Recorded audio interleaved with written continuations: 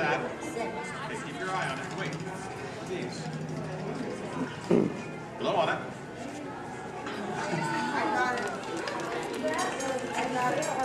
Hello and welcome to Disneyland's 50th anniversary celebration. For this truly historic event, no ordinary host would do. No, the Disney folks wanted someone who's been here from the beginning. They wanted a household name. I'm a household name. A name that means family entertainment. That's me. I'm Donald, calm down. You're just too animated. I'm referring, of course, to me, Steve Martin. Hi, I was Walt's friend, what? Oh, really? Well, I don't remember him calling that show the Donald Duck Club. Now just waddle along. As I was saying, the Disney folks came to me because I began my career right here at the Magic Shop at Disneyland. That's me, Disneyland class of 1960. Magician, prestidigitator, and seller of fake vomit.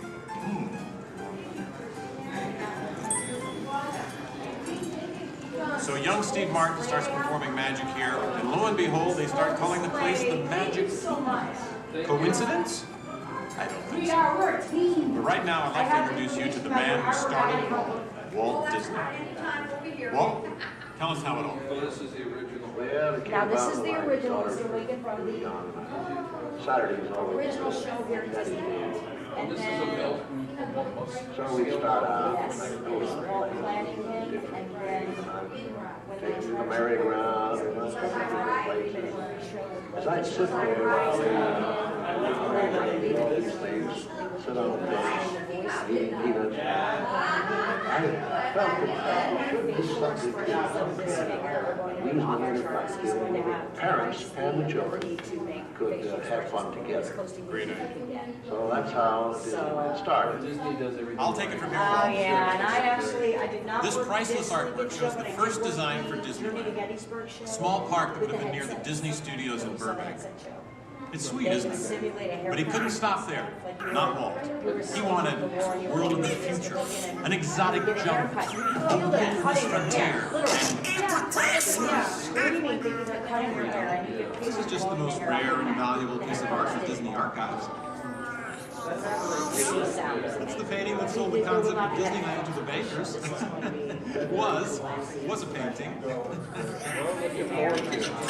got us really. Thank you, and we just got this lobby just opened this morning, so you were here day one. It just opened today.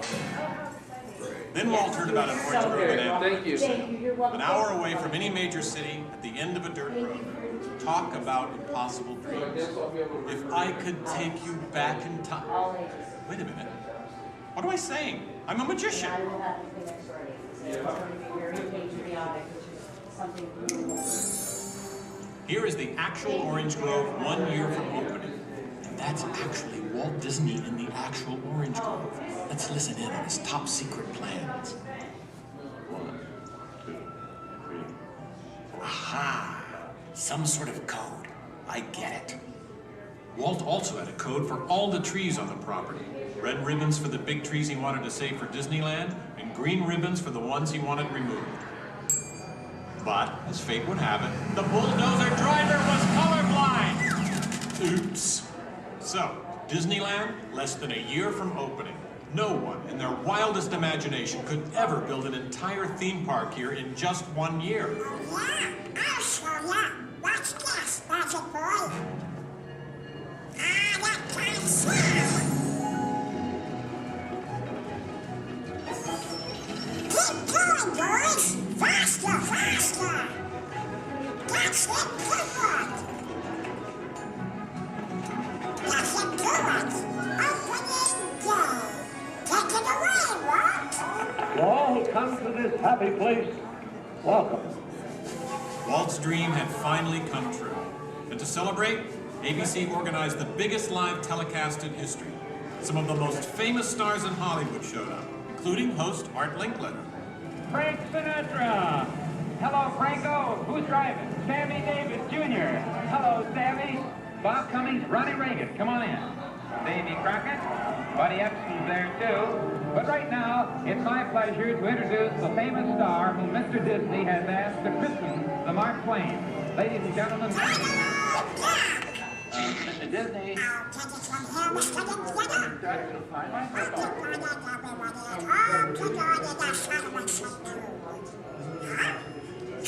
What's the big idea? I'm translating. Nobody can understand what you're saying. You can't do. Cannot. Can't. Not.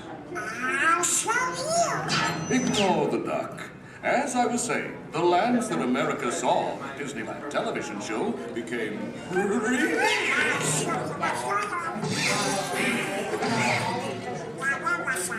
Oh, yeah. On opening day, we had Frontierland, Tomorrowland, Fantasyland, and Adventureland. It was a perfect day. Oh, really? I wouldn't say perfect. It was 100 degrees in the shade, and the freshly poured asphalt was still wet. 11,000 people were invited, but 28,000 showed up. Newspapers predicted the worst for Walt and his park, and only 90 days later, the 1 millionth guest walked through the gate. Disneyland not only survived, it thrived. First grade one was with Mr. Lincoln Show, and then we had another show that was called The Journey. We've been down since 2005, where we've been doing the Steve Martin Show. This is honoring Disneyland's 50th year. So this film is what's left. So it's going to continue.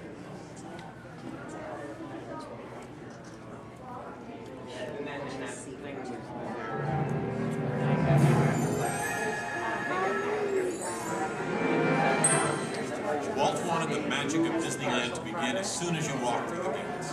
And your first stop was this turn-of-the-century street inspired by the small town where Walt grew up. He felt so at home here. He even had an apartment built for himself above the fire department, and it's still there today. Walt paid tribute to his father in one of the shop windows. In others, you'll find some of Disneyland's most important contributors. Nice try, Donald. Many shops have come and gone here over the last 50 years. Gone is the working pharmacy, and gone but not forgotten, my favorite, Hollywood Maxwell's corset shop, better known as the Wizard of Bras. Yes, Disneyland is filled with nostalgia and memories, but that's only part of the magic. Let's not forget fantasy. Ah, hear that? When you wish upon a star, your dreams come true. For Walt, that was the very essence of Fantasyland. Of all the lands, this was closest to Walt's heart. He even placed the Disney family crest right above the castle gate. Fantasyland was created by the same artist who created Disney's animated films at the studio. And soon those storybook tales came to life in an orange grove in Anaheim. For the first time, we could step into those worlds and become a part of the adventure. In Adventureland and New Orleans Square, surprises happen all the time. In fact, Disneyland is the only place I can think of where you can be attacked by pirates, frightened by ghosts, and nearly crushed by a giant boulder, while keeping your arms, legs, and feet inside the vehicle at all times. And here's the adventure that started them all. Remote rivers through a treacherous jungle. Could something go horribly wrong? Only a punchline. Over the years, the Jungle Cruise has become a showcase for handsome and witty river guides. Oh no! That big elephant is coming up to us and it looks like he's going to squirt us! Everyone in the back, get down! Don't worry, it never happens. Yeah, Donald. It was the duck, right? The duck? You know, every time I get all dressed up in my cowboy hat and pearl-handled pistols, I think about the heroes of frontier.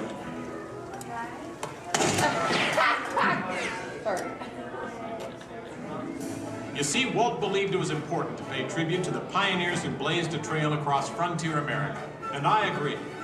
Especially when it involves saloon girls and blazing six guns. In Frontierland, you could meet popular Disney heroes of the day, like Davy Crockett and Zorro. For a while, there was an authentic American Indian village. And in the little mining town called Rainbow Ridge, you could board a mine train or pack mule to explore nature's wonderland. And then the West got a whole lot wilder. Big Thunder Mountain Railroad was a thrilling addition to Disneyland's growing mountain range. The first peak was the Matterhorn, one of Disneyland's first e-ticket attractions. But the most out-of-this-world mountain of them all is right here in Tomorrowland.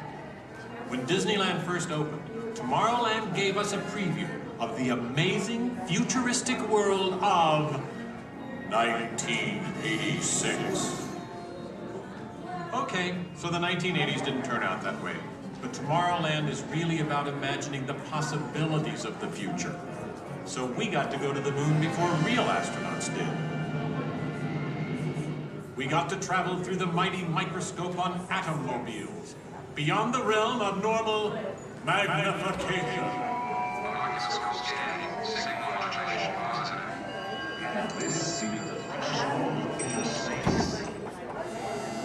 Tomorrowland has always been a showcase for new ideas and new inventions, including one of Walt's most famous. Audio animatronics? Right, audio animatronics.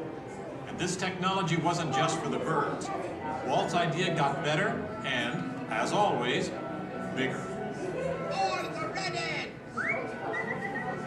With my new wash day marvel, it takes only 5 hours. Not only could these robotic performers talk and act, they could jam. Hit it, boys!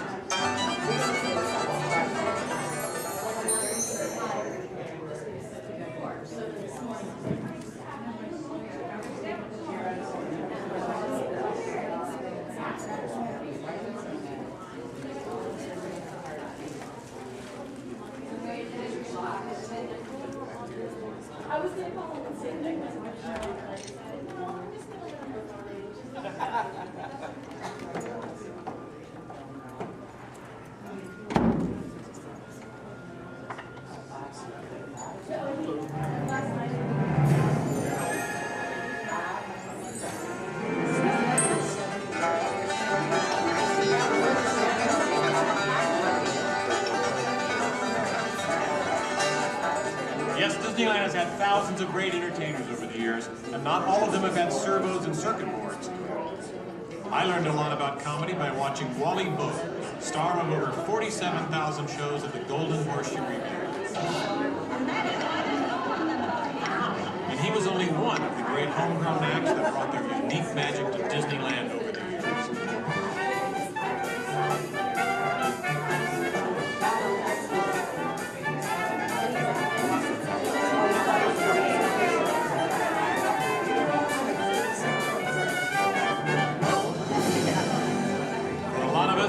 Disneyland's best magic trick happens every day at dusk, when all the lights come on and the Magic Kingdom is transformed before our very eyes. You know, that's one of the great things about Disneyland. Everyone has their own special memories. For some, it's the first time they walk through these gates. For others, it's their first parade. And I'm sure for all of you, it's watching me, Steve Martin, host Disneyland's big 50th anniversary. But while shows and attractions are all great, I think for most people, real magic of Disneyland is right here. It's you, Donald. Yes, it's you and Mickey and all the rest of the gang who always make us feel like home. Shall we? Let's do it! Goodbye, everybody. You know, I have to admit, you would have made a perfect host, Donald. Sit up next to me.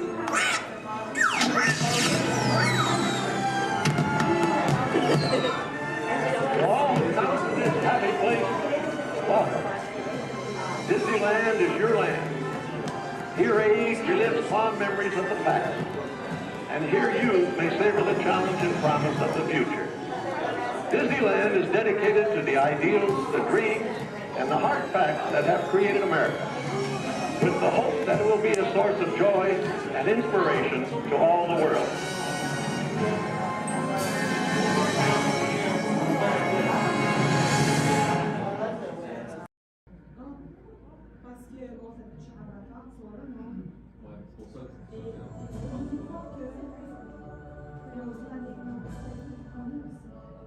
Hello.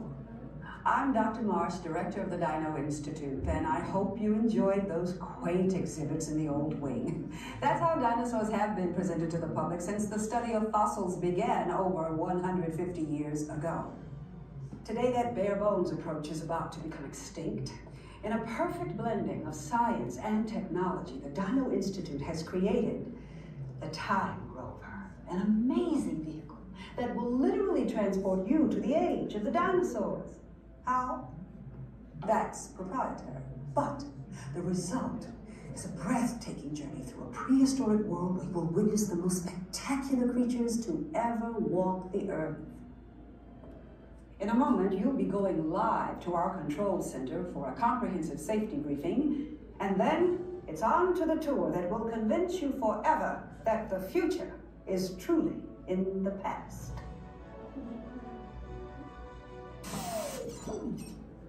Hello there.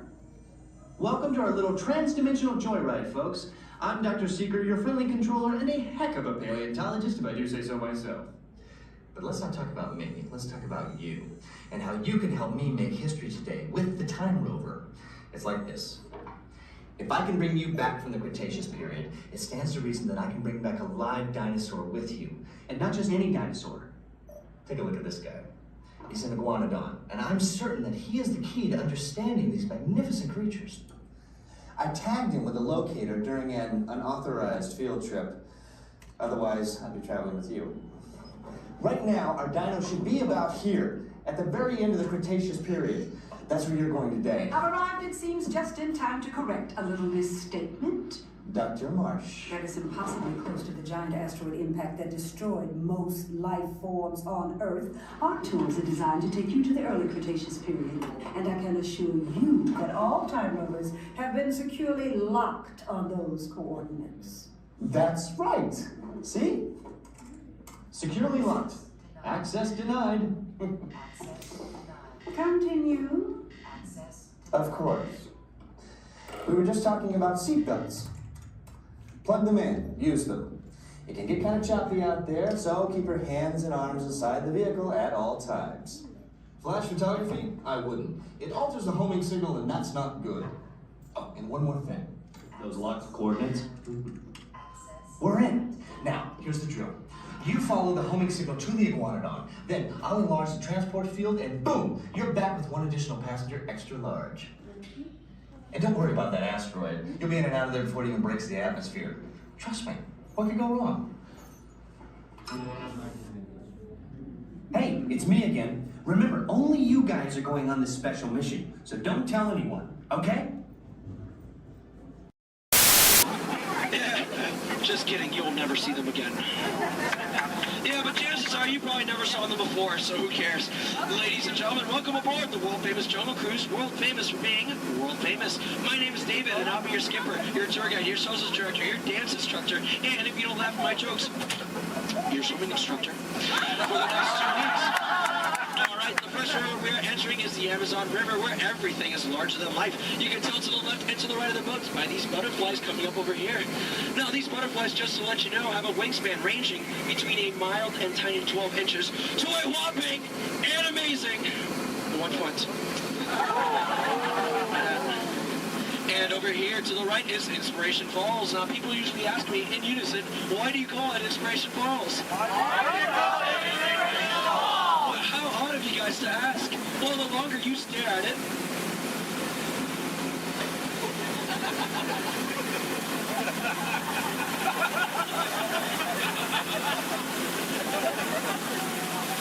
the more it inspires you to travel deeper and deeper into the jungle. Everyone say, ooh. Everyone say, ah. That is an inspiration that I don't know what is. So let's keep going.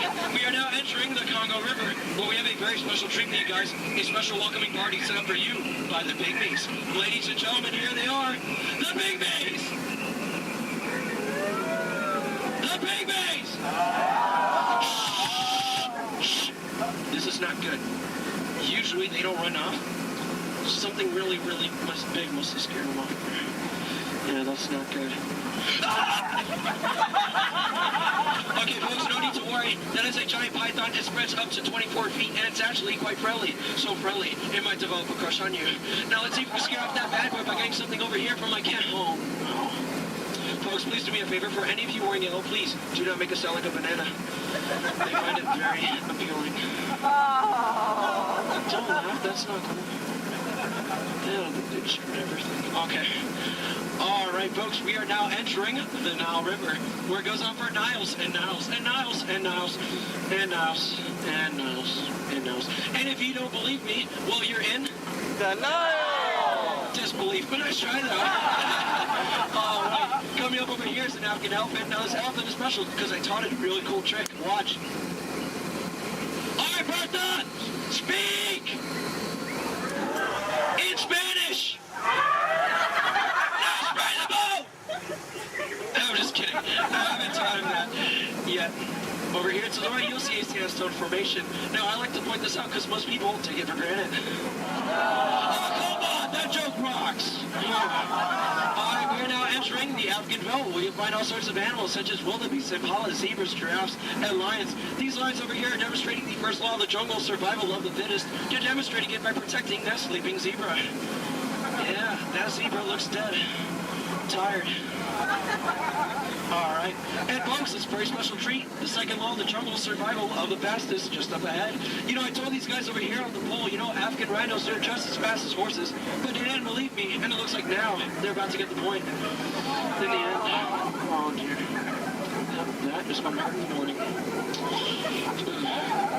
All right, we are now entering crocodile country, where danger lurks in every corner. So please do me a favor. If you have any family members that you want to get rid of, now is the time to do it.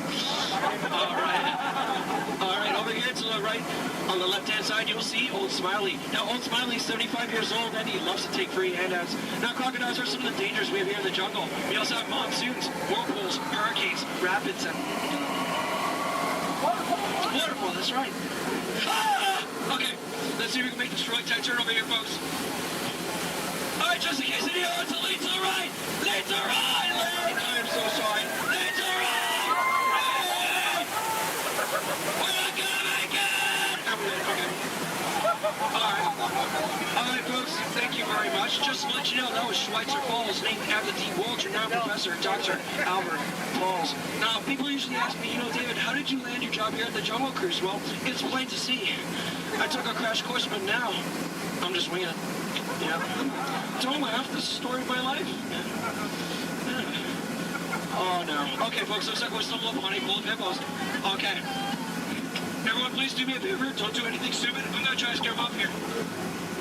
Oh, God, go away! Shut up!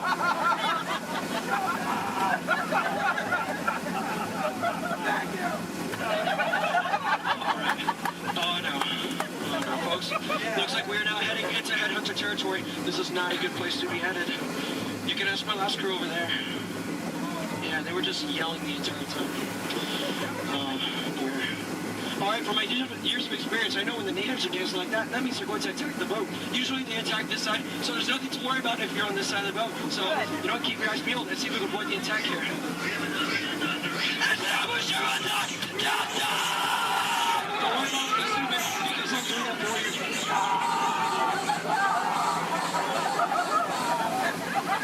Is the coast clear?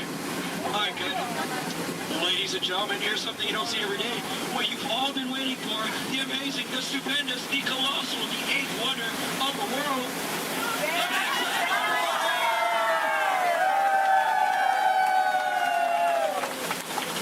I love you guys. I love you guys. I'm just fine. Thank you. Thank you. All right, we are now entering the Mekong River, deep in the heart of Cambodia, where the Khmer Empire used to rule for over 7 centuries, and they used to build temples just like this one. Although I clearly remember the entrance being right here. Okay, I don't like the look of this at all. All right, this path could lead to danger. It could lead to treasure. It could lead to doom. Should we go in? Yeah! Really? Oh, no? Well, I agree with you, but it looks like we don't have a choice, so... keep your eyes open, because I'm going to keep mine closed.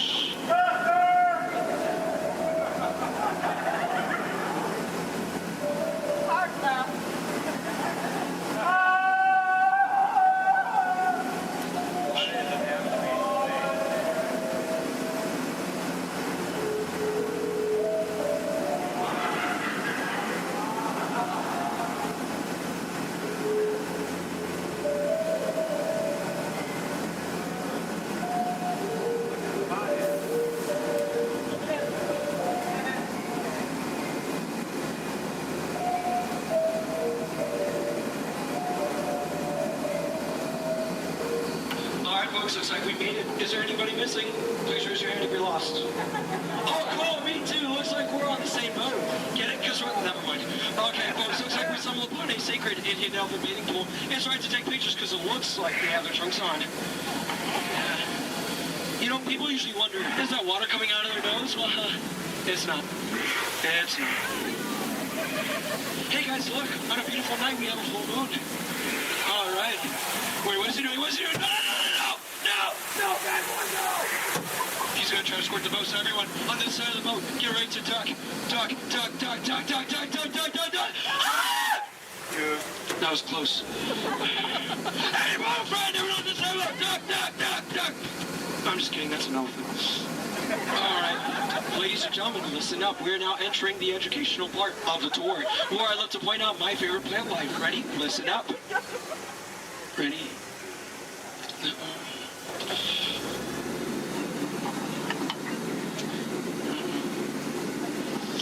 No, and that one. Any questions? No? Which one's over here? The green one. All right, now over here is Trader Sam. Now, Trader Sam's a close friend of mine, and he has just been promoted to head salesman. Now, lately his sales have been shrinking, so he has a very special deal for you guys. 2 of his heads for one of yours. Any takers? No? Well, the way you slice it or dice it, you always come out ahead of the deal. All right, folks, now returning to the sad part of our journey, the return to civilization. So, I know, trust me, I feel your pain. All right, you want to go one more? I'm sorry. All right, now please listen up. This is very important. When exiting the boat, please exit the way you entered. Please do not cross these center crates over here. Trust me, it is a tripping hazard. You will trip, you will fall, and that would be 2 bad trips in one boat, and I'm only responsible for one person. And please remain seated at all times. Okay, everyone? Thank you so much for joining me. Now get out. I'm so sorry. Thank you so much. Standing ovation. Oh my goodness. Standing ovation. Clap. Oh my goodness. You guys made my night. Like really, you guys did. All right. Hope you guys enjoyed your time here at the world famous Jungle Cruise. My name is Skipper David, and if you didn't enjoy your time, well, my name is Tito, and I have no idea what I'm doing here. So, all right. Please watch your head and watch your step.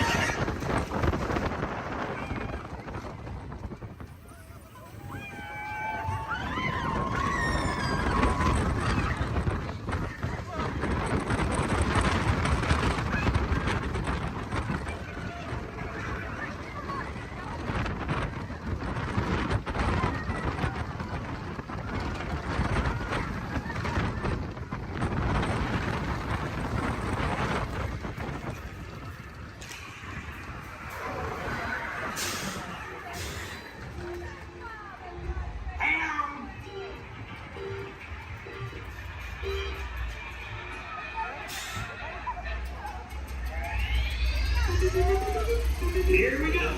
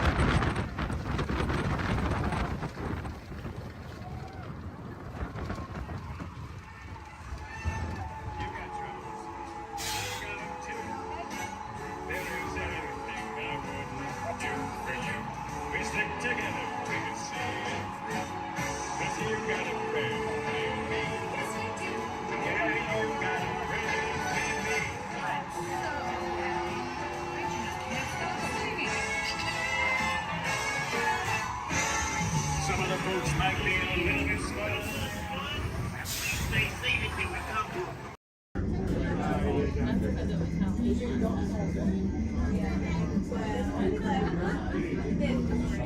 This is Disney's Port Orleans French Quarter Resort. Please find your belongings, watch your head and step as you disembark, and take some home to our fun. Thanks for riding with us, and welcome home.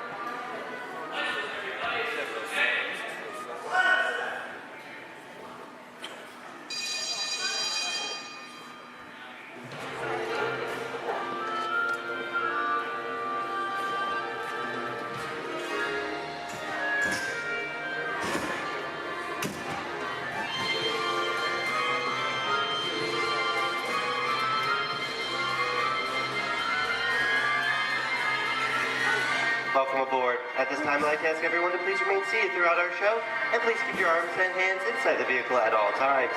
For the safety of our cast, we ask you please refrain from the use of flash photography and external video lighting. Now that we've taken care of business, let's talk about me. My name is Patrick, and I'll be your guide on this magical journey into the movies. It's the perfect job for me because I love movies. Is everybody ready? Yeah! Great, because it's showtime. Ready when you are, CB?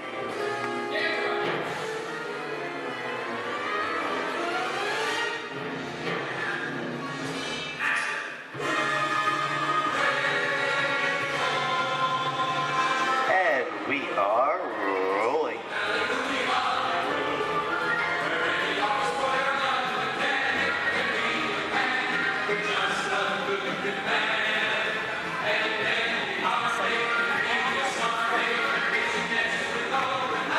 Hello everyone and welcome to the Great Movie Ride. Once again, my name is Patrick and I'll be taking you from this Hollywood soundstage into some of the greatest movies of all time. All on one tour. But between you and me, this is no ordinary tour because the Great Movie Ride brings these movies to life and puts you right in the middle of the action.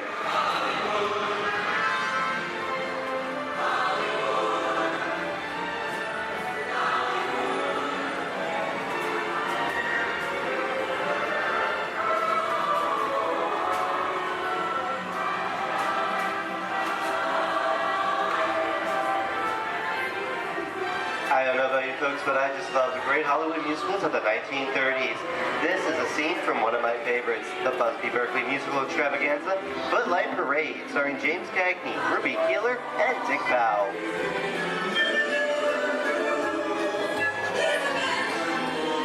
In 1952, Gene Kelly was Singing in the Rain with Debbie Reynolds and Donald O'Connor. Did you know that Gene Kelly co-directed this movie? Who can tell me what movie this is? That's right, it's Walt Disney's Academy Award-winning film from 1964, Mary Poppins, starring Julie Andrews and Dick Van Dyke. Julie Andrews won an Oscar for her portrayal of the nanny who was practically perfect in every way.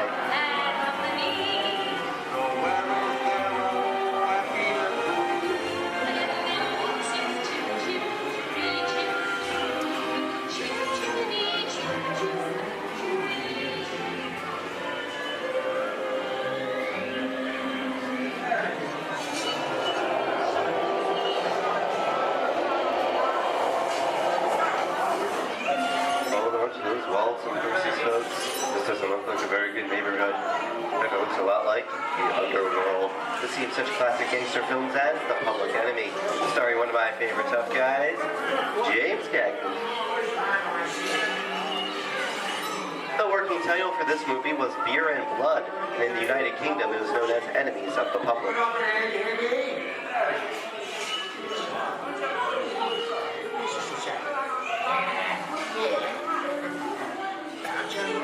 Very nice time.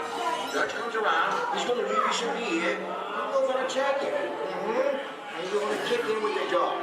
If you don't, somebody's going to drop by here and kick the sheet out one at a time. With me? I get you.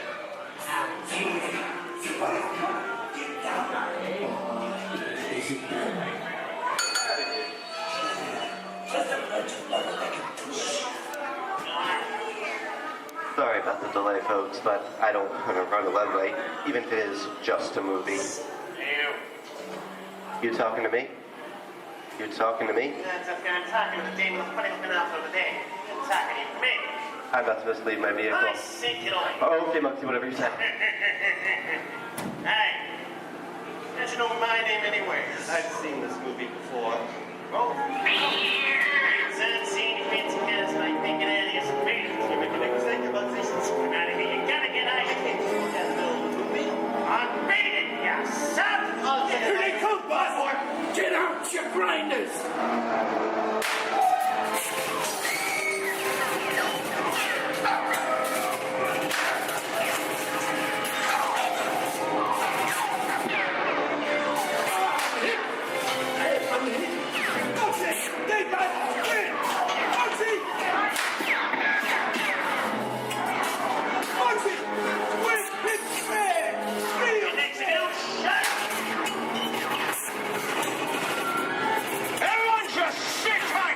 Running a red light against the law, and I never break the law. Lady, watch this.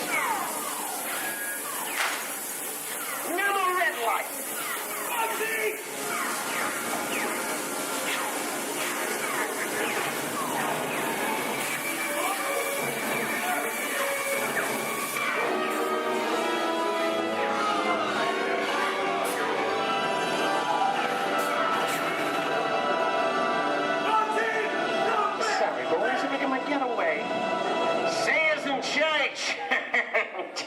What are you looking at? Everyone mind your P's and Q's, and maybe you won't get hurt. What is this? Jay-Z? And now, the Old West, and two of Hollywood's legendary stars, Clint Eastwood and John Wayne.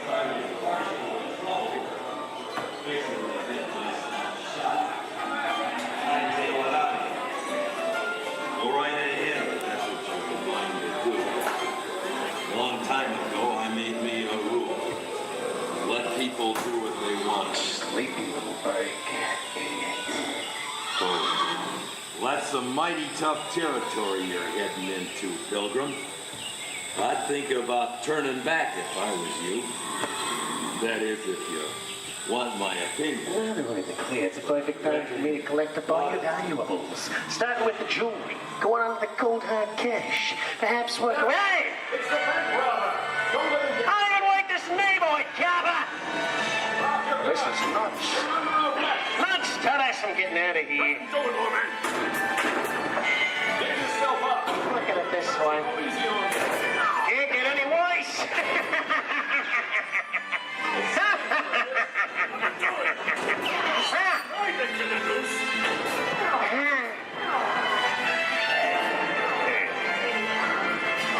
Okay.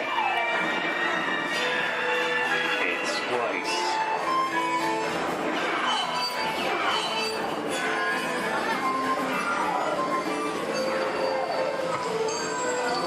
I don't know about you guys. This is kind of creepy. What is this? This is Aliens. You are with Sigourney Weaver aboard the spaceship Nostromo. Something has gone wrong. One by one, the crew has vanished. And somewhere in the ship, a terrifying creature waits to claim its name. Oh, pal, I ain't no victim. Warning, remain in your vehicle. The area you are entering is extremely dangerous. Proceed with caution.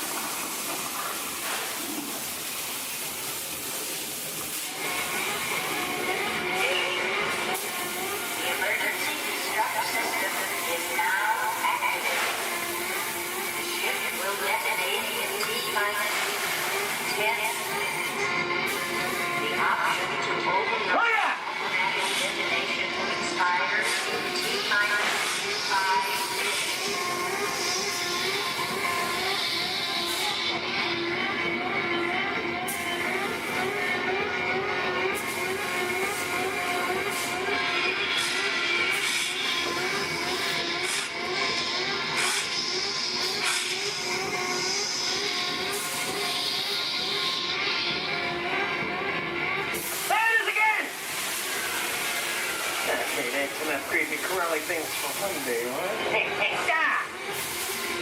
Wrong! Here in Raiders of the Lost Ark, amid 1,000 deadly snakes, Indiana Jones honors the great treasure.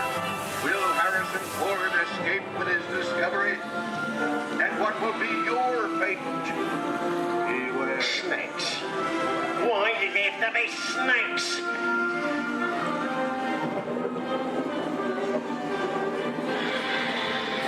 Dust of 3,000 years lies undisturbed in this ancient burial chamber. And on the chest, the great stone goblet, a priceless Get over that chunk of ice. Time for me to get back to work. Don't nobody move while I go get the goods. I don't think they've noticed a few extra bodies around here. Know what I mean? But the jewel is guarded by a curse. And those who dare defy that curse must pay with their lives.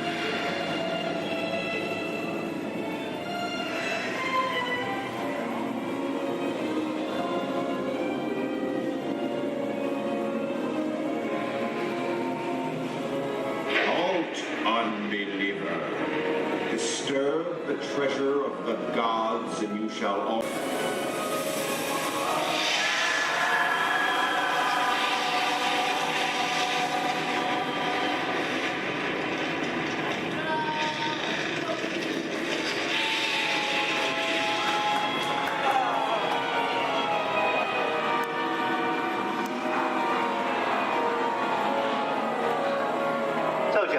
Popcorn. Well, that just goes to show anything can happen in the movies. Now, let's get on with the show.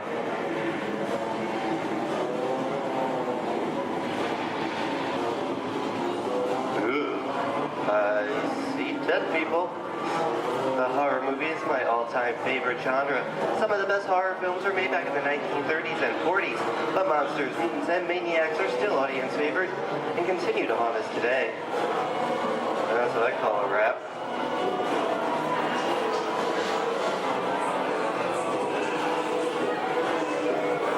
We are now entering the jungle home of one of the most beloved characters of all time. Now it's not George of the Jungle. Actually, it's Tarzan, portrayed here by Johnny Weissmuller. Over here we have Maureen O'Sullivan as Jane, and the lovely and talented Cheetah as herself.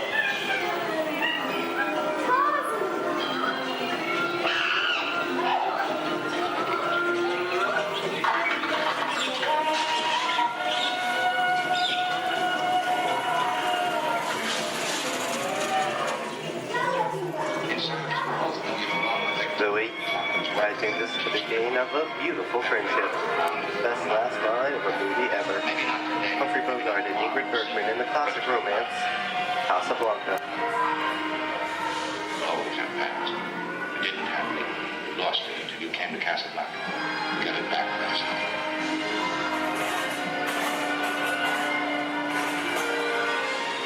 I've got a job to do, too. Where I'm going, you can't follow. What I've got to do, you can't be any part of. I'm not good at being noble, but it doesn't take much to see that the problems of the three little people don't amount to a hill of beans in this crazy world. Someday you'll understand that.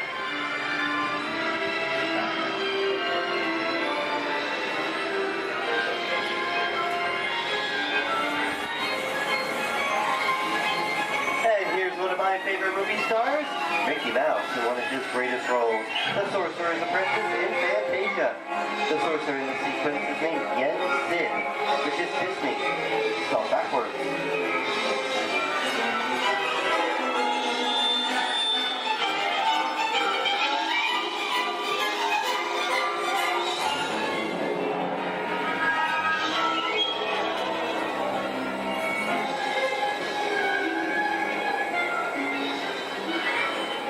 Toto, I have a feeling we're not in Kansas anymore. How often do you get to say that? I'd say we are definitely somewhere over the rainbow in one of the most beloved movies of all time.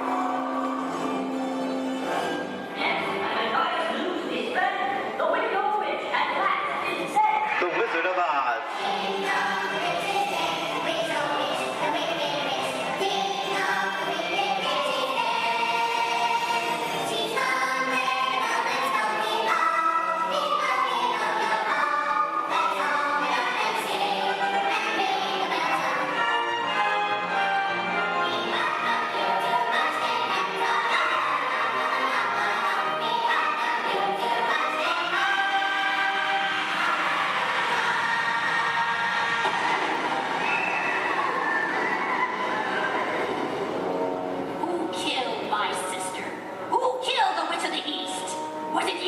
No, it was an accident. I didn't mean to kill anybody.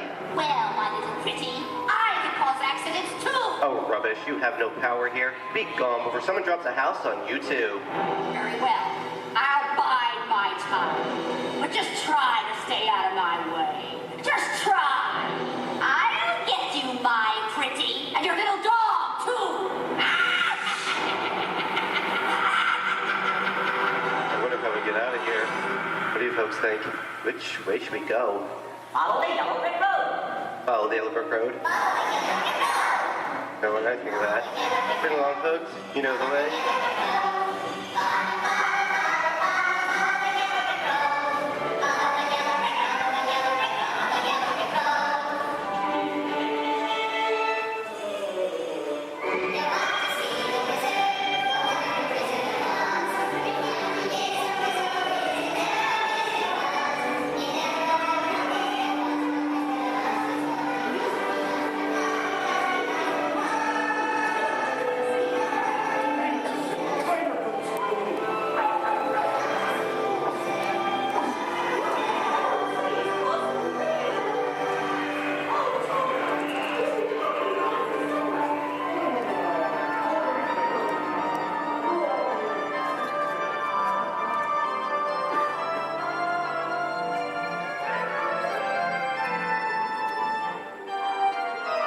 I hope you enjoyed our tour of these great moments at the movies, but we've only scratched the surface of what Hollywood has to offer. There are thousands of great movies out there just waiting for you to discover, and here are just a few of my favorites.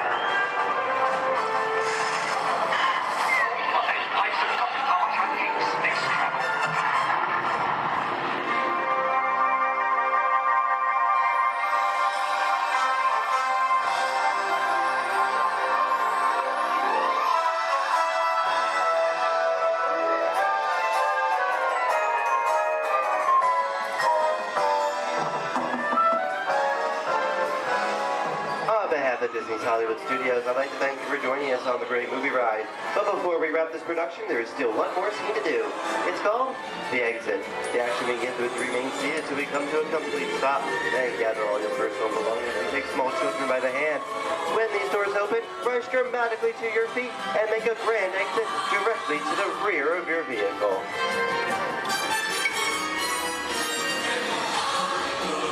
Oh, and one more thing. When I yell action, don't forget the thunderous applause for yours truly. All right, places, everybody, and action! Thank you, thank you. Have a wonderful day here at Disney Hollywood Studios, and we'll see you at the movies. The stuff movies are made of. Goodbye, everyone.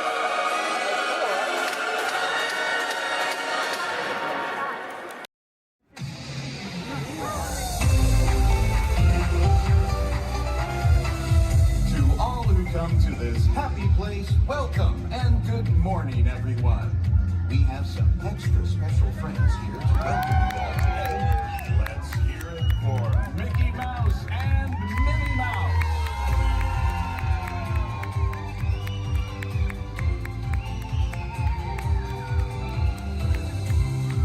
Well, hi, everybody.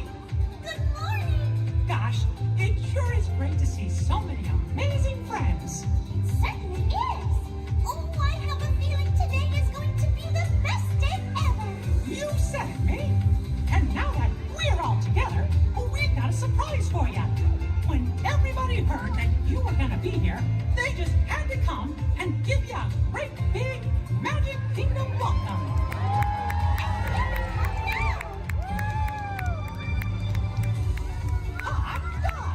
Now that everybody's here, I think it's time to start the day. And that means we're going to need just a little bit of magic. I bet these folks can help with that. Oh, I know they can. On the count of 3, everybody shout, let the magic begin. Are you ready? 1, 2, 3. Let the magic begin.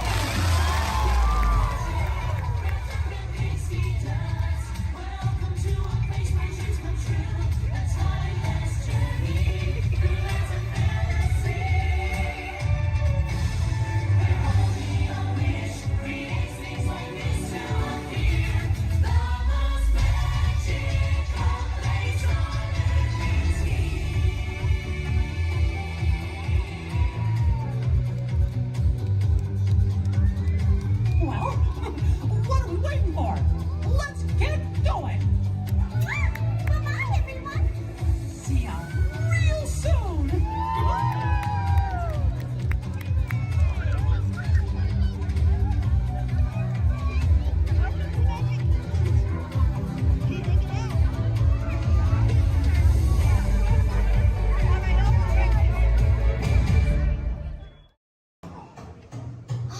Where is it? I know I left it around here somewhere. Mom! Have you seen my cowboy belt buckle? I can't find it. Never mind. Yeehaw! It's rodeo time. Well done, cowboy.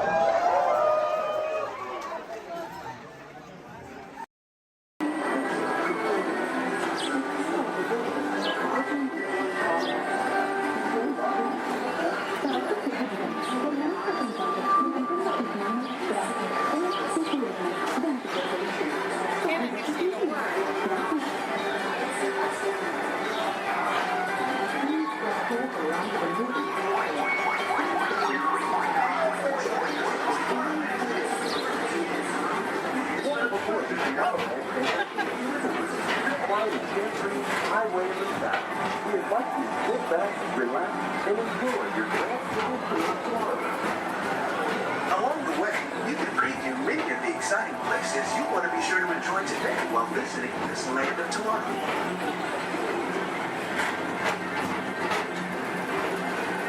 The People Mover is the perfect vehicle for people watching, so keep your eyes peeled. You never know who you might see.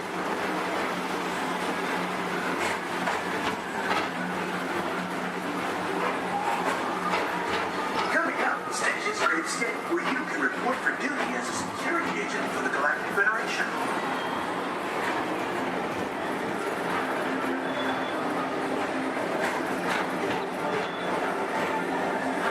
mission is to keep Experiment 626, the biggest little mischief maker in the galaxy, under control.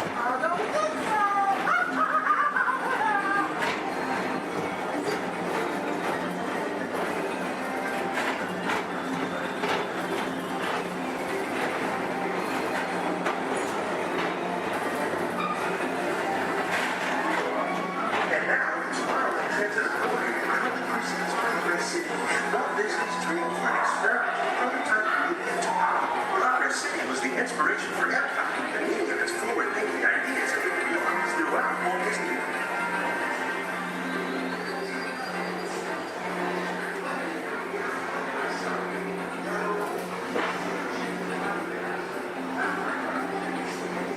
If your future includes shopping, then you'll want to visit Leaky Star Traders, where you'll find the greatest goods from around the galaxy. That's right. It's out of this world.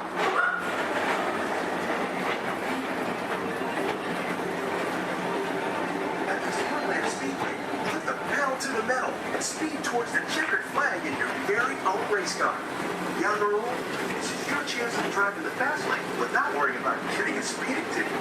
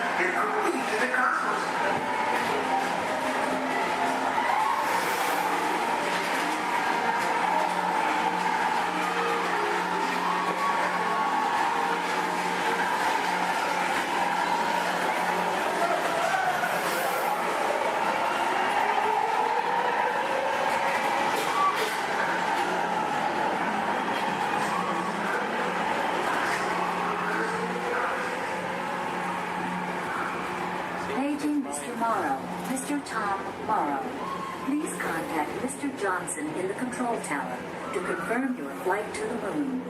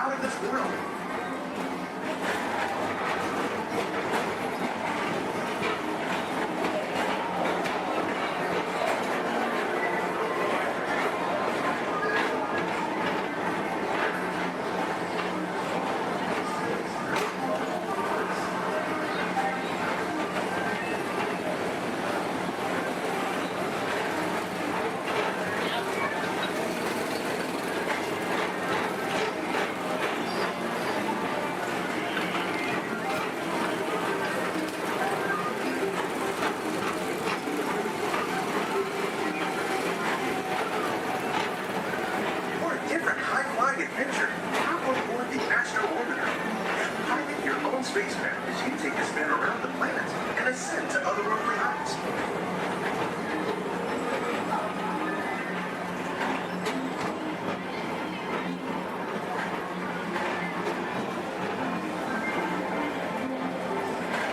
We're now approaching Walt Disney's Carousel of Progress. Inside this rotating theater, full families welcome you into their homes of yesterday and today, starting way back at the turn of the 20th century. First presented at the New York World's Fair, this legendary circular theater celebrates the progress that has made our lives better. It's a perfect reminder that there's always a great, big, beautiful tomorrow shining at the end of every day.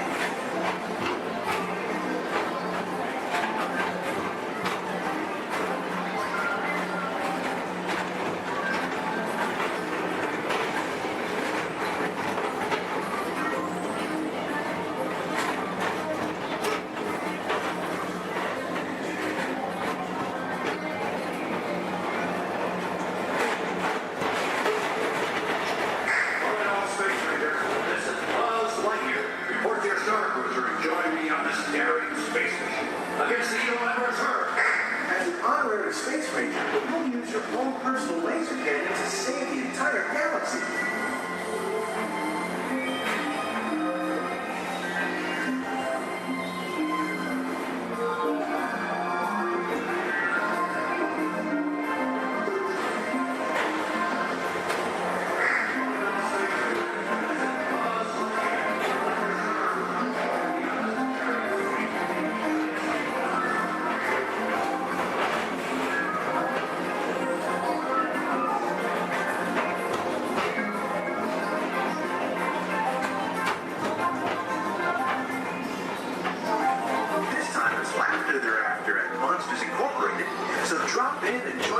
And all his pals at Monsters Incorporated laugh more. Share the fun.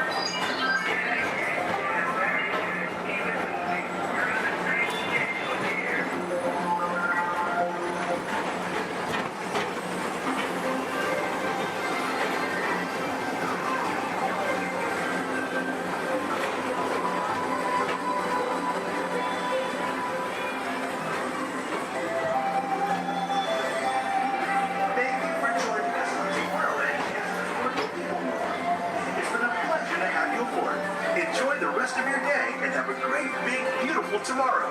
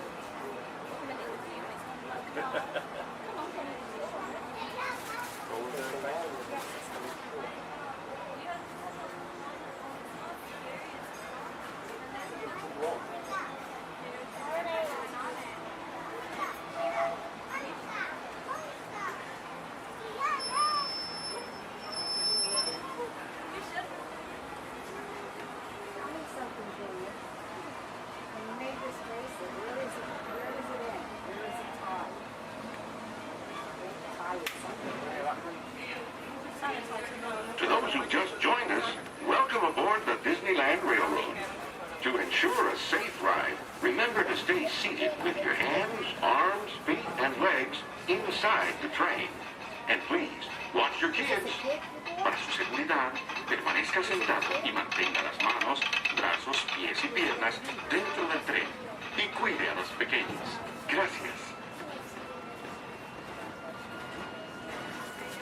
We're now entering Splash Mountain, where every day is a zippity-doo-dah day. If you look real hard, you might just find your lap in the place.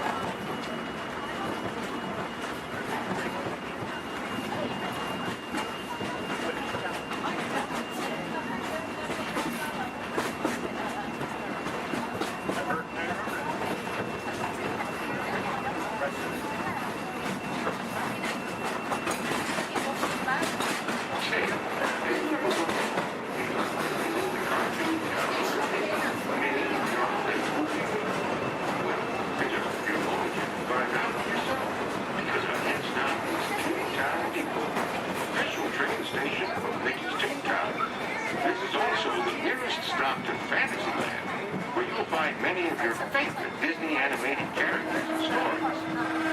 If you'll be leaving us here, please wait until the train comes to a full stop. Remember your personal belongings, then step carefully from the train. You all have fun and say hi to Mickey for me. For those of you continuing on with us, we'll be resuming our trip in just a moment. This is Toontown Depot. 상태가 아닌 한데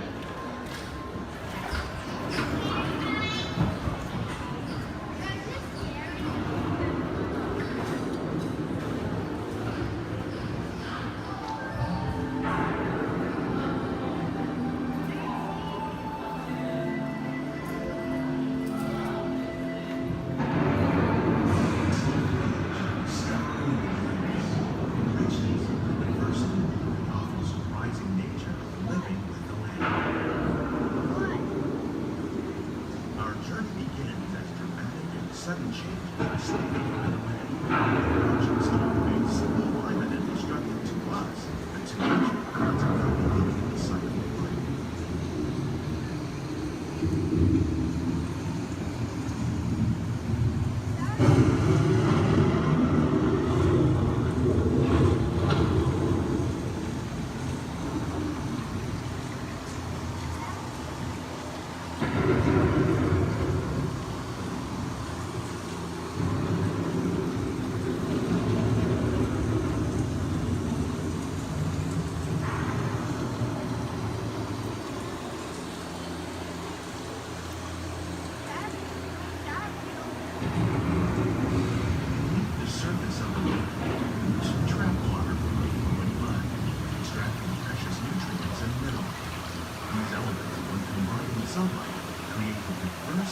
Systems of our planet.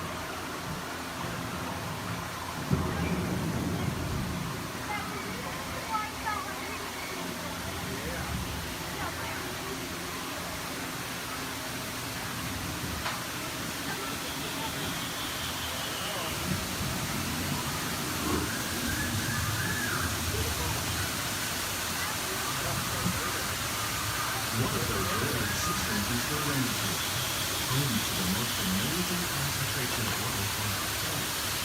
These dense and beautiful forests cover only a tiny portion of the Earth's surface, but they contain more than half of its surrounding atmosphere. Rainforests are also extremely rich in protected living systems, providing us with oxygen, food, medicine, and other forms of essential life.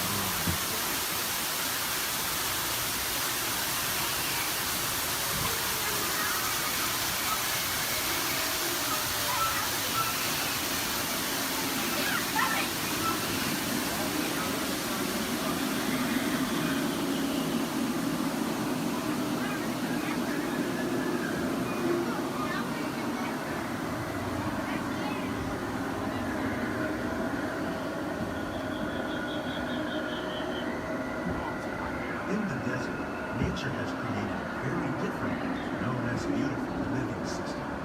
And while this arid landscape may seem lifeless, it is very much alive. The plants and animals that have learned to survive in these harsh conditions make use of what little water they can find and avoid the scorching rays of the relentless sun.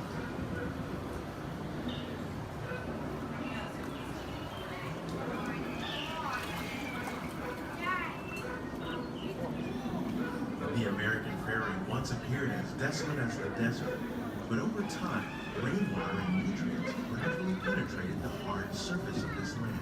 Even the hooves of the mud buffalo helped create the rich soil that one day become home to the American farm.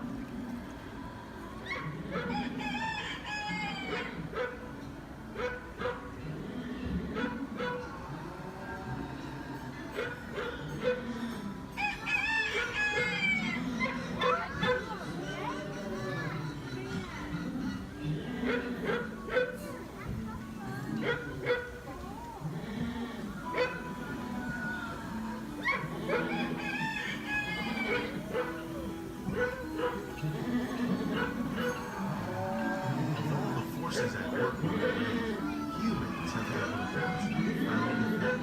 the need to produce food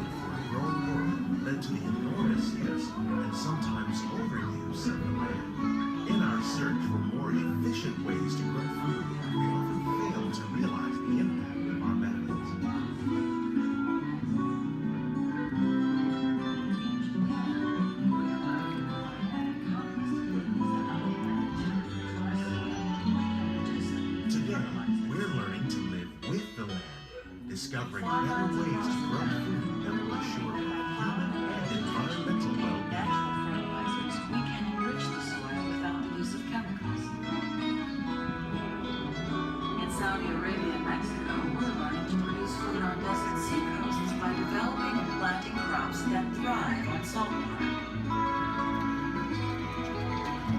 Here at Epcot, we're learning to reduce the need for pesticides by using natural predators like ladybugs and wasps to control pests. In Japan, we're learning that by adding composted leaves and other plant material to our soil, we can reduce the need for fertilizers.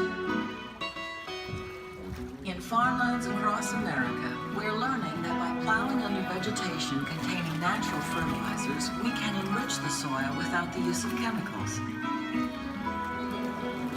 In Saudi Arabia and Mexico, we're learning to produce food on desert seacoasts by developing and planting crops that thrive on salt.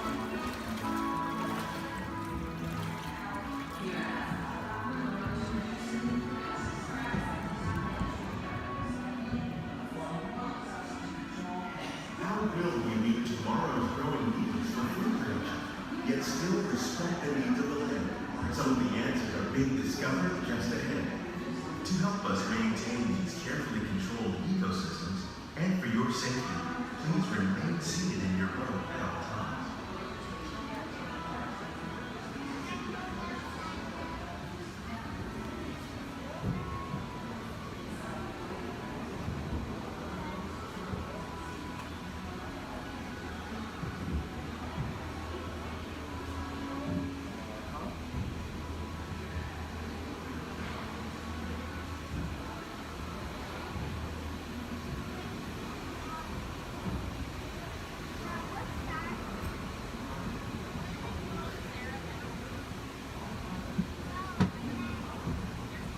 Welcome to our living laboratory, where scientists from Epcot and the U.S. Department of Agriculture are exploring innovative ways to produce bountiful harvests now and into the future.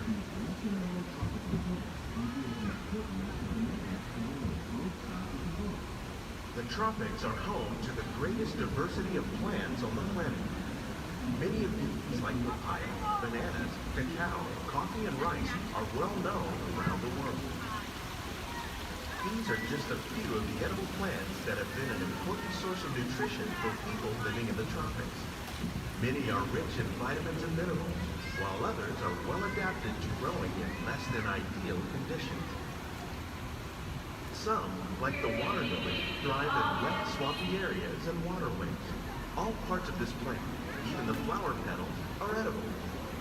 The starchy root of the plant has long been used to make flour for baking.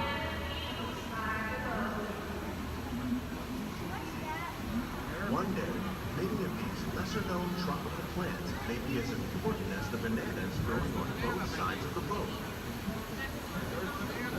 More than 28 million tons of bananas are eaten annually, making it the most popular fruit in the world.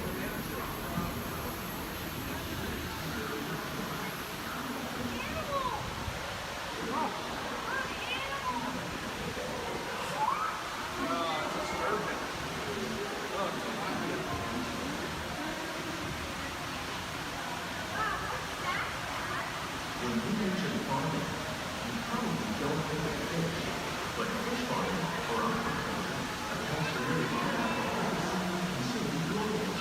Tilapia, bass, and catfish, like the ones you see here, are three of the more popular crops raised by fish farming. The sustainable system we're using here recycles the water in the tanks.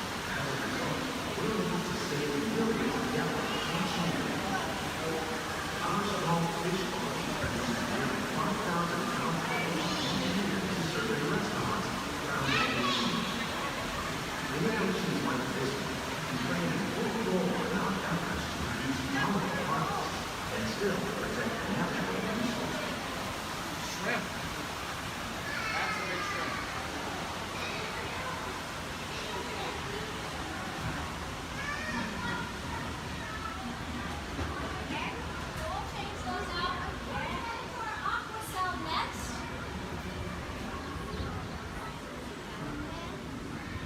Little sunflowers.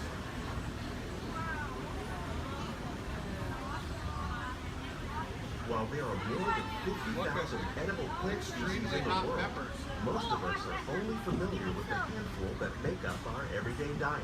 The common grains growing here, wheat, maize, sorghum, and millet, plus rice, account for nearly 2/3 of our global food consumption. Learning how to increase yields of these staples is an important goal of research around the world. A monkey puzzle tree.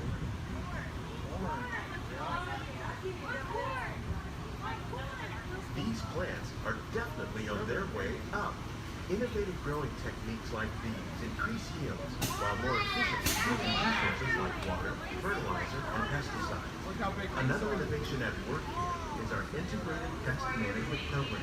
By populating our greenhouses with beneficial insects that prey on harmful pests like aphids and flies, we are significantly reducing our reliance on conventional pesticides. We're growing these crops using our nutrient film system. This technique precisely controls and recycles water and nutrients. With it, we can produce over 27,000 heads of lettuce a year in this one small area. Look at the cucumbers.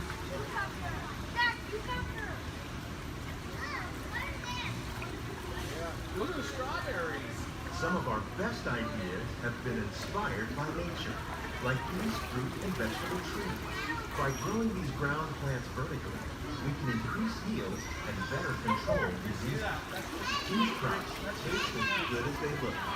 In fact, we serve more than 15 tons of produce from our greenhouses in restaurants here at the land every year. Look at the jalapenos. That's a great idea.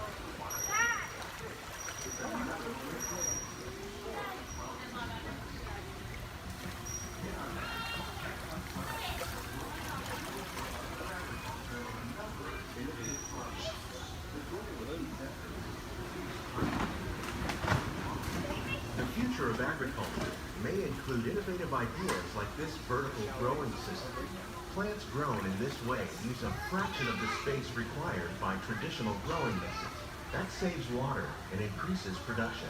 The aquaponics system on your left combines hydroponics with aquaculture. The fish provide a natural source of fertilizer for the plants, and the plants help keep the water clean for the fish. It's another great way to produce more while using less. In our labs, Epcot scientists are working with the U.S. Department of Agriculture on a number of innovative projects. The goal of these efforts is to produce higher yielding and better quality lives. Together, we can continue to find more ways to increase food production and protect our precious natural environment. Only then will we truly be living with the land.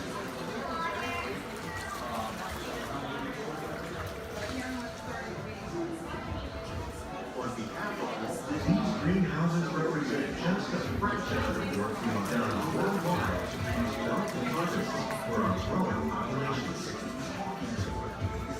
Scientists, farmers, and even backyard gardeners are doing their part to improve the quantity and quality of foods that we all rely upon.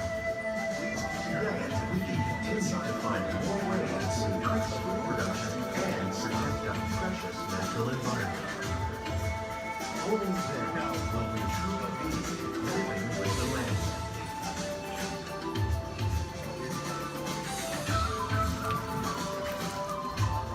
On behalf of Walt Disney World, we hope you've enjoyed this unique journey through our living laboratory. If you'd like a closer look, then check out the behind-the-scenes walking tour. It's a chance for the whole family to get up close and personal with the plants and growing techniques in our laboratory. Please keep your hands and feet inside the boat and remain seated until the boat comes to a complete stop.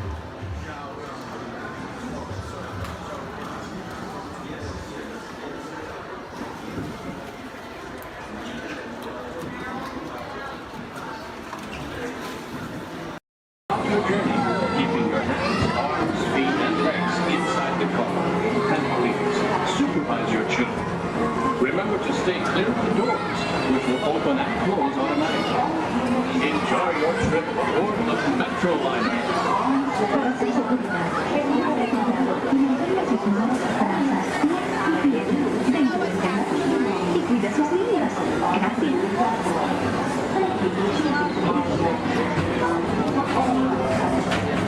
Gracias.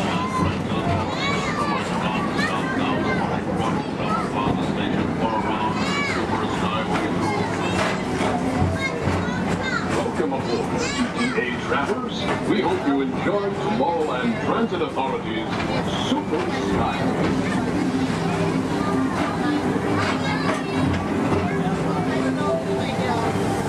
Now approaching the Tomorrowland Interplanetary Convention Center. The convention center is home to a galaxy of wonders from the following ranks.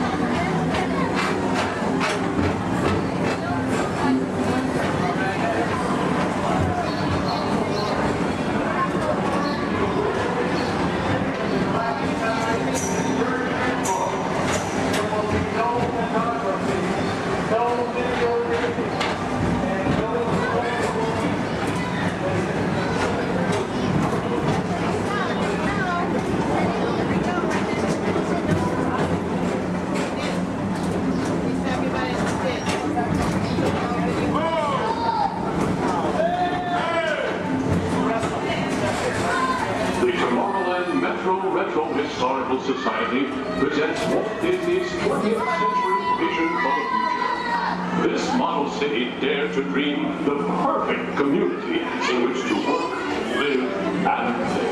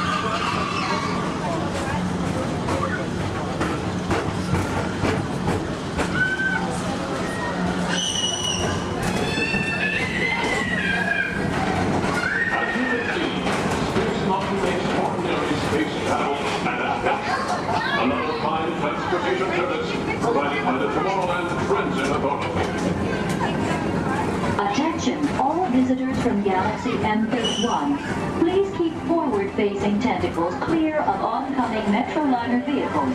Thank you.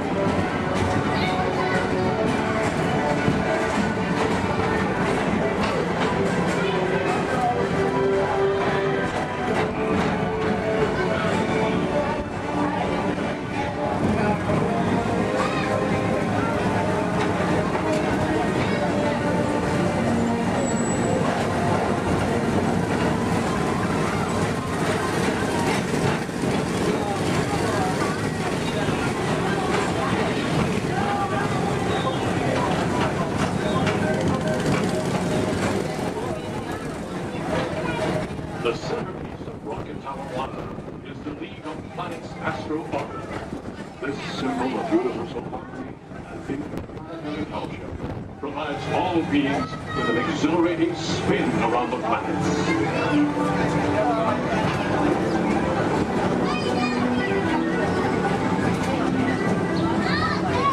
Remember, Throughline passengers, for all your future travel needs, the TTA services all of Tomorrowland's outlying areas, including the personal rocket ship docking lot, and of course, perfect park acres, the latest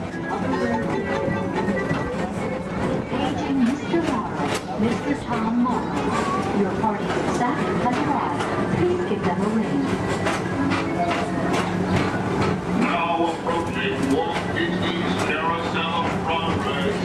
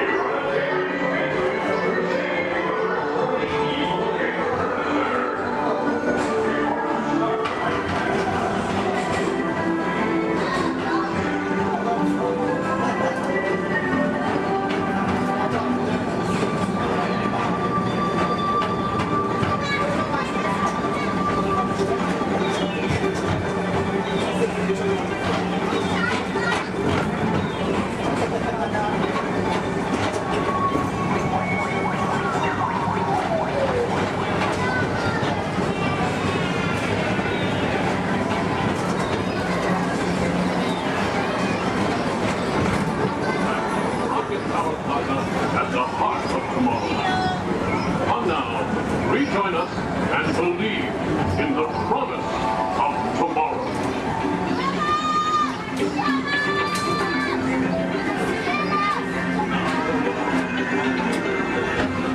Rocket Tower Final Station.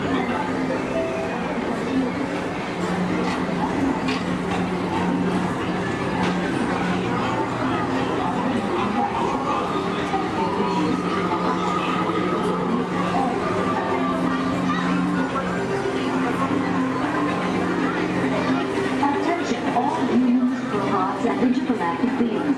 Please keep your arms, legs, and other appendages away from the doors. The doors open automatically. When they do, please collect your belongings and step carefully onto the moving platform. Thank you for choosing Tomorrowland Transit Authority for all your travel needs.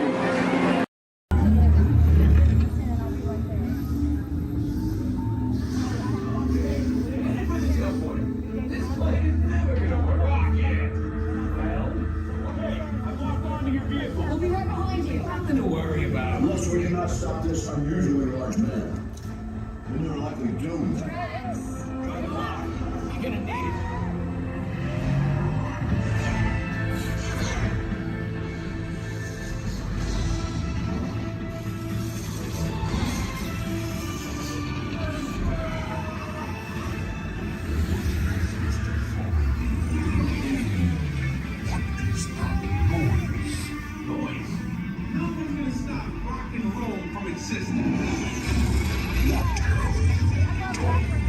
What have we done? I think we're jumping back. All the way. Oh, God. We've got the big bang. Let's be bigger. We gotta get that generator. It's the only way back. We got the generator. Oh, yeah? See about that. Rocket, get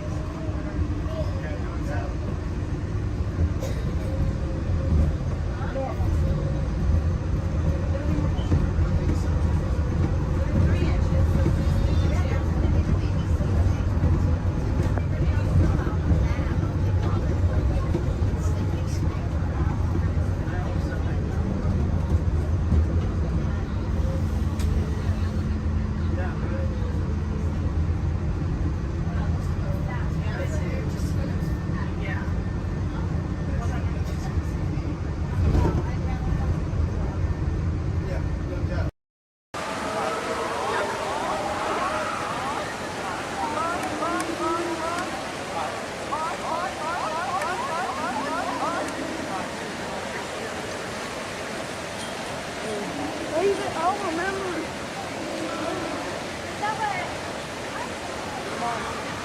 How much longer do we have?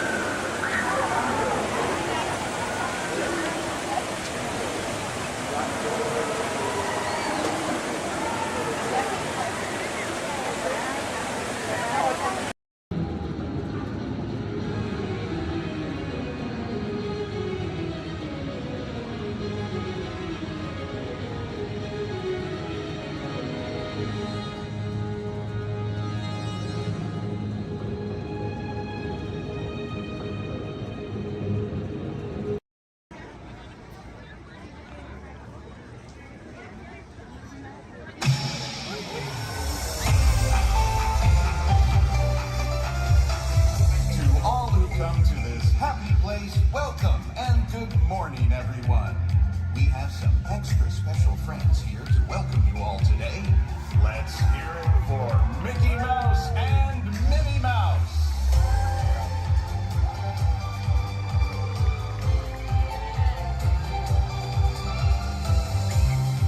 Well, hi, everybody. Good morning. Gosh, it sure is great to see so many amazing friends. It certainly is. Oh, I have a feeling today is going to be the best day ever. You said it, Minnie. And now that we're all together, we've got a surprise for you. When every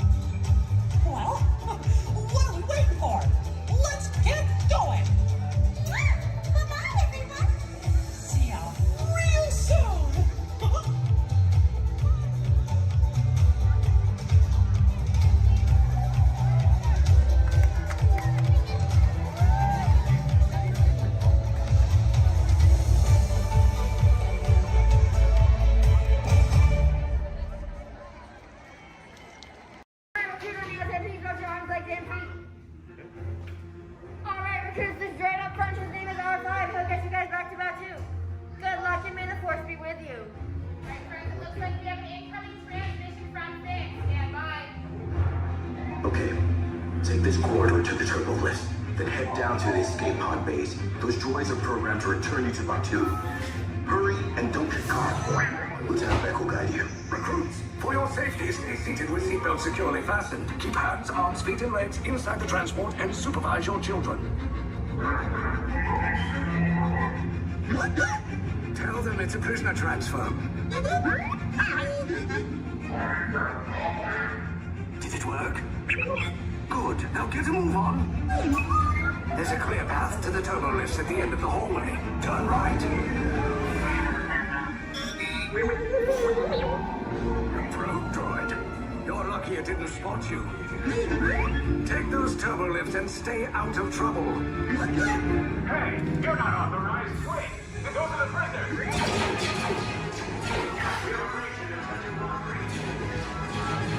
Cover is blown. Find an alternate route. Who picked these two droids anyway? Detention location. Prisoners not seen and never seen. There they are! Fire!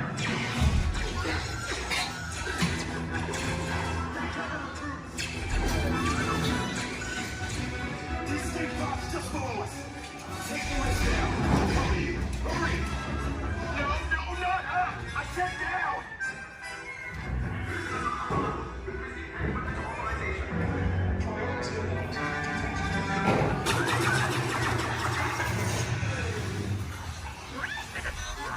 This does not look good. Try to find another way down to the escape pods. The Resistance will attempt to rescue the prisoners. They have neither the resources nor the courage to engage us. You underestimate their conviction. Raise the shields! Shields? I see no evidence. Now! Sound the alarm! All personnel to their stations! Sir, the prisoners have escaped. How brave, but ultimately hopeless. There's nowhere to run.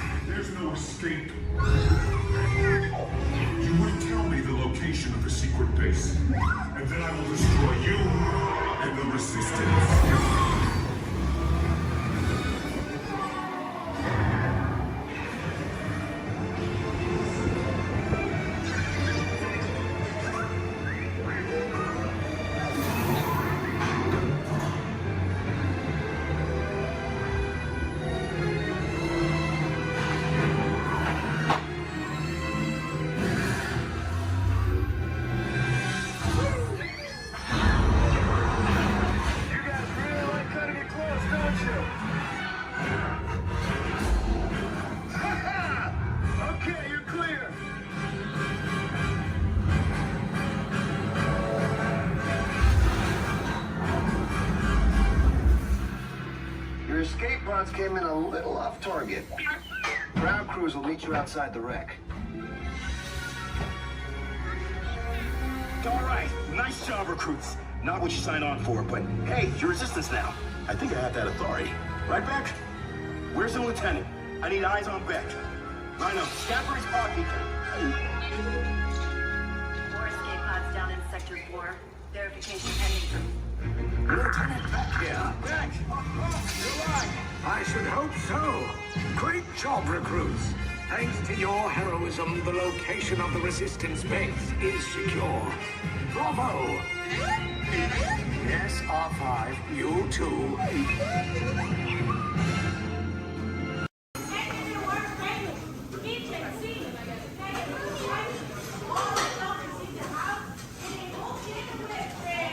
The whole can.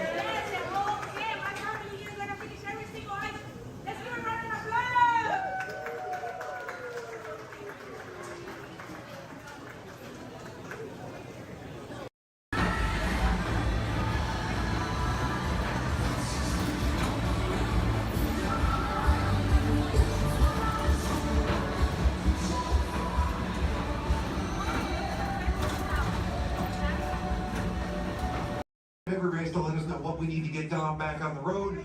Spoiler alert, 9 times out of 10, it's either bodywork or a transmission. Guys, spread on over to this side, left side, left side. People on the left side, step forward, step on up, make a friend. Everybody here looks freshly laundered, okay? You'll be fine. Come on in, right this way, everybody. Keep on coming, folks in the hallway, let's go. I don't want to see anybody end up working on the transmission that doesn't know what they're doing. Come on in. Hey, oh, look at that, there's Mia. What's up, Mia? Hey, Pat, I see our party goers have arrived. Yeah, they're still coming in, but say hey, everybody. Hey. I'm Mia, Don's sister. Well, another race just wrapped, and it looks like my brother with another car for his collection. Anybody surprised? Honestly, I don't know why anybody challenges him. Hit me in the man. Well, we're meeting up at Sullivan's Garage for the after party, and while Tej works on your rides, you guys enjoy the break room. My brother calls this the family room. Oh, here we go. Dom says he doesn't have friends, he has Family. And the faces you see on these walls are our Family. When I'm in this room, I feel like we're all Family. So, welcome to our family. There it is. It's a thing around here. Hey, Tej, how's that Matthew McConaughey impression? All right, all right. What's up, Mia? Get better. Tej, just welcoming these good people to our family. How are their rides coming along? The rides are ready to roll out and roll out inside. Perfect. Let's get the show on the road. I'll let Dom know. You guys have fun at the party. Bye, Mia. Bye. She just called. Okay. All right, Pat. Yeah. Let's get these people on their way. Send them over to the war room. Sounds like a plan. Are you sure, though, Jamie's kind of a piece of work? Right. And he hung up. Okay, so in a moment, those doors are going to open. When they do, head on into the war room with Jamie. That's Tej's new assistant, first day without Tej, so good luck. Be nice. Don't touch nothing. Too much last night, so bear with me. Tej left me alone today, so yeah, that's pretty much it, you guys. In just a moment, these doors will be closing, and okay, so yeah, you guys want a tour of the war room? Okay, so basically, got some monitors over here. My name is Jamie, by the way, you guys. Oh, and there is Tej. Jamie, the buses are here. Okay, what do you want me to do with them? They're just staring at me. Should I send them now? Dom's calling. I got this, Jamie. Okay, great. Dom, what up? Tej, just got a heads up from Hobbs. The FBI is about to raid your location. Crazy. Man, they always ruining our fun. For real. It gets worse. They're leading Owen Shaw right to your door. Shaw? That cockroach we beat down in Spain? What's he got to do with this? Everything, right? Nothing yet. And let's keep it that way. Get those people on those buses. You need to start plugging out right now. And get that turbo truck ready. I'm sending Letty there to pick it up. I'll call Letty. I'm on it. Never mind then. Hobbs needs our help. He needs our team. Spread the word. Spread the word, you guys. But keep it in our family. Never mind. Don't listen to me. And keep it quiet. Just keep it in the room. Oh, the other bald guy's calling. Hobbs, my man. What up?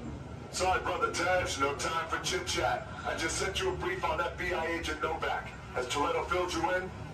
Yeah. He wants us to get everybody over to the party at Sullivan's. Sounds like a plan. That party is a ready-made diversion. Keep it going. We need to discuss how you're going to get all those civilians out of there without tipping off the FBI. Crazy. Okay, hold on. Let me get everybody squared away, and we'll talk offline. Copy that, Tej, and let everybody know. Shut off your cell phones. Don't listen We to don't him. want Shaw tracking your He's locations. overreacting. Just put it on silent. Okay, Jamie, Yeah. you heard the man. I heard him. It's about to go to a whole nother level. Crazy. Send everybody to the loading dock. All right, you guys. We heard him. Have fun. If anything happens, my name isn't Jamie. Okay? Peace. Come in. I have an opportunity for you all that is bad, dangerous. I was going to say profitable. You think I'm so heartless I would send my friends into danger? You insult my honor. And believe me, I have very little honor to insult. We'll talk later. Have to do everything around here. Hello, my friends. I am Hondo Onaka, and this is Onaka Transport Solutions. Today, I am offering the opportunity of a lifetime. I need flight crews to transport this valuable merchandise across the galaxy. Pilots to navigate, engineers to operate the ship, and gunners to defend the shipments. And that is where you come in. Oh, on loan for some very fast and very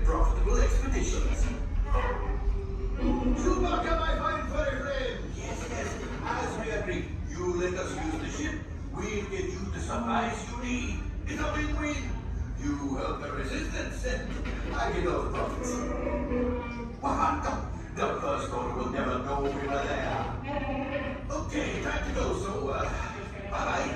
We better go before he changes his mind. Move along, my friends. Listen carefully and remember, the better you work together, the more you earn. Your lives and my profit depend on it. Now go.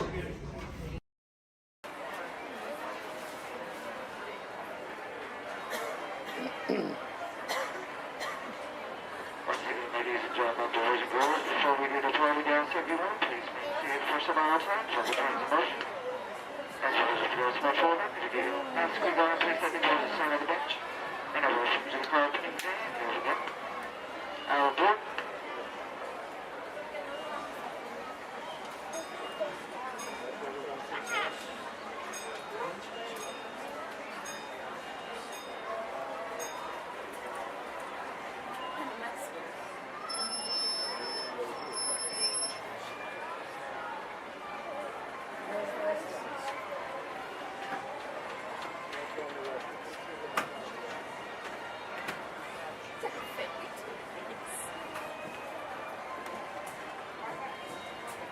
Hello, folks. Welcome aboard the Disneyland Railroad. We're now embarking on a grand circle tour of the Magic Kingdom, with stops at New Orleans Square, Mickey's Toontown, and Tomorrowland, followed by a visit to the Grand Canyon and Primeval World. We got a lot of traveling ahead of us, so remember, for a safe trip, you need to stay seated, keeping your hands, arms, feet, and legs inside the train.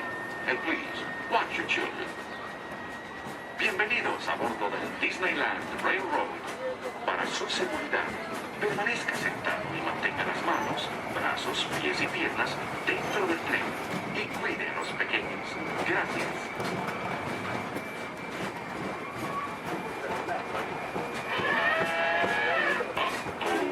Did you folks hear that?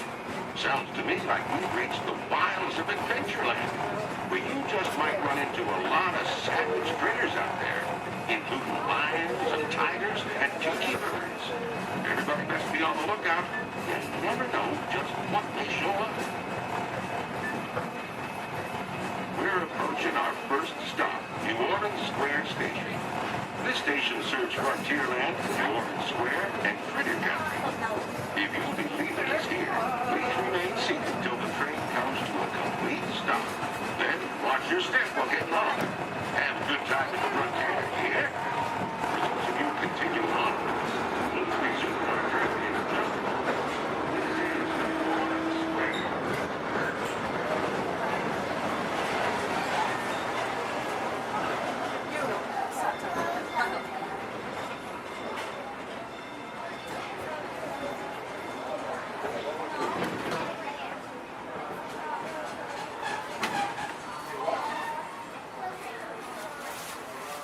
Those wonderful pictures to your My Disney Experience app, so just make sure to grab that card on your way out. Now, for all on the same page, can I get a great big weep? Whee! Awesome. All right, now my friends in here, how many of us are familiar with the story Beauty and the Beast? Awesome, most of us. Are we all ready for a Beauty and the Beast pop quiz? Yes, awesome. Do not worry, my friends. This is not work and this is not school, so you don't have to worry about raising your hands. If you know any of the answers, just feel free to shout them out. My first question is, which princess grew up here? Belle. Belle, that's right. And does Belle still live here? Yes. No. No? Yes? Well, if Belle doesn't live here, then where does Belle live? The castle. The castle, that's right. Are we all ready to go visit Belle in the castle? Yes. Yes, awesome. Now right behind me is an enchanted mirror, and this was a gift given to Papa Maurice by the Beast. It lets him visit Belle in the castle at any time he wants, and I know the perfect time we can go back to. So everyone, please repeat after me. Take me back to the day Belle and Beast fell in love. Take me back to the day Belle and Beast fell in love.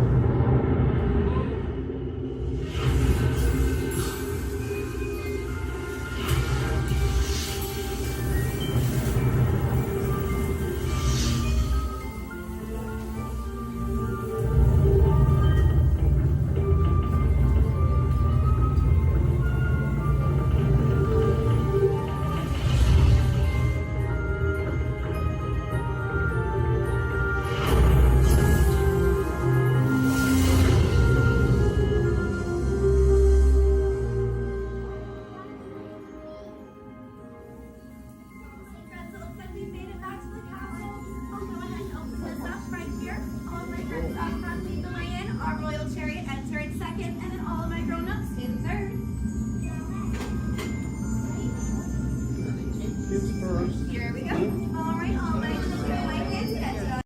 For those of you standing, please hold on to the handrails throughout our journey and stay clear of the doors. For the comfort of others, no smoking please. Thank you. As we turn south, you can catch a glimpse of the Spire's Space Mountain in the Magic Kingdom. Nearby is Disney's 8th-ranked contemporary resort. Oh no. Oh no. Oh no, no, oh no, no, no, no. Look at. Oh no.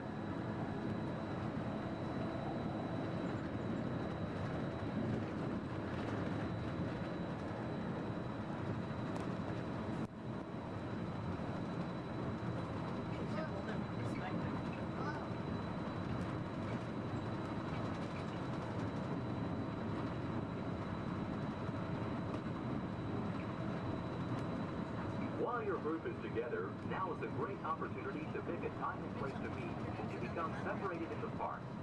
If you should need any assistance, please go to Guest Relations, located at Interventions East. Guest Relations can also assist you in making dining arrangements, provide special tours of Epcot, or make other suggestions for planning your visit to Walt Disney World.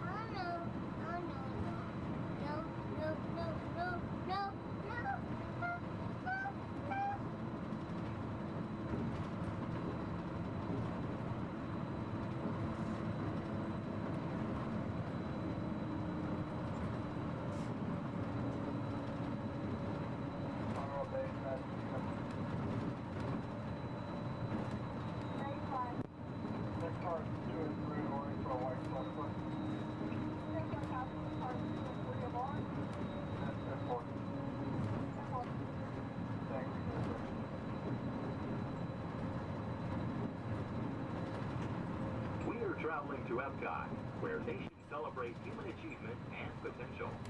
Its 300 acres are divided into two worlds, Future World and World Showcase. Future World offers fascinating explorations into realms of energy, transportation, and imagination. You'll also find adventures in communications, sea exploration, food production, and other vital topics. World Showcase is a community of nations, highlighting the accomplishments and cultures of people around the world. On the banks of the 40-acre World Showcase Lagoon are Mexico, Norway, China, Germany, Italy, the American Adventure, Japan, Morocco, France, United Kingdom, and Canada. Young adults from each nation represented in World Showcase are among your hosts, making this a true international exchange.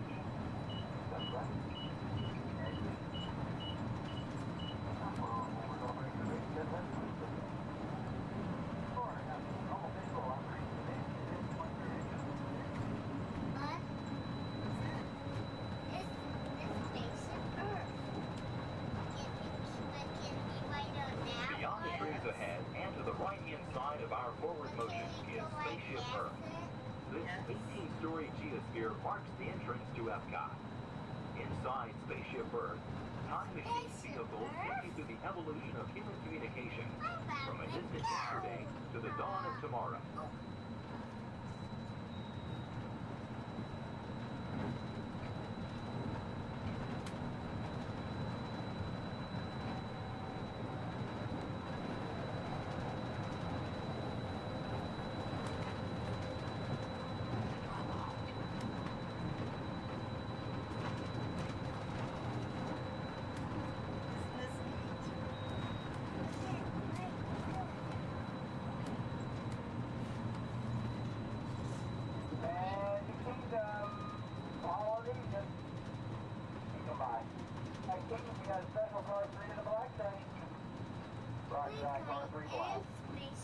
Coming up behind Spaceship Earth is Innovations.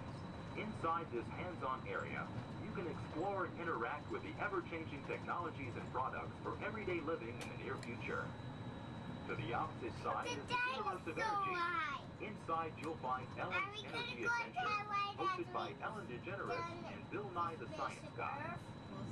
Next is the Wonders of Life, where you'll discover Body Wars, which takes you on an amazing trip through the human body. No, we are not going In to Test Track, you can experience the acceleration of test driving a vehicle on the fastest and longest ride ever created for Walt Disney World.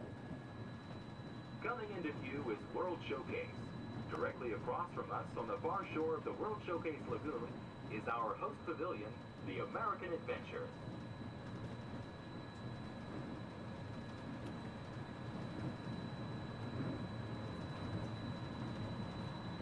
I'm still thirsty. Well, I'm sure we can find something for you to drink.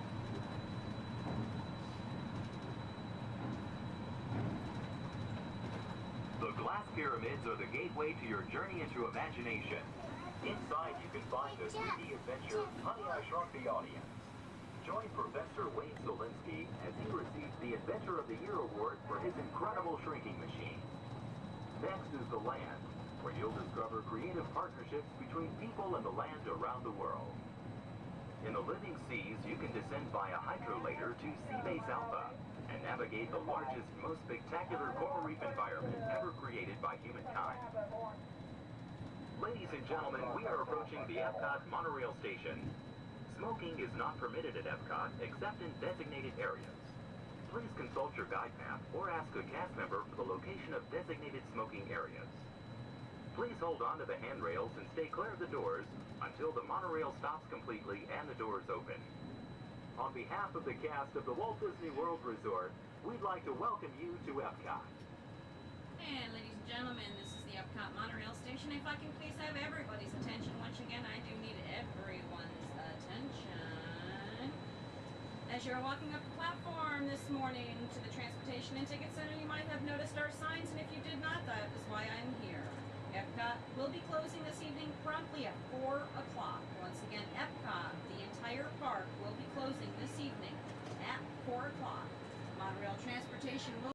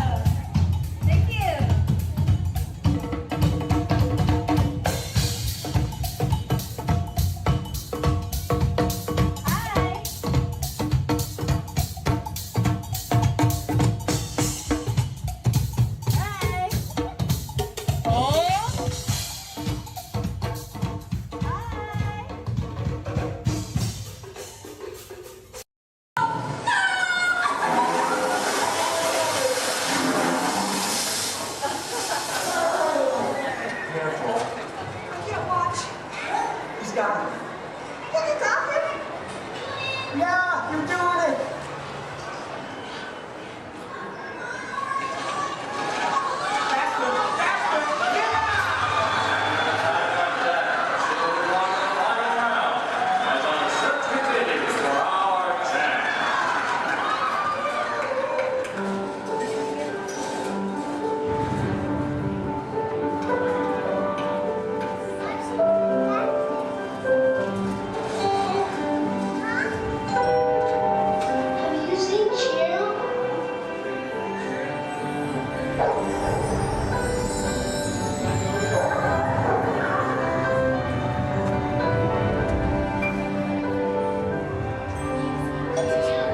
you see my dog?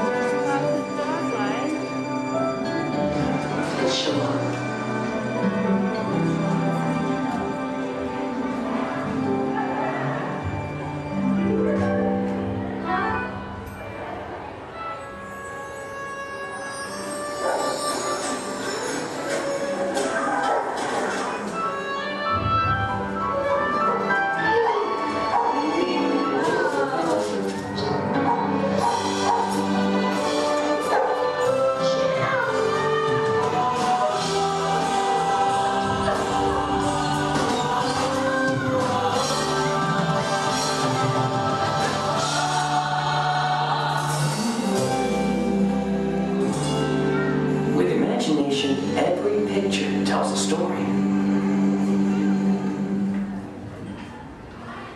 With imagination, we can relive the moments of our lives.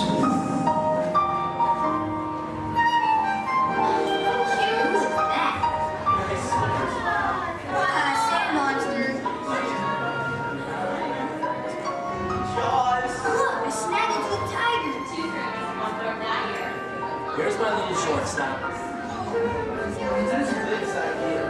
She's got frog feet.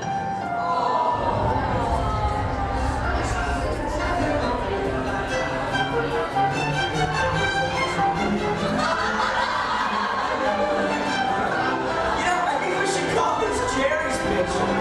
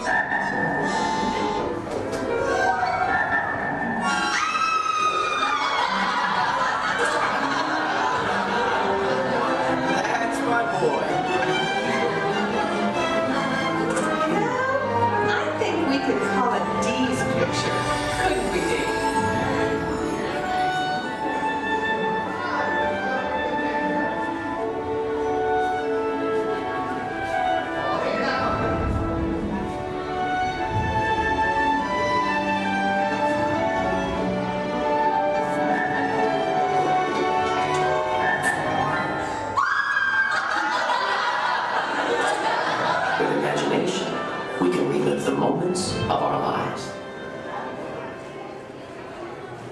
With imagination, anything is possible. I'm gonna be a fireman just like my dad. It's Billy Cartwright stepping up to the plate. Bases are rolling on with a man. One, two, three, fresh to air it back.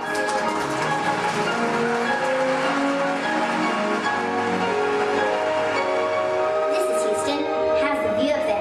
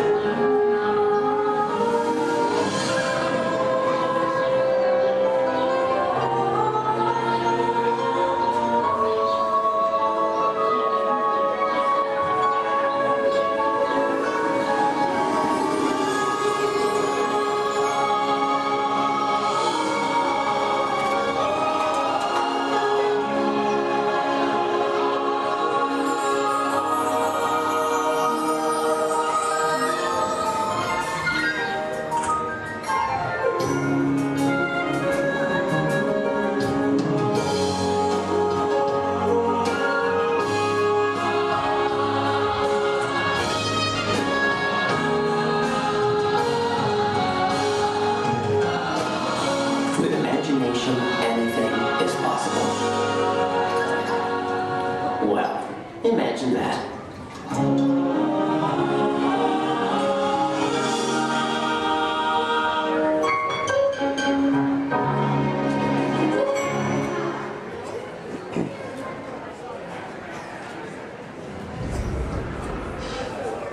Testing. 1, 2, 3. I don't think this... Is this thing on? I don't think this thing is on. Can anyone hear me? Good, you can hear me. Hi everyone, I'm Christy Smithers, an assistant here at the Institute. We're just about ready for you next door, but before we go in to see today's presentation, here's a message from my boss, the head of the Imagination Institute. Hello, Dr. Nigel Cannon here. Welcome, welcome, welcome to our annual open house. It is my pleasure to have you here, just as it is your pleasure to be here. For over 100 years, the Imagination Institute has honored the world's leading thinkers, dreamers, and innovators with the Inventor of the Year Award. This year's recipient, Professor Wayne Zielinski, holds patents on numerous unique, one-of-a-kind inventions, including the hands-free phone helmet, the hands-free personal grooming helmet, and his newest creation, the video camera helmet, which, if I'm not mistaken, is also hands-free. But what brought Professor Zielinski to our attention was not headwear, but his incredible shrinking and enlarging machine. Although he's had some small setbacks, he has demonstrated a truly enormous gift for imaginators. Today, before receiving his award, the good professor will demonstrate for us his latest inventions, all developed right here at the Institute. Before we begin, I have one special reminder. Do remember, safety goggles must be worn during the presentation. But please, for your safety, do not put on the safety goggles until you are safely seated safely inside the theatre safely. Right. Now, please gather up your personal belongings and move all the way into the auditorium. See you in a few minutes. Cheerio. Yo, oh, a pirate's like the good boys doing this. I had a bandana complete full of we got the eyes, you know. With patches of feathers, it's like I can look. We got the eyes, you know. Yo, a pirate's like for you. You pick out a hat and you rig it with blue.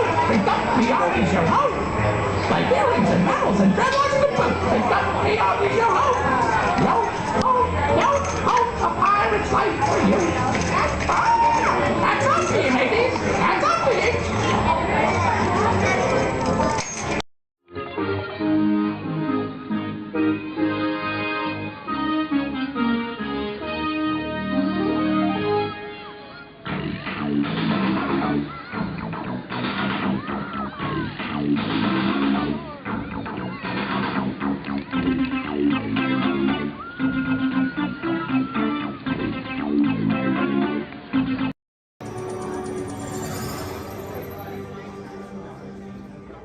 Greetings, Terrans. I am Nova Prime Irani Rayan, Commander of the Nova Corps. On behalf of all Xandarians, I hope you have enjoyed exploring the wonders of Xandar. As you have seen, your world and ours were born of the same moment, one which you refer to as the Big Bang. As such, we are all galactic neighbors in a vast universe which we and countless others share. For you to travel to Xandar would take 2.5 million years, assuming you had a ship that could fly at the speed of light. So we decided to come to you. But even we could not have reached you so easily were it not for the Cosmic Generator, an advanced piece of Xandarian technology that creates jump points, artificial tunnels that act as shortcuts, linking distant points in space. It is our desire to share this wondrous technology with your people so that together we might explore new worlds and create a brighter tomorrow. And now, as the culmination of the wonders of Xandar, you will be teleported to a Nova ship above your planet for a demonstration of the Cosmic Generator. I trust you will find it an unforgettable experience.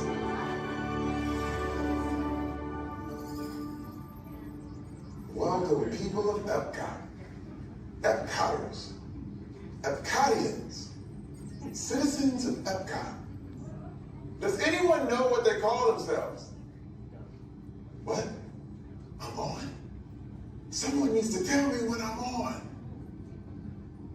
Welcome, Epcot Terrans. I am Centurion Talmeric, and we're just about ready to teleport you up to the ship for the demonstration. As you're about to enter a secure Nova area, I must ask you to put away your Terran communication devices at this time. Recording of any type is strictly prohibited. I am very serious about this. Now, please step forward into the chamber. You're gonna love this.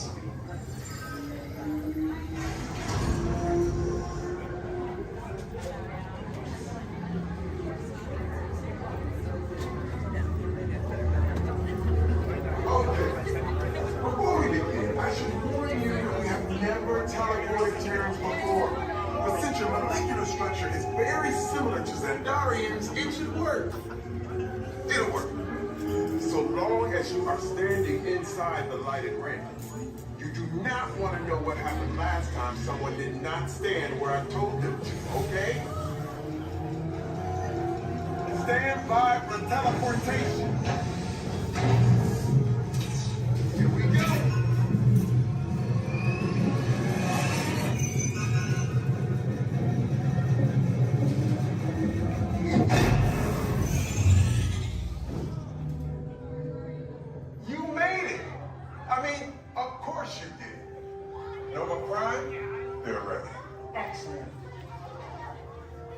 What you see before you is the cosmic generator. And in just a few moments, we'll be activating it so you can experience for yourselves what's happening. I'm not sure. Our power's out. And the cosmic generator is gone. Cheerio, Monarch. Go to Code Red. Prepare the fleet. And call the Guardians. Now. There is no cause for alarm. Turn off that alarm. I've got an important transmission coming in. Hey, what's up, Nova Corps? Our cosmic generator has been stolen. What? How? Why didn't we think of that? That thing's gotta be worth a fortune. I am Groot. Good question. Yeah, who do you think took it? Perhaps that really big man outside your ship. That is a big man. I need to alert Nova Prime. I have been watching Terrans for dogs. That's not creepy at all. This species has failed. Wait, whoa, we didn't even know there was a test. He's got the cosmic generator. He's creating a new jump point. Jump point to where? It's some kind of mutant jump point. It's going back to the dawn of time. Dawn of time? Why? To erase some error. Well, that doesn't sound good. Your time is over. Wait, what do you mean? What do you mean it's so vague? The jump point is closing. Hey, Nova Dude, your Nova Corps need to follow that whatever it is until we get there. We can't. Our power is down, and I've got to get these Terrans onto evacuation shuttles. I got it. I reprogrammed the shuttles to follow them through the jump point. Wait, what? Look, they're our only chance of keeping track of that whack job until we get the cosmic generator back. Piece of cake. Wait! There's cake. Where's this cake? The odds are impossible. Yep. But it's our only shot. Good luck. Are you sure you can control it? Come on, it's me. We got this. We're all toast. First it was cake, now there is toast. This plan is making me so hungry. Terrence, listen up. You need to make your way to the evacuation shuttles now. We'll follow the fleet when we get our power back. I mean, when we get our power back.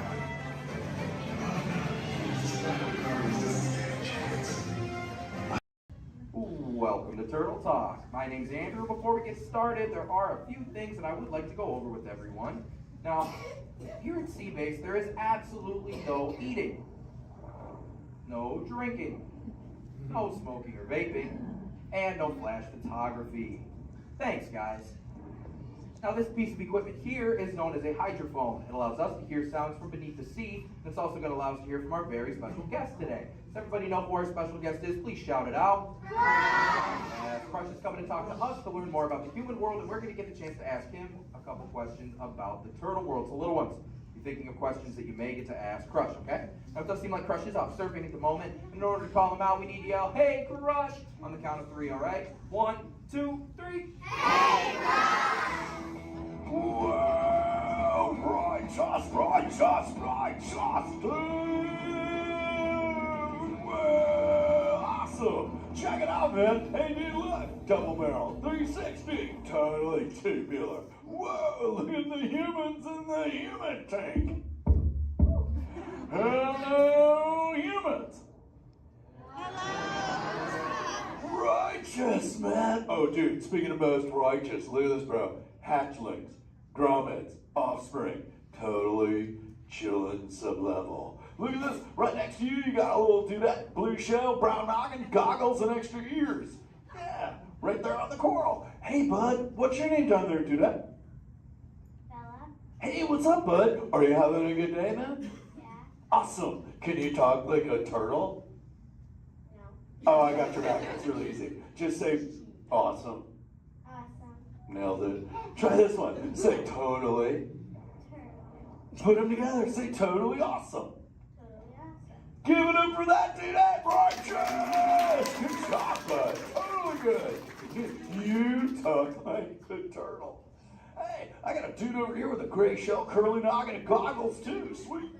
Hey, man, what's your name down there, bud? Gustavo. Hey, where are you from, Gustavo? Where are you from? New York. Whoa, dude. Who brought you here today? I went on my car. Oh, we'll find out together. Don't sweat it. Hey, dudes, is there like maybe a parental unit, a life guardian of the Gustavo? If anybody's with them, right? Okay, let's talk to that chick and see what's up. All right, awesome. Hey, dude, what's up, bud? What is your name? Karen. Hey, Karen, what's up? How many kids you got? My English is not good. I'm from Brazil. Oh, I don't speak English either. I talk turtle. Karen, does it freak you out? Gustavo has no clue you're here. Don't worry, Karen. They come back when they get hungry. Karen, did you feel it, bud? Did you feel it? We're sharing a moment. Look at you, Karen. Awesome. Dude, my son Squirt, he's like this. He goes, Dad,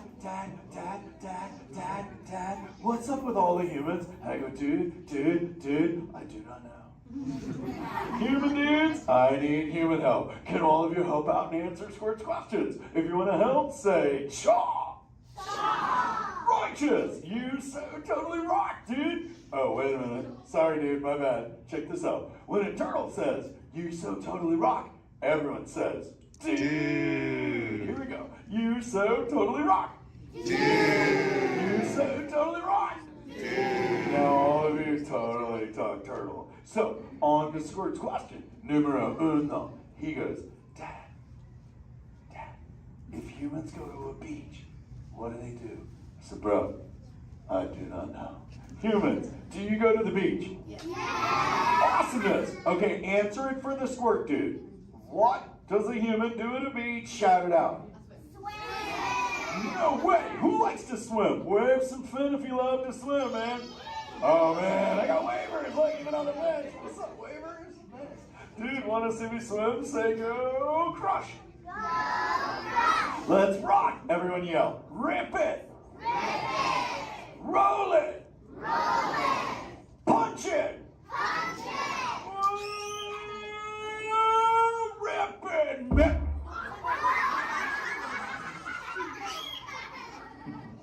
Hey, Crush, watch out for the glass. Hey, dude, thanks, Hank. How long has that dude been there? Oh, no, man. My bad, bro, my bad. Where are the manners? I've been asking the questions. Dudes, do any humans have a question about being a turtle? Raise a fin. Hi, if you have a question about turtles. Cool. Got a chick over here, aisle style, red shell, brown knock, hanging loose. Hello, bud. What's your name? Hey, bud. What's your question? What turtles eat? Oh, dude, we're chowing green seagrass and green sea kelp. Big dudes, you're sitting on green seagrass benches. But check it out, Harper. We only eat green stuff, and so it actually turned us green. So, like, I'm green, and my kids are green, and my parents are green. Oh, and my wife's green, and my favorite color ever, purple. He's pulling your fin. It's green. Hey, there's a purple chick over here with like a jellyfish lid. Let's talk at this one on this side. Hey, bud, what's your name down low? Hey, cool name, Scarlett. What's your question? My name's not Scarlett. Oh, wait, what's your name? It's Charlotte.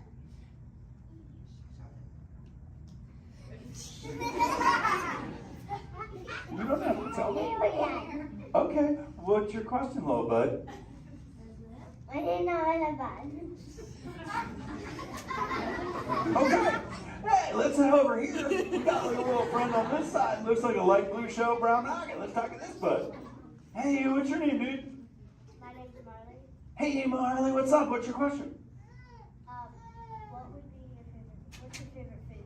Oh, dude, besides eating green seagrass and green sea kelp, we totally chow on the jellies. Yeah, they're like so tasty. Hey, wait, Marley, do you eat food and sleep and stuff? Yeah. Do you know how to swim? Yeah. You're a turtle. Because all we do every day is eat, sleep, and surf. Hey, we got a bud by the bench. He's got a red shell curly noggin. Let's talk to that guy. Sweet.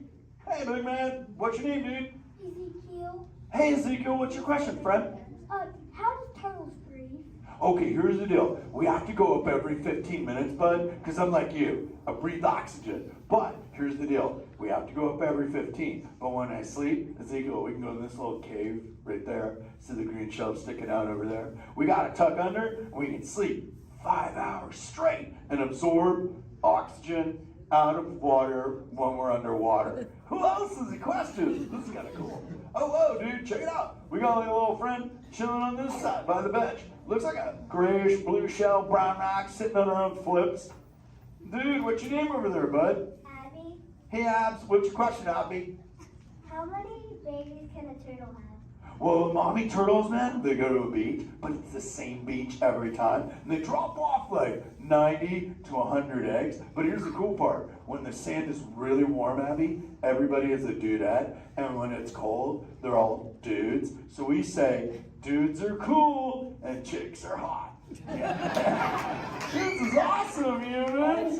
Hey, the Jelly Man. I was talking about you, buddy. Oh, Crush. Hey, man. I'm trying to get away from a turtle pile. Marlin, turtle piles are a celebration. Everyone yell, turtle pile!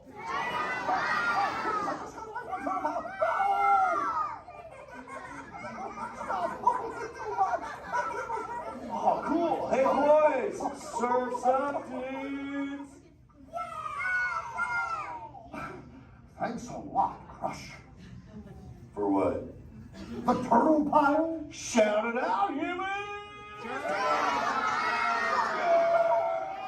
That dude has serious thrill issues. Humans, you rocked it! You so totally rock! Okay, like 4 kids remember. The rest of you dudes pulled a hard dory. Dudes, don't space out! Remember, Turtle says you so totally rock. Everyone screams! You so totally rock! There you go, you're back again. Oh, bummer. Hey, bro, the frequency thing is not working. Whoa, it's Bailey. Call him back with your fins. Put your both fins up. Yeah, put your both fins up. Go.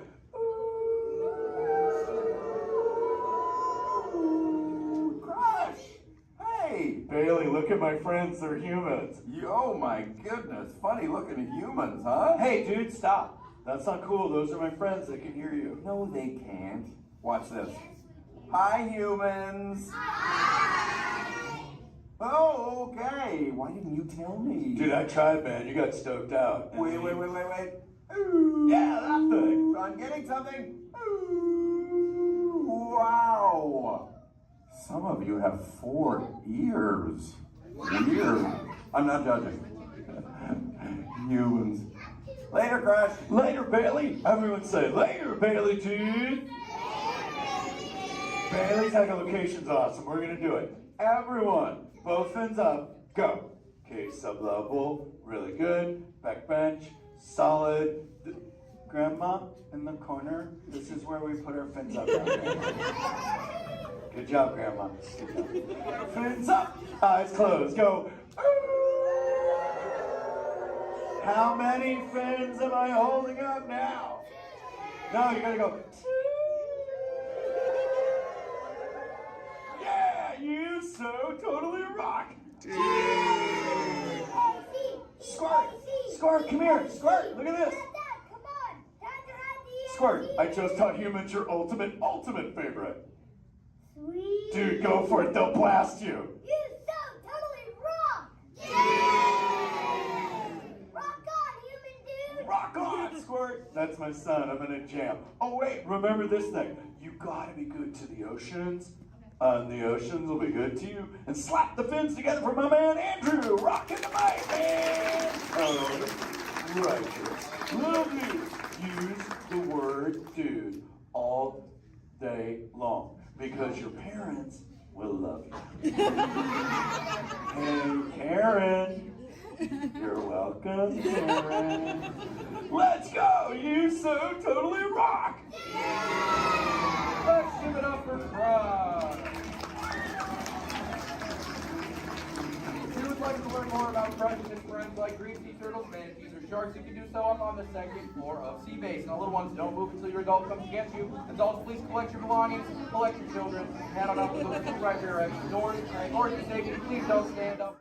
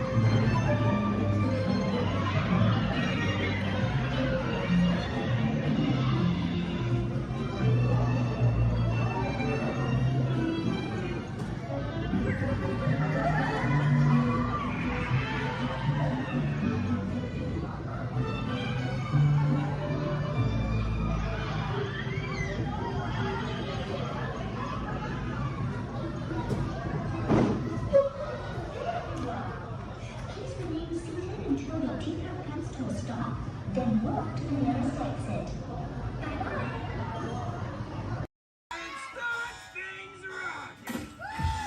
Now show me those hands, people! You got clearance, let's roll!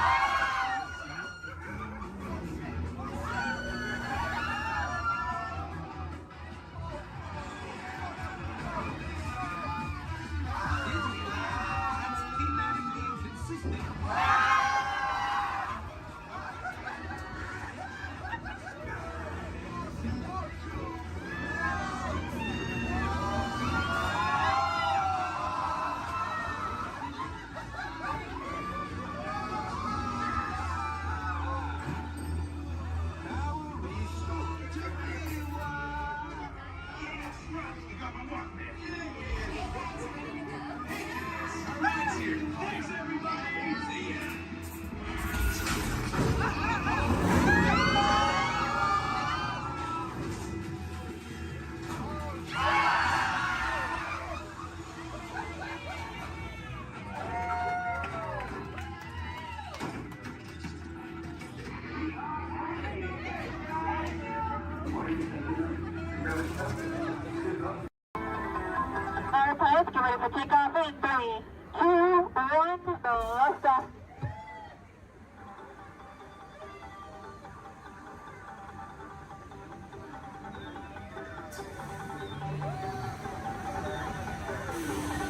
friendly reminder, pushing and pulling the lever in front of you will control your height.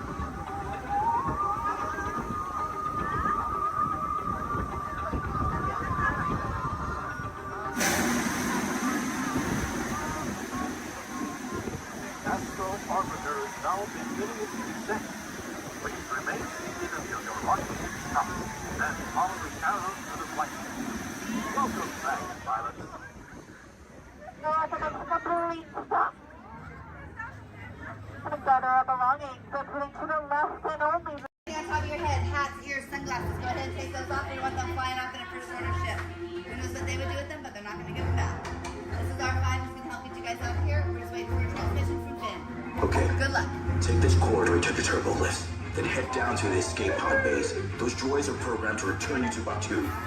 Hurry and don't get caught. Lieutenant Beck will guide you. Recruits, for your safety, stay seated with seatbelts securely fastened. Keep hands, arms, feet, and legs inside the transport and supervise your children. Tell them it's a prisoner transfer. Did it work? Good. Now get a move on. There's a clear path to the turbo lifts at the end of the hallway. Turn right. Probe droid. You're lucky it didn't spot you. Take those turbo lifts and stay out of trouble. Hey, you're not authorized. Wait, go to the prisoner.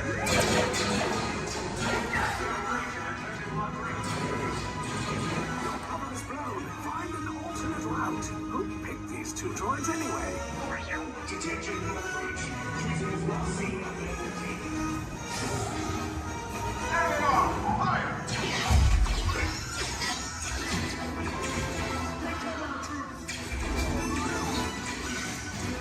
The escape pod just below us. Take those down. Copy. Hurry! No, not up! I said down!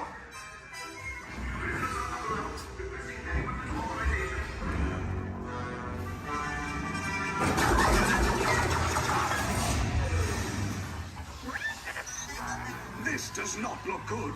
Try to find another way down to the escape pods. The Resistance will attempt to rescue the prisoners. They have neither the resources nor the courage to engage us. You underestimate their conviction. Raise the shields! Shields? I see no evidence. Now! Sound the alarm! All personnel to their stations! Sir, the prisoners have escaped. How brave, but ultimately hopeless. There's nowhere to run.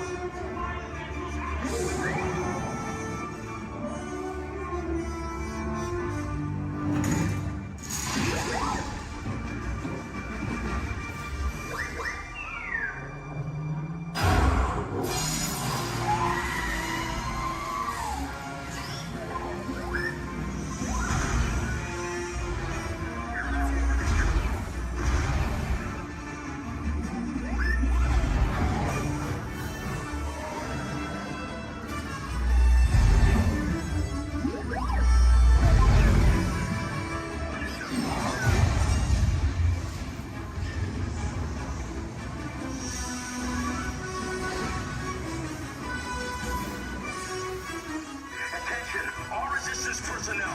Abandoned ship. I repeat, abandoned ship. This destroyer's about. There's no escape.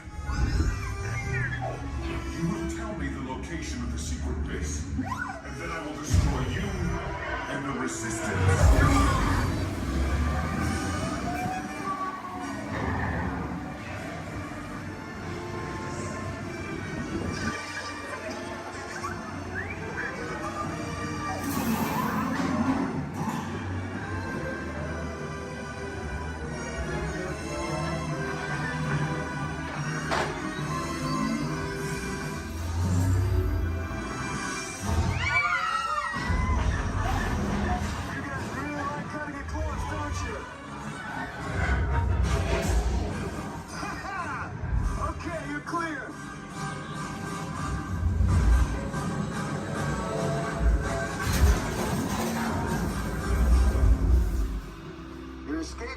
came in a little off target.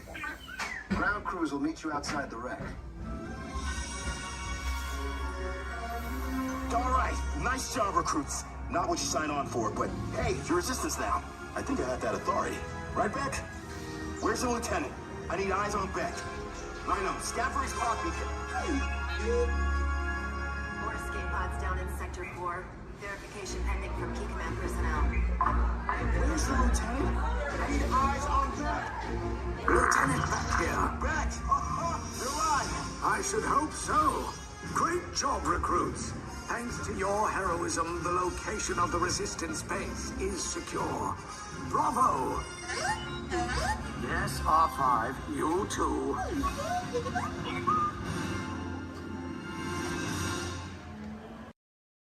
We recently learned that your Terran visionary, Walt Disney, had a similar goal in mind with his early concepts for the experimental prototype Community of Tomorrow.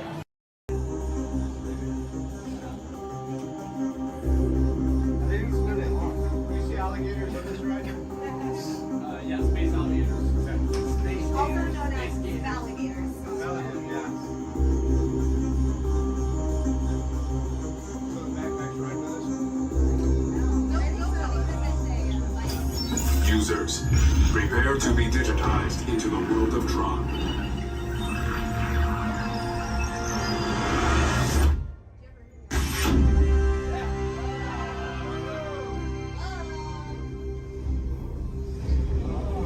Team Blue, welcome to the grid. Proceed to gates.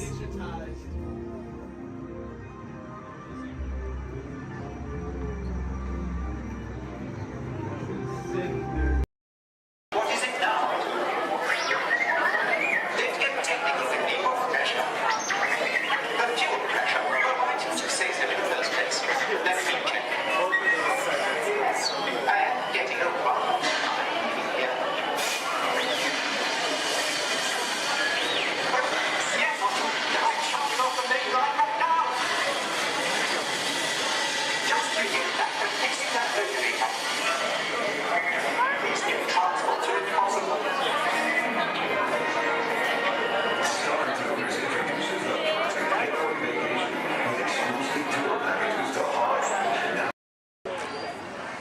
Disneyland Limited, now arriving from a trip around Walt Disney's Magic Kingdom.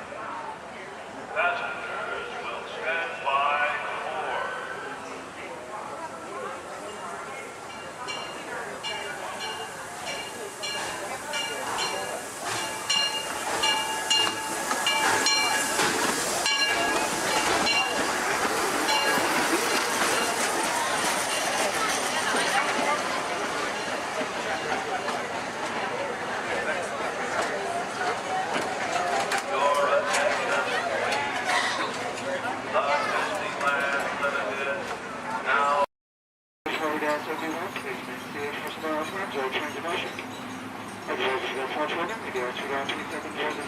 to board.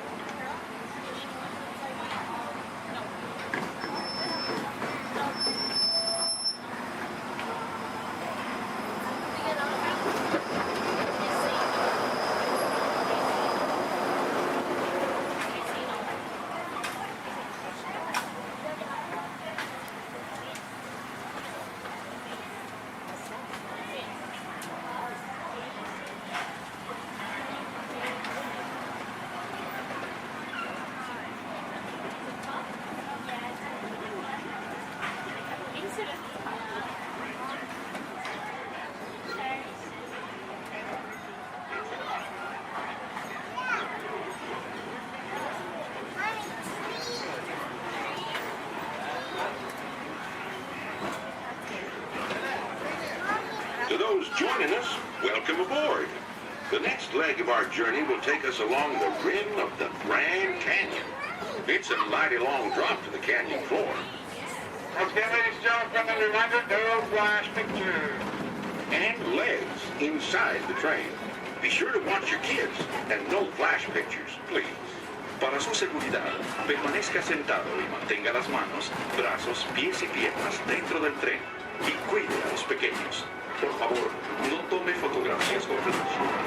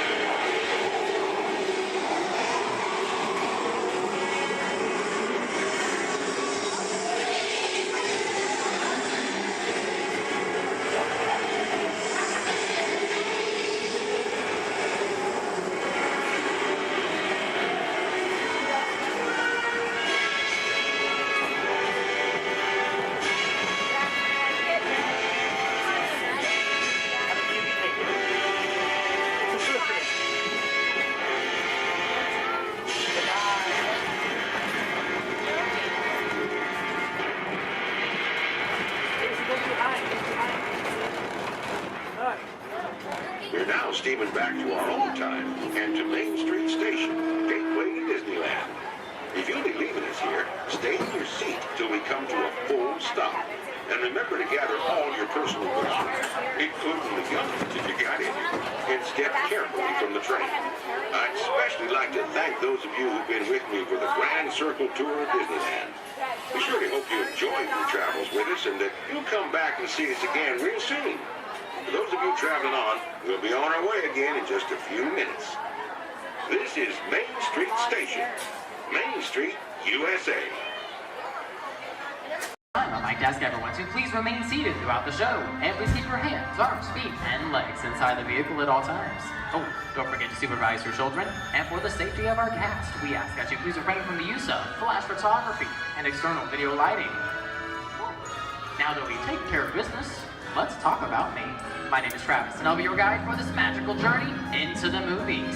It's the perfect job for me because, why love movies? Is everybody ready? Great, the cameras are ready to roll. Ready when you are, CB.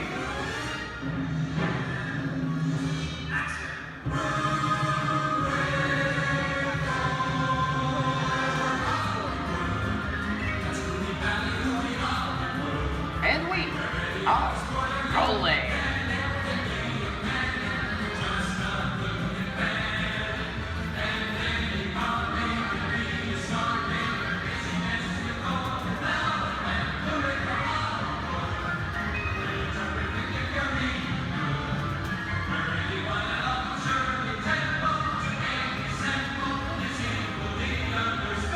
Hello everyone and welcome to the Great Movie Ride. Once again, my name is Travis, and on behalf of Disney's Hollywood Studios and Turner Classic Movies, please welcome our host for this one of a tour, Robert Osborne. Thank you. Hooray for Hollywood indeed. What better way to start our journey? From the Old West to the rooftops of London and along the Yellow Brick Road, there really is no place like the movies. one of Hollywood's significant contributions to the world of film with great musicals. This scene is from one of my favorites, the 1933 Busby Berkeley spectacular, Footlight Parade.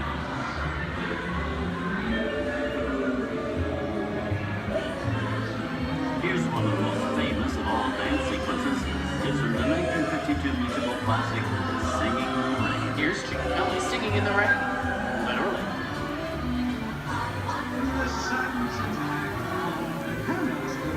Here's one of the quintessential Disney musicals, Mary Poppins, starring Julie Andrews and Dick Van Dyke. This classic earned 13 Academy Award nominations. I love this song. Sing along.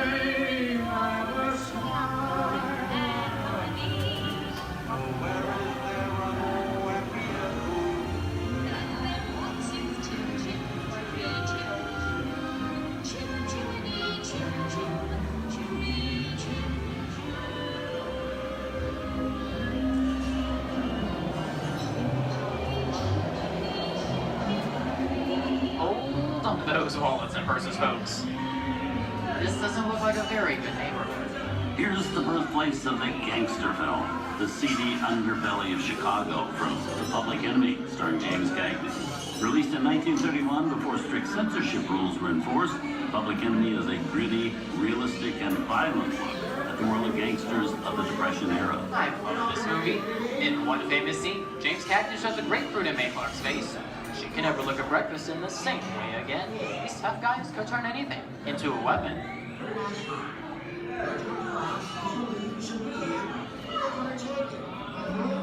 You want to kick in with the dog. If you don't, somebody's going to drop by here and take your teeth out one at a time. And me, I get you. Now beat it. Tough guy,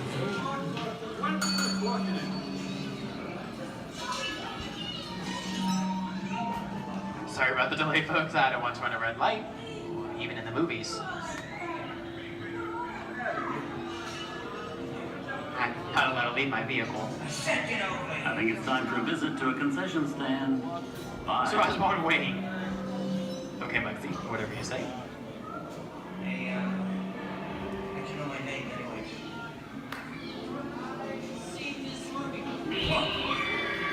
I hear someone singing your fancy cars. Why don't you get out of here? So beat it. I said spread out of here or you're gonna get hurt. Here they come, Bus! Get out your grinders!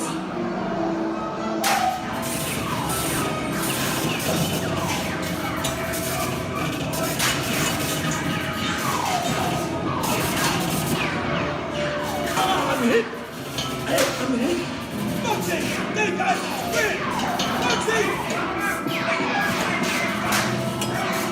Muggsy! Where's his head? His head!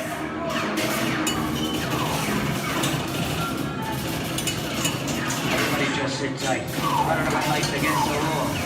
I will never break the law. Hey, watch this. No more red light.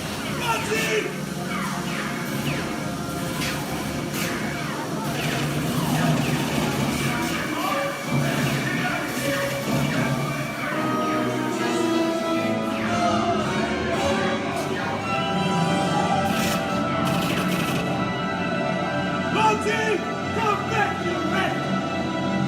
Sorry, boys, I'm making my getaway.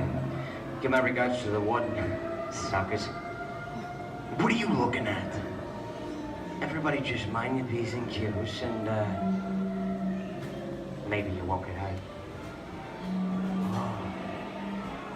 This must be the west side of town, huh? Western films depict the legendary American wild frontier, where cowboys and their loyal steeds maintain order in towns against the untamable wilderness. John Wayne and Clint Eastwood are two of the iconic stars who epitomize this ideal of the stoic gunslinger.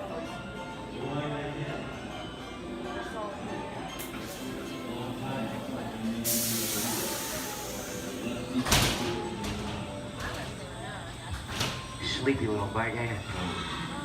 That's some mighty tough territory you're heading into, Pilgrim.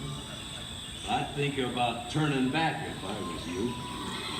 That is, if you want my opinion. but I reckon Now that we're in one the clear, this looks like the perfect time to collect up all your valuables. We'll start with the jewelry and then move on. What are you talking about? I didn't even work this neighborhood, copper.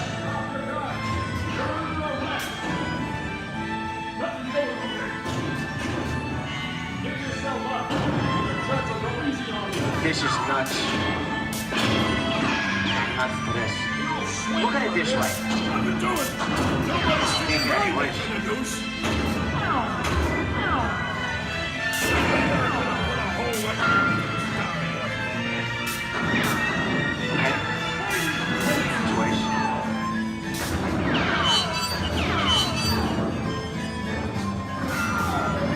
I don't know about you guys, but this is starting to get kind of creepy.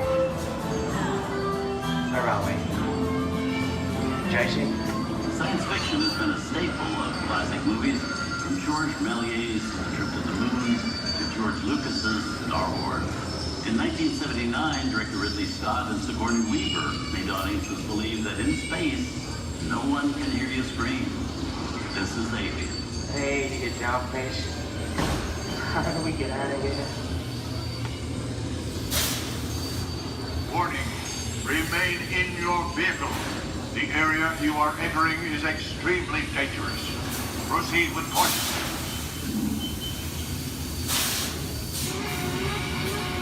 Danger. The emergency disrupt system is now activated.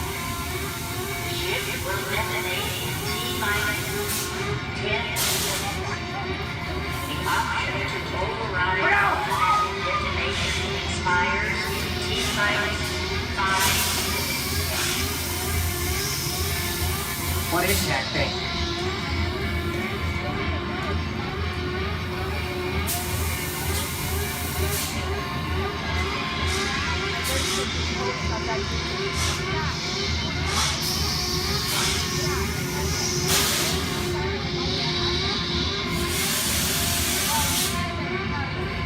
Get it together. I'm getting out of here. That's enough creepy crawly things for one day, right? Wrong.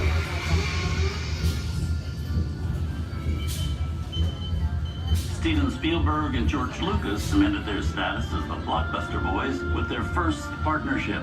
Here from that legendary collaboration is Harrison Ford as archaeologist Indiana Jones in Raiders of the Lost Ark. Snakes. Why did it have to be snakes? Some of the biggest horror stars of Hollywood appear in the ancient story of a cursed Egyptian temple, a priceless jewel that beckons to all, but be warned, temptation always leads to destruction. Get a load of that show, guys. Time for me to get back to work. Good thing I don't believe in ghost stories. Don't nobody move while I go get the goods. I don't think they'd notice a few extra bodies around here. If you know what I mean.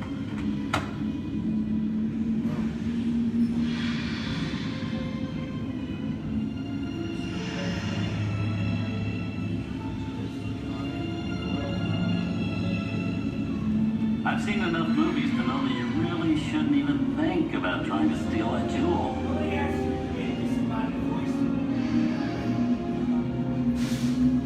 Halt, unbeliever.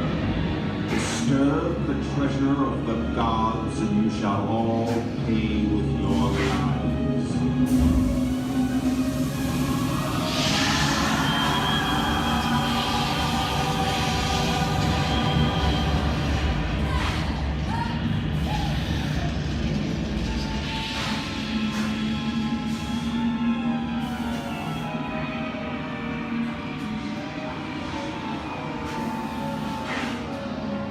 Not bad for my first movie, huh? The twist ending. That just goes to show you anything can happen in the movies. Now, let's get on with the show. I see dead people. Things that go bump in the night have always been a staple of movies. One of the first horror films was a silent short featuring a dancing skeleton, written by the Lumiere brothers in 1897. Both audiences and filmmakers were really interested in the cop, but there was no horror was used to describe a film until the 1930s. Wow, it's really a jungle out there. Where are we? This is the jungle home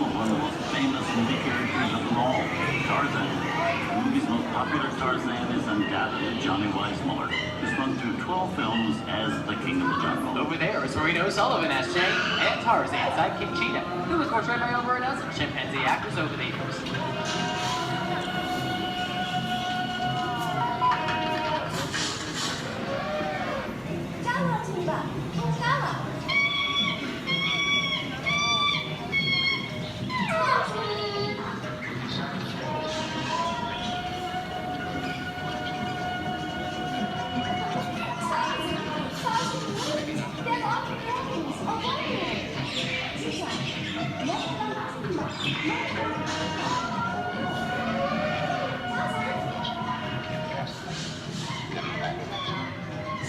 Here's Humphrey Bogart in his most famous film role.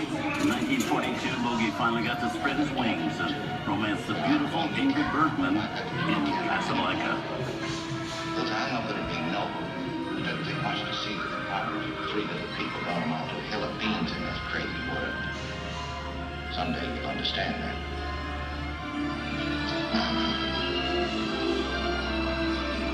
He's looking at you, kid.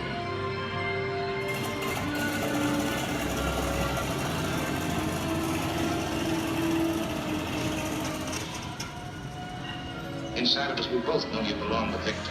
Heart is work, the thing that keeps him going. That flame keeps him grounded. You're not with him. And now, one of the most famous movie stars in one of his greatest roles, Mickey Mouse, as the Sorcerer's Apprentice in Fantasia.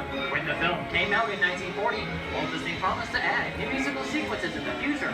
His nephew Roy kept that promise 60 years later with the release of Fantasia 2000.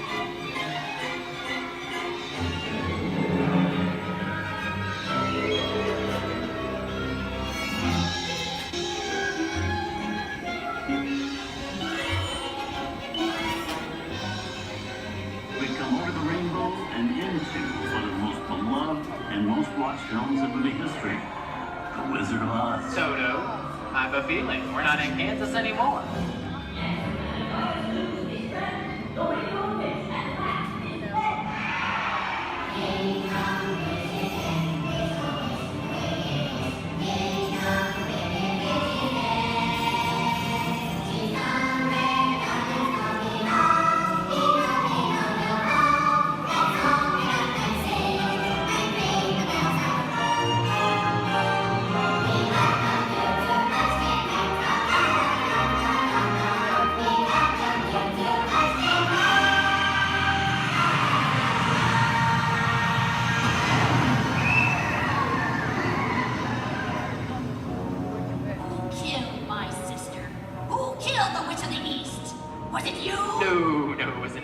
I didn't mean to kill anybody. Well, my little pretty, I can cause accidents too. Oh, rubbish. You have no power here. Now be gone before somebody drops a house on you, too.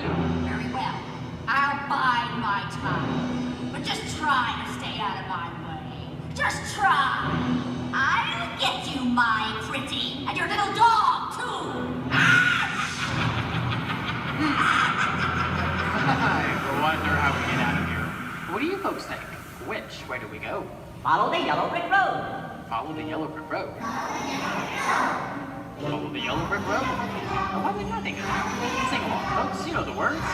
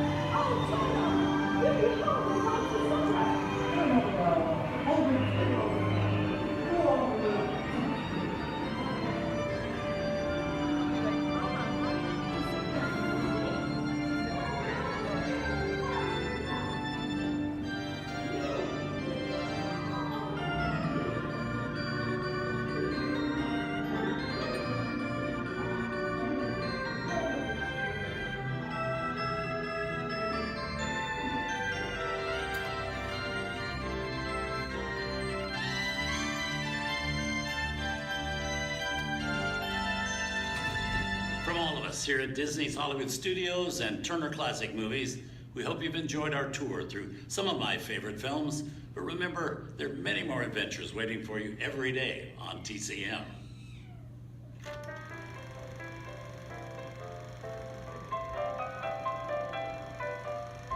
We didn't need dialogue. We had faces. Wait a minute. You ain't heard nothing yet. Step in time!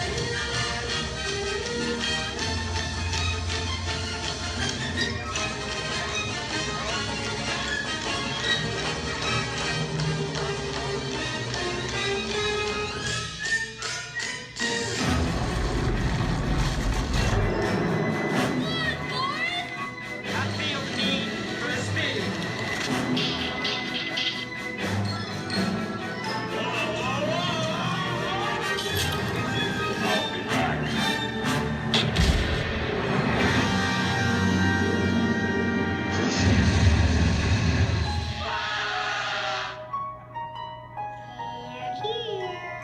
You best start believing in ghost stories, Miss Turner.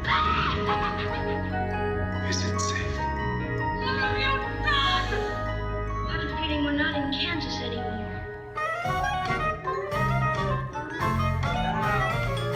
I'm a man. Well, nobody's perfect.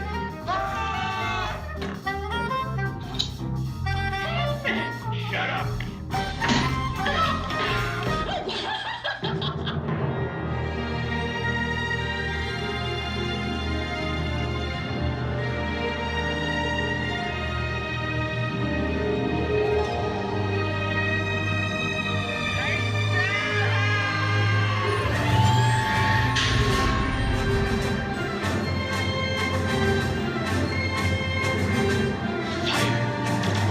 Force will be with you always.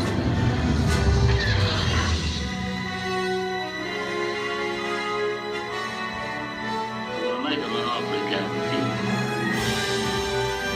I want to be alone. We didn't land on Plymouth Rock. Plymouth Rock landed on us. Good morning, Vietnam! He's looking at you, kid.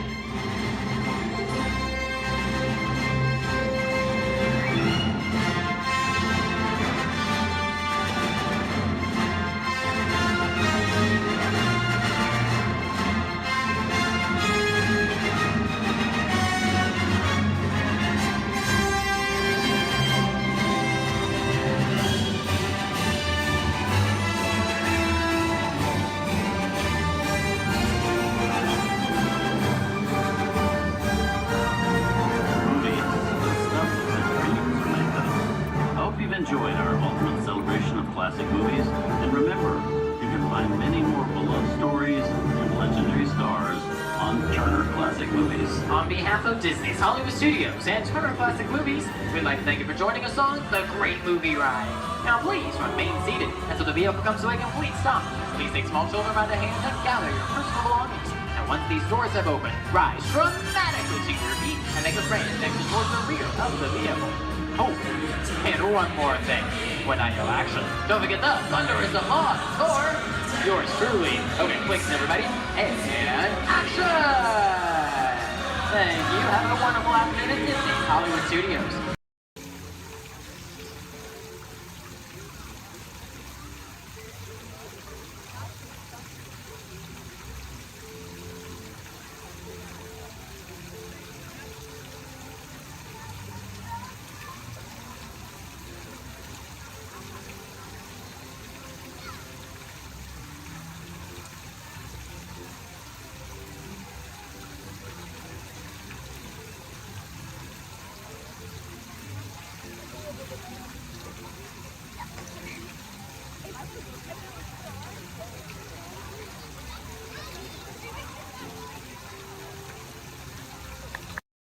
Awesome, thank you for volunteering for being our flotation devices. Does anybody think that the captain should go down with your ship? Raise your hand. Awesome, sir, what's your name? Jim, thank you for volunteering for being the captain. I'm a skipper, I skip out at the first sign of danger. Alright, and we are clearly out of my mind. Everybody turn around, wave goodbye to the dock. Now wave goodbye to the nice people on the dock. Now wave goodbye to the skippers. Bye, skippers. You're never gonna see them again. Alright, ladies and gentlemen, my name is Skipper Jason. For your safety and mine, please remain fully and completely seated, keeping all hands, arms, legs, feet, small children inside the boat at all times. Now, not only am I your Jungle Cruise skipper, I am also your dancing instructor, your cruise director, your lion tamer, your alligator wrestler, and if you don't laugh at my jokes, swimming instructor. Alright guys, we're starting off right here in the Amazon rainforest where it rains 365 days a year. That's almost every single day. That's what makes these bugs larger than life. These beautiful Amazon butterflies, ladies and gentlemen, their wingspan can go anywhere from 12 inches up to a whopping 1 foot. That makes them the rulers of the jungle.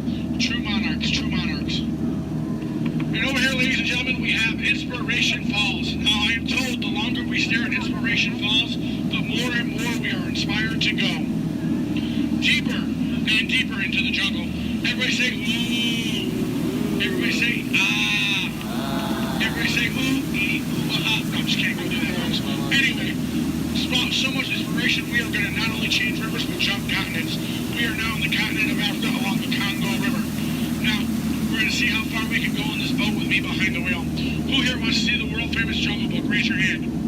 Awesome, everybody. Because there it is. Now, up here at the beach, ladies and gentlemen, I have arranged for you a welcoming pygmy party. There's going to be music, dancing, singing, eating, drinking, all sorts of fun, all sorts of game, all sorts of craziness, all sorts of... Oh. I can't see anybody canoe. Guys, the jokes are only going to get worse from here, I promise. I wonder what might have scared off my friends, the pygmies. Anybody see anything that might have scared them away? Yes, that giant python could have done it, princess. They can grow up to 33 feet in length, but don't get too close. They can develop a crush on you. They're really friendly. So let's stop by my base camp, guys, and pick up some supplies. Oh. This is what happens, guys, when you leave your door open in the jungle. You get unwanted house guests, and they break every single thing that you own. Good news, though, guys, they got my Jeep to turn over. I wonder if they used a monkey wrencher called 888. All right, ladies and gentlemen, we are now cruising along the Nile River. It is the world's longest river. It goes on for miles and miles and miles. If you don't believe me, you are in... False. You're in disbelief. We are on the Nile River. Right over here, ladies and gentlemen, is Jimbo. He's an African bull elephant. I taught him some tricks. Jimbo, speak. Jimbo, speak. Okay, we're getting the silent treatment. That's fine, that's fine. Esmeralda, speak. Really? What did I do? Come on, guys. Get with the program. There they go. All right, right over here, guys, we got the sandstone rock formation. A lot of people take it for granted, but I think it still rocks. It's one of our bolder attractions here in the jungle. Now, ladies and gentlemen, we got the wildebeest, we got the giraffes, gazelles, impalas, zebras, and lions. Hey, guys, those zebras in the back, they are the oldest zebras on property. You know how I know that? They are still in black and white. Don't worry about that zebra with the lions, everybody. He's just dead. Dead tired. Dead tired. All right, ladies and gentlemen, over here we're going to say hi to one of my oldest friends in the jungle. Her name is Ina. So as we go by, I want everyone to wave and say hi to Ina for me. Here we go, everybody. Say it. Hi, Ina! By the way, Ina is the zebra in the back. It looks like those guys on that tree are in some trouble. Oh, boy. All right, ladies and gentlemen, we are now cruising along in crocodile country. Crocodile country, there's a lot more dangers than just crocodiles. There's monsoons, there's rapids, and there are these giant things called waterfalls. So if you guys see a waterfall, point it out for me so we can avoid it. We don't want to go over it just yet. We want to go through it later. What's that? Where? Where? Oh, that is Schweitzer Falls, ladies and gentlemen, named after the late, great Dr. Albert Falls. As we go by, I want everyone to lean. Lean. Lean. Don't worry about looking stupid. I'm doing it for you. Lean. Lean. Lean. And we will make it. All right. Ooh, that was close. Man. I know a lot of people will ask me, Skipper Jason, how is it you became a world-famous Jungle Cruise skipper? And I tell them, quite frankly, isn't it plain to see I took a crash course? Toughest thing about flying, ladies and gentlemen, is the ground. It's totally the ground. So we're going to keep cruising right along, people, into this pool full of hippos. It had to be hippos. All right, guys, cover your ears. This is going to get loud. They gave me something to scare away the hippos. Cover those ears. Shoo, hippos, shoo! Make way! Be gone! Be gone, hippo, be gone! I showed those hippos who's boss. Alright, guys, we're now cruising out of this hippo pool and right into headhunter territory. It is not the greatest of places to be headed. If you don't believe me, looking as my last crew. Those boneheads did not believe me. Wait, you guys hear those drums? Are those warriors dancing? Yes, they are. That can only mean one of two things. They're either going to attack the boat, or they've lost the key to the men's room. Do me a favor, guys. Keep your eyes peeled out on this side of the boat for an ambush. If you see an ambush, point it out and let me know. I'm going to look over here. Where? Princess, that's not an ambush. That's an ambush. You can tell by its leaves. All right, ladies and gentlemen. This is what everybody got up early to come to Disney for. Are you ready? Are you ready? Here we go. The eighth wonder of the world. The backside of water. Kids, do not try this at home. You'll hit your head on the faucet and that hurts. Don't ask me how I know. Alright guys, we're now in the Mekong River here in Southeast Asia. There's this really cool temple I want to show you guys. It's awesome. It's amazing. The entrance is just up over here. Oh. It looks like there's been an earthquake since the last time I've been through. What do you guys say? Do we go in? Yeah. There could be danger. There could be adventure. There could be treasure. Or worst of all, it could be another Disney gift shop. Alright guys, stay seated, keep your eyes open. I'm gonna stay seated and keep mine closed. Oh wait, it's just a root canal.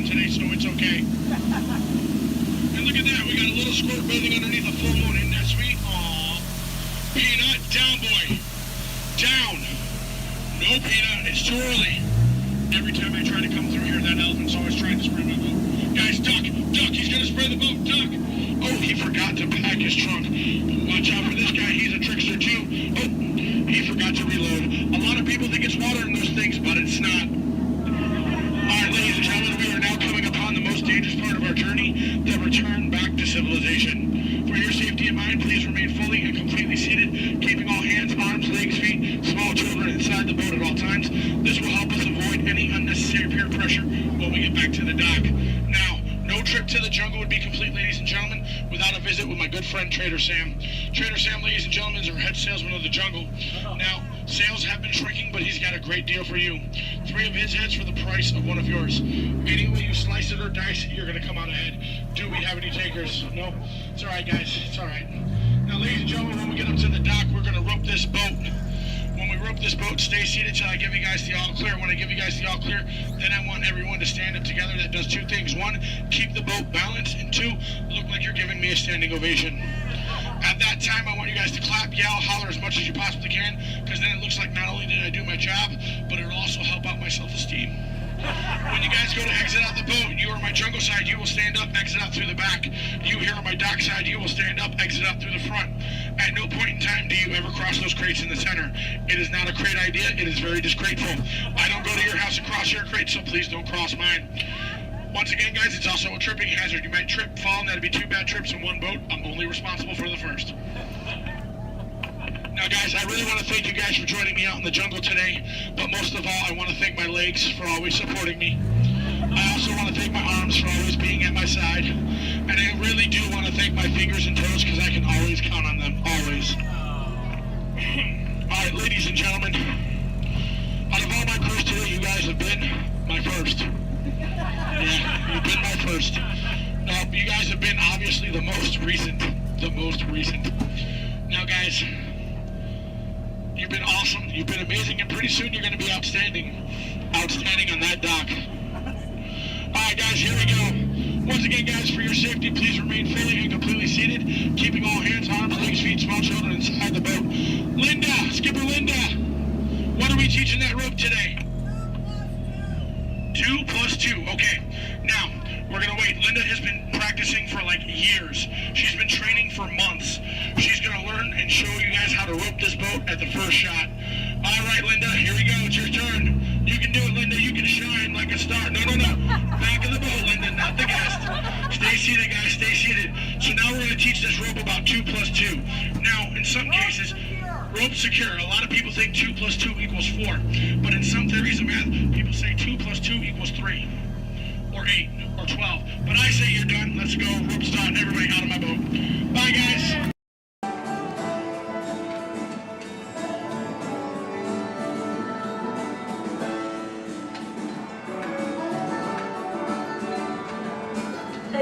What's going on here?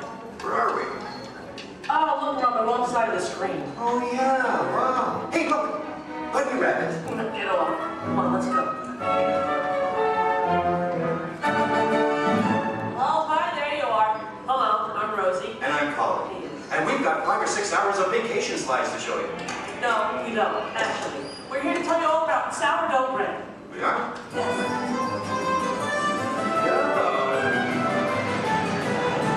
Okay, let's get started. Did you know that the traditional sourdough baking process goes back to the California Gold Rush? You're reading this, aren't you? No, of course not. I did some research. I made a few notes. So, my little encyclopedia, what exactly is sourdough? Well, it's a type of bread that doesn't use yeast as a leavening agent. These miners had agents? I don't think so. Look at them now. Isn't it nice to see the guys helping with the dishes?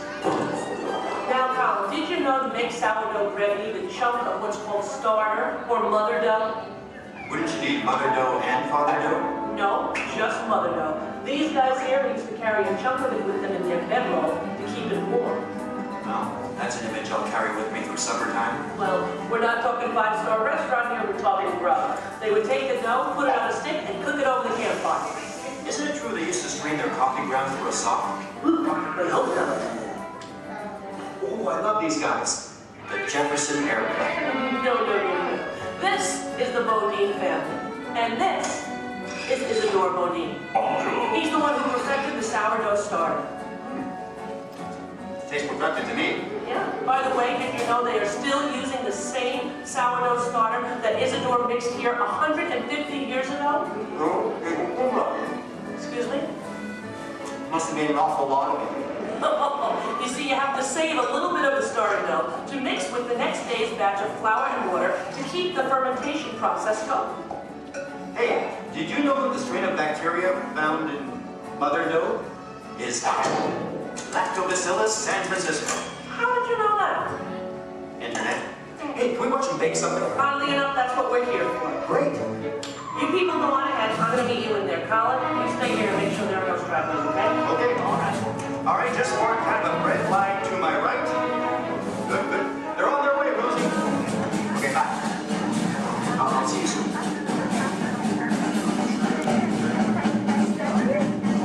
Okay, everybody, here we go. Come on in. There's plenty of room. Gather around the window right here. Make sure you can find a spot where you can see me on one of the screens. Come on, Colin. They can find their way, okay? It's not the California Trail.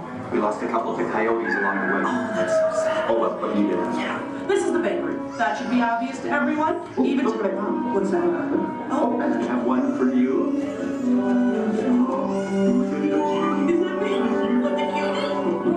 Okay, I'm ready to start baking. What do we do first? Okay. First you get a hunk of the mother dough and mix it with flour, add a little salt and water, and that's it. Voila, the entire list of ingredients. Right. Here's some dough.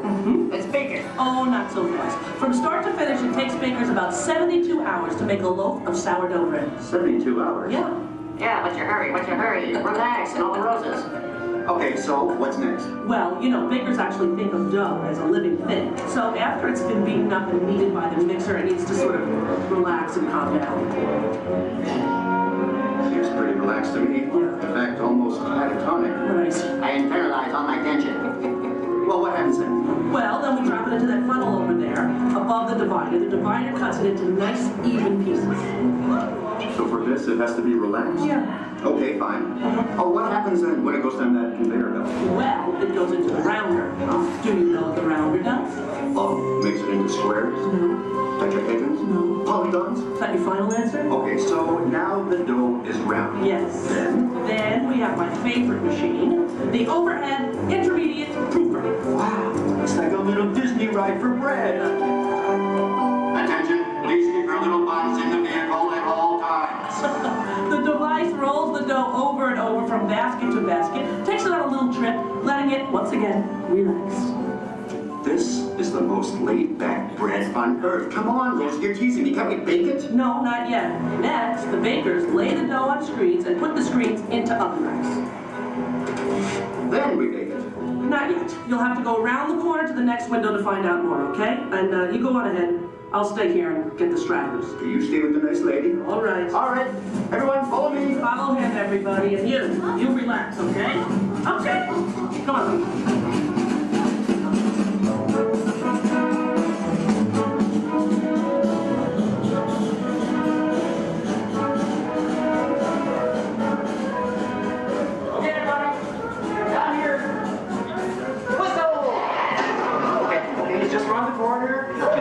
Out along this window. All right. Everyone, can you see me? Oh, nice shirt. All right. All right. Okay. Well, this, I guess, is the oven. If not, I'm having some incredible hot flashes. Slap some garlic butter on me and I'm ready to go. Hey, Colin. Okay, where were we? We were getting ready to bake some bread. No, we weren't. What, are you trying to confuse me? Let me think. I remember the racks of dough. The racks of dough are taken upstairs to a refrigerated fermentation room. Refrigerated? Yes. Look, I know a thing or two about baking bread. Well, actually I don't, but I'm pretty sure you have to have heat to bake something, right? Sounds right to me. For a technical question like that, I'm going to have to call in an expert. I'd like you to meet my friend, Tony, the baker. Tony! Hi! Are you enjoying your visit? Oh, we're having a great time. We really are. But I'm afraid I have reached my limit of baking knowledge. Tony, call it here. Give us the lowdown. Don't you think we've coddled this dough long enough? Isn't it time to turn up the heat on this baby? Well, no. The dough needs time to ferment in a refrigerated, climate-controlled room. Now that gives the bread a better flavor, texture, and color. It takes about 13 to 16 hours. You know, I like a man who can cook. Then what happens? In the proof box, the dough is slowly brought up to about 95 degrees, 90% humidity. Why not just take it to Florida? All right, so it's baking now, right? Because it's rising? No, it's still fermenting. The dough triples in size now due to the expansion of trapped gases. Hey, listen, we all have trapped gas occasionally. Well, now the bread is scored, so it won't split with its base. Oh, so now I'm almost afraid to ask. It's time to bake it, right? Or do we have to take it out to dinner first? Maybe a bit of a rub-down? It's ready to bake. You're kidding. I hear they spin the bread around when they're actually baking. Is that true? That's right. And a mist of steam is sprayed on it from time to time. This gives the crust a beautiful reddish golden color. Oh, so I'm thinking I probably couldn't do this at home in the toaster oven. No, I don't think so. Listen, Tony, thank you so much. Yes. It's been a thrill. You were superb. I feel enlightened and rich for men. My pleasure. Bye. Bye-bye. You know what? I'm going to spray you down because I think you could use some of that golden Okay, just a little on the... that's enough. All right, the hair. You know what, deep frizzy. Ladies and gentlemen, the moment you've been waiting for. A masterpiece of the baker's art. What are you doing? Hey, what are you... Waiting for that. That's not yours. Tony gave it to me. He looked right at me. He didn't look at you. That was ours to share, Colin. No, it's mine. It's all mine. One piece, please. One little piece? A tiny piece? I'm telling Mickey. All right. Here. Yeah, you see? Here, don't tell Goofy I owe money. You do? Well, don't even ask. I don't even want to get into that. Goodbye, everybody. Have a great time here. Bye. I'm going to go eat. Share it.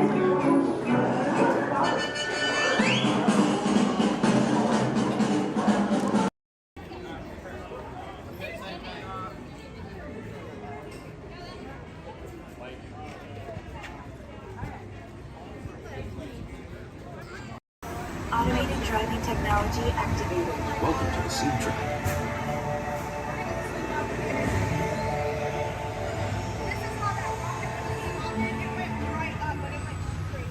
We'll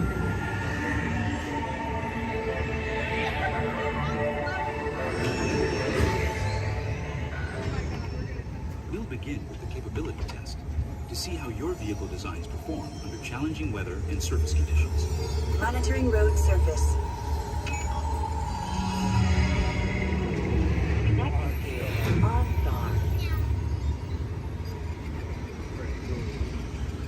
SIM car performance data acquired.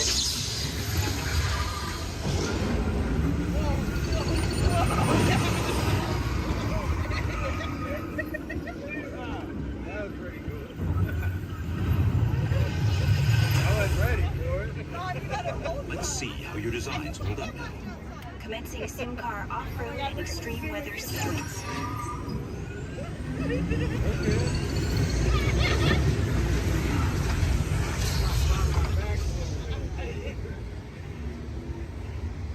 Capability test results displayed and verified. Now let's see how your vehicles compare when it comes to their efficiency. Scanning SIM card for optimal eco efficiency.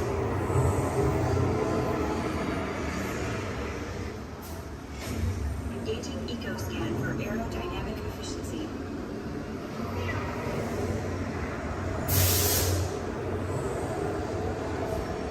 Drive systems analysis. Hyperspectral imaging in progress. Calculating total enviro impact.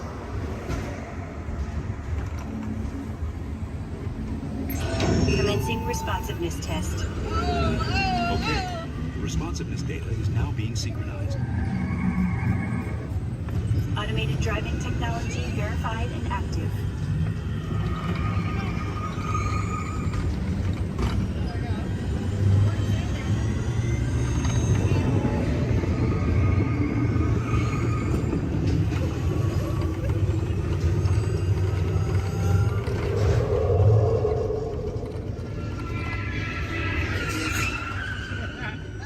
Automated crash avoidance technology disengaged.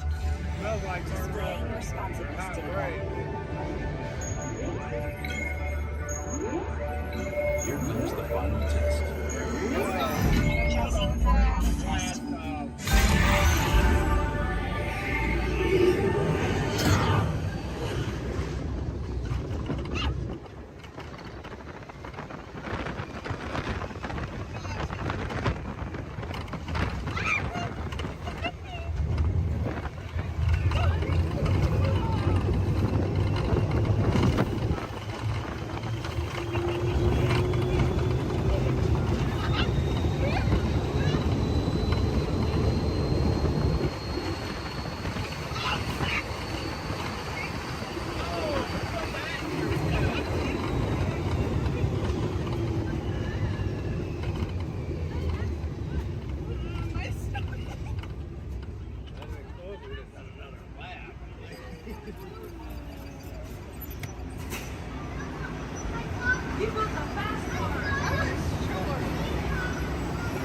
Displaying power test results.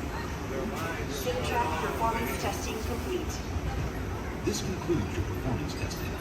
You'll be able to see how your Chevrolet custom concept vehicle designs compared with the sim car after you disembark.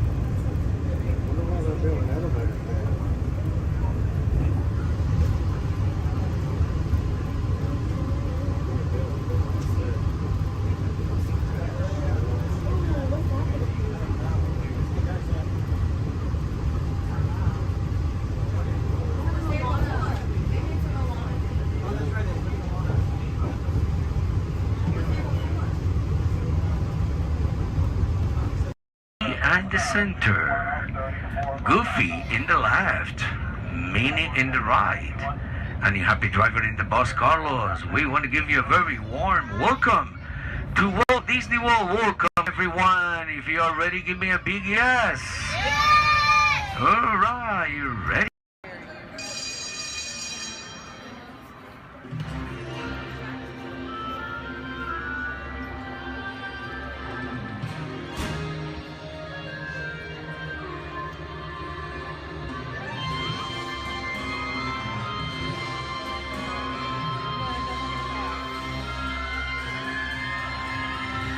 Welcome aboard. At this time, I'd like to ask everyone to please remain seated throughout the show. Please keep your arms, hands, legs, and feet inside the vehicle at all times. Don't forget to supervise your children. And for the safety of our cast, please refrain from the use of flash photography and external video lighting. Now that we've taken care of business, let's talk about me. My name is Justin, and I will be your guide for this magical journey into the movies. It's the perfect job for me because I love movies. Is everybody ready? Well, great, because it's showtime. Ready when you are, CB.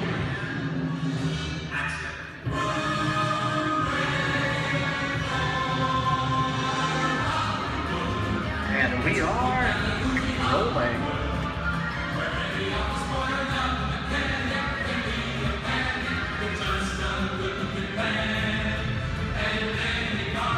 Hello everyone and welcome to the Great Movie Ride. Once again, my name is Justin and I will be taking you from this Hollywood soundstage into some of the greatest movies of all time. On one tour. But just between you and me, this is no ordinary tour, as the Great Movie Ride brings movies to life and puts you right in the middle of the action.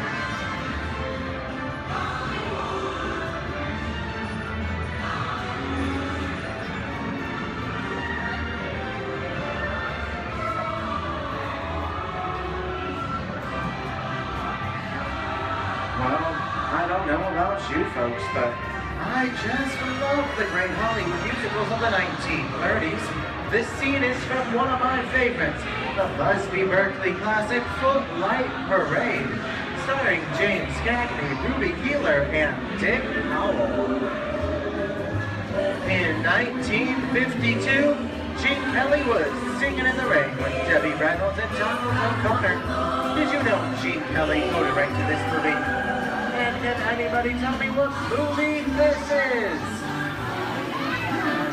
Right, Walt Disney's Academy Award-winning film from 1964, Mary Poppins, starring Julie Andrews and Dick Van Dyke. The London fantasy of Mary Poppins was shot entirely indoors on sound stages at the Walt Disney Studios in Burbank, California. There was no exterior shooting at all.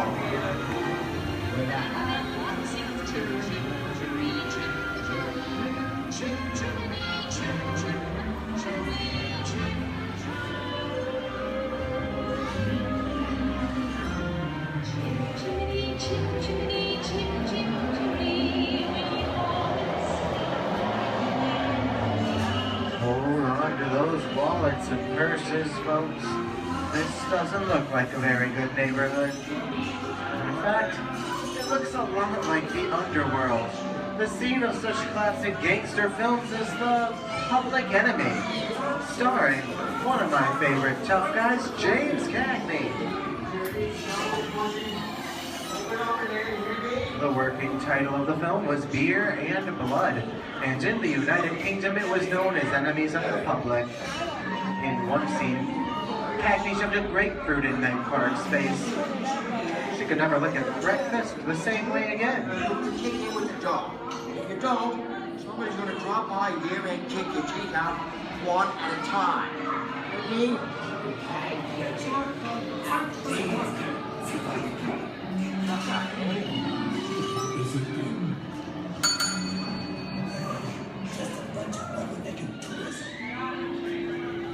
Sorry about the delay, folks, but I don't want to run a red light, even if it is just a movie. You talking to me? You talking to me?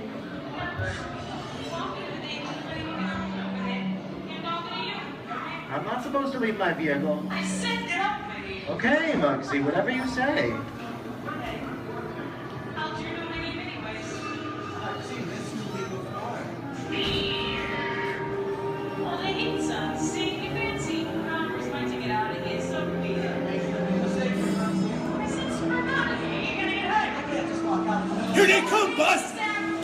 Watch your grinders!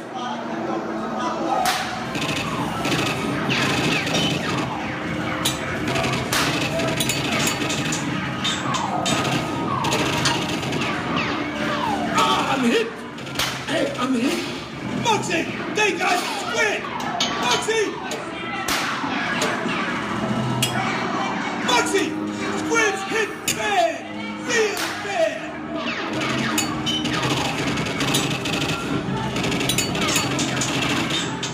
Everybody just inside. Remember, red lights against the law, and I would never break the law. Hey kid, watch this. No more red light. Moxie!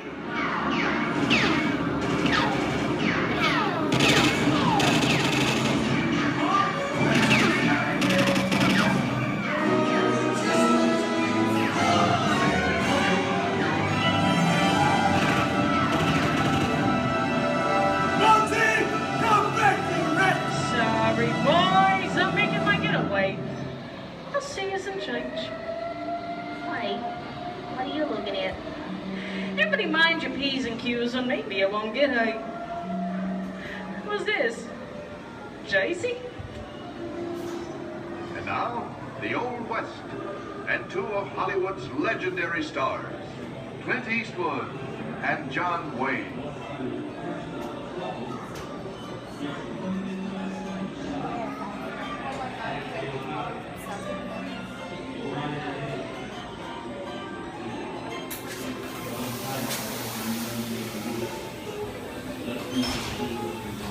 Sleepy little bag, ain't it?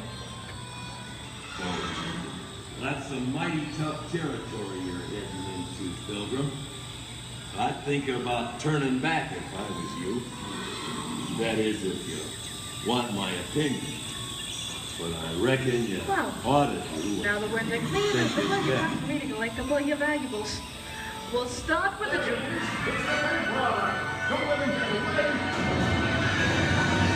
You're gonna have to catch me face, Copper.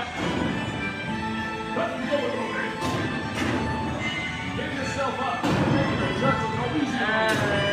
is nuts and bolts. I'm getting out of here. For this, I've been doing. Nobody's staying my neck in the noose. Can't get any worse. Put a hole right in the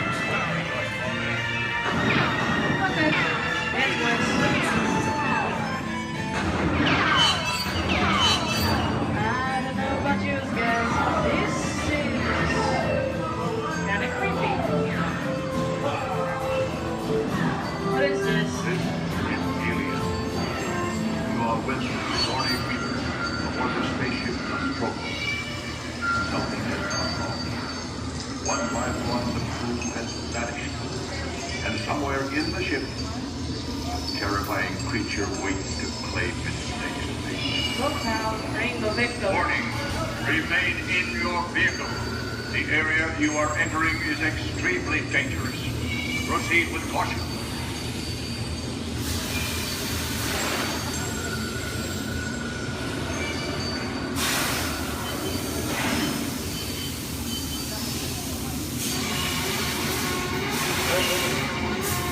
The emergency destruct system is now activated.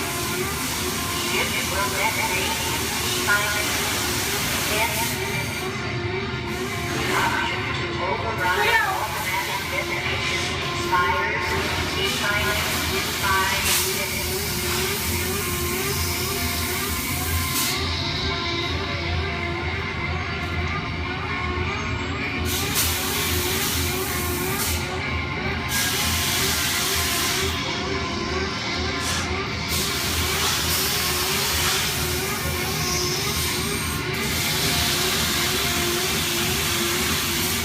There he is again. Okay, this is a creepy boy named one day, right?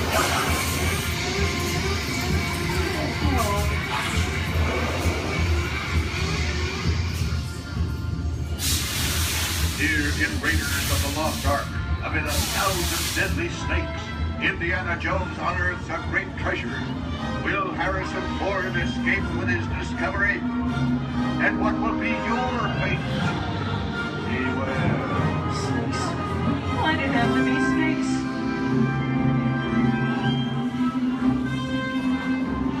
Dust of 3,000 years lies undisturbed in this ancient burial chamber. On the chest, the great stone god, priceless jewel. You learned that, you guys. Time for me to get back to work. Don't nobody move while I go get the goods. I don't think they notice a few extra bodies around here. But the jewel is guarded by a curse. And those who dare defy that curse must pay with their lives.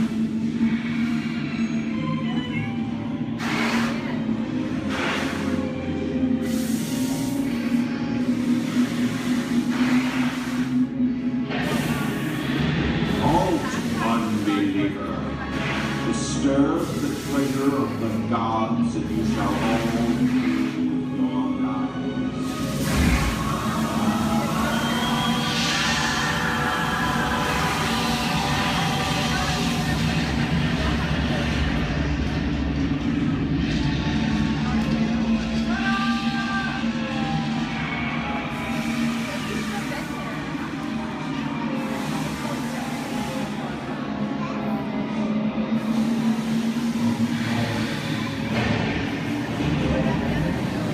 Well, I told you folks I was just going for popcorn.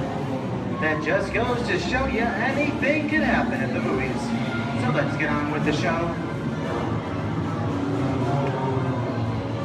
I see dead people. The horror movie is my all-time favorite genre. Some of the best horror films are produced in the 1930s and 40s, but monsters, mutants, and maniacs are still audience favorites and continue to haunt us today. Now that's what I call a wrap. We're now entering the jungle home of one of the most beloved characters of all time. And no, it's not George of the Jungle. Actually, it's Tarzan, played there by Johnny Weissmuller. Over here we have Marino Sullivan as Jane, and the one and only Cheetah as herself. Tarzan has appeared in nearly 50 film adaptations since 1918, including Disney's 37th animated feature.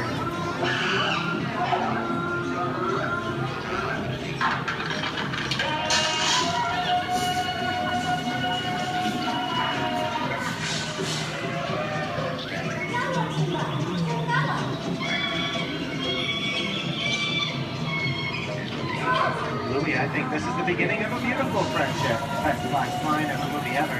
Humphrey Bogart to Ingrid Bergman in the classic romance, Classic Bronco. Inside of our brother, when you belong to Victor, times work nothing that keeps you around. Maybe not today, maybe not tomorrow, but soon, the rest of your life. You'll always have had it. You didn't have it. You lost it until you came to Casablanca. You got it back last night.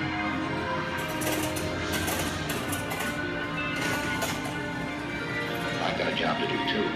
Where I'm going, you can't follow. What I've got to do, you can't be any part of. Ilsa, I'm no good at being noble. It doesn't take Here's much one of to my see favorite movie stars, three that Mickey you Mouse in know. one of his greatest roles, The Sorcerer's Apprentice in Fantasia. When the movie came out in 1940, Walt Disney promised to add new musical sequences in the future. His nephew Roy kept that promise 60 years later with the release of Fantasia 2000. The sorcerer in this sequence was named Yensid, which is Disney spelled backwards.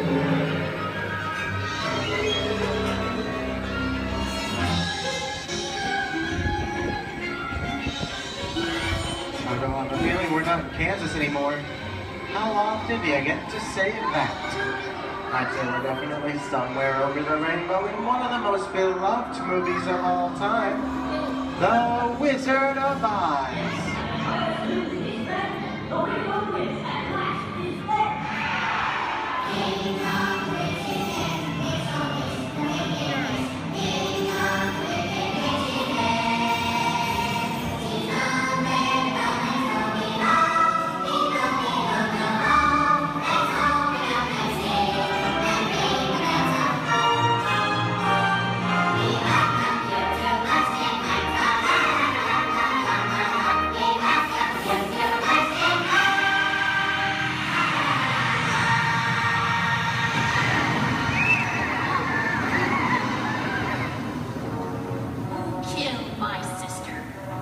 killed the Witch of the East?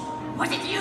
No, it was an accident. I didn't mean to kill anybody. Well, my little pretty, I can cause accidents too. Oh, rubbish. You have no power here. Be gone before somebody drops a house on you, too. Very well. I'll bide my time. But just try to stay out of my way. Just try.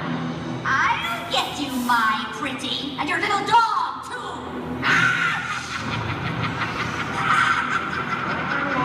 We get out of here. What do you folks think? Which way do we go? Follow the yellow brick road. Follow the yellow brick road? Now, why didn't I think of that? Sing along, folks. You know the words.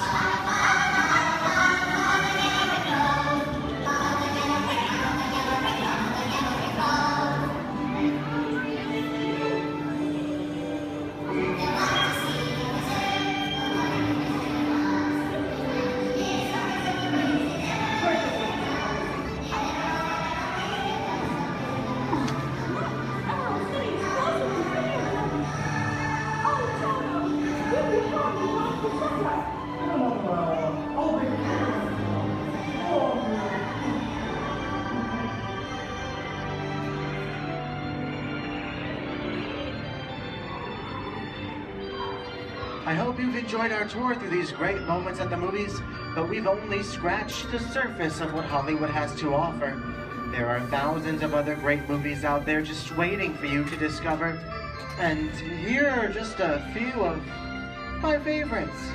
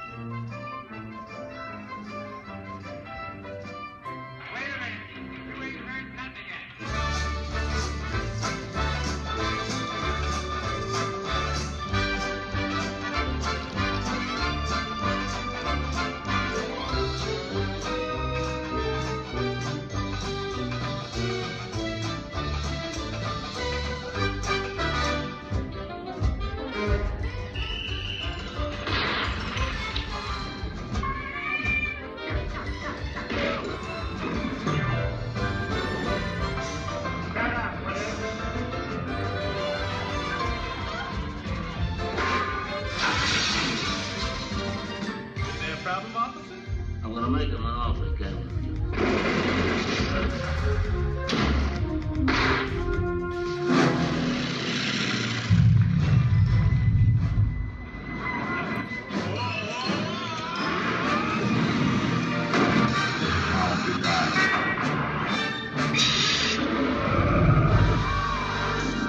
We're not in Kansas anymore.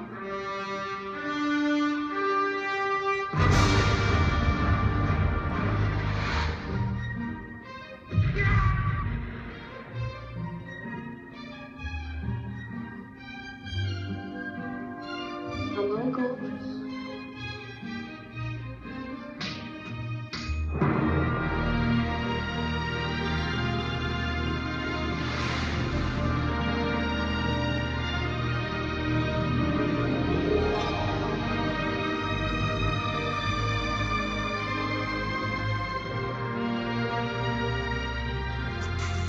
I want you to go. We didn't need that. We had faces.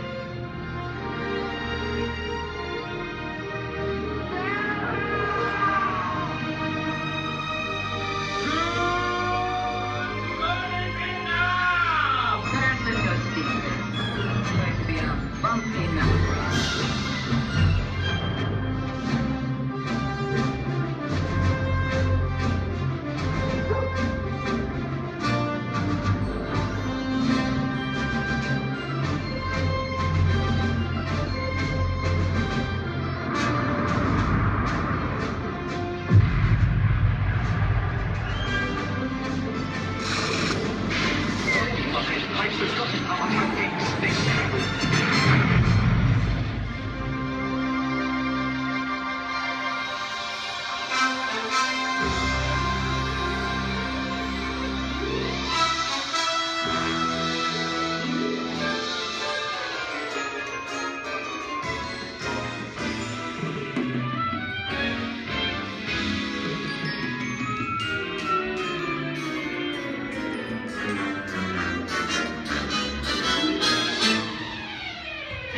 from Disney's Hollywood Studios, I'd like to thank you for joining us on the great movie ride.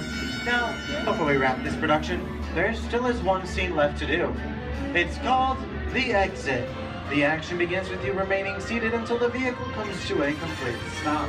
Then gather your belongings, take small children by the hands, and when these doors open, rise dramatically to your feet and make your grand exit directly to the rear of your vehicle. Oh, and one more thing. When I yell action, don't forget the thunderous applause for yours truly. Okay, places everybody, and action! Thank you. Have a wonderful day here at Disney's Hollywood Studios, and all to you and the movies the stuff dreams are made of. Good.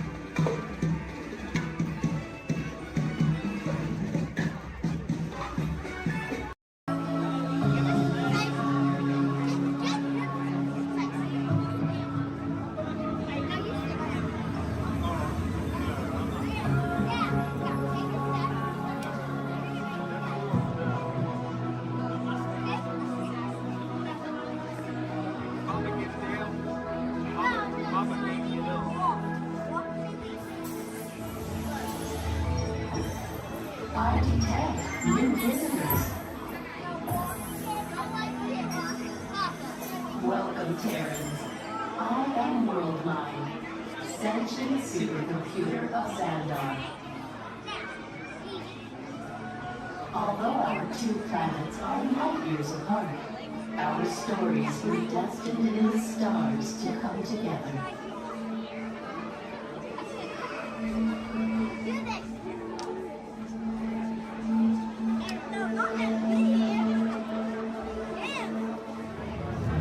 The early stars of our cosmos were enormous, hundreds, even thousands of times larger and brighter than our Terran sun. Many of these stars grew hotter and denser until they exploded, creating new stars in a cycle that lasted more than 1 billion years. Over time, the remnants of these explosions began to swirl and coalesce into planets in your solar system and ours. You Terrans named our galaxy Andromeda, and yours, according to Peter Quill, after a Terran demi-drink. I am still trying to comprehend you Terrans and your terms, but find Milky Way a curious choice. Among the newly formed stars, at the end of the spiral arm of your Milky Way, is a star which you call Sun.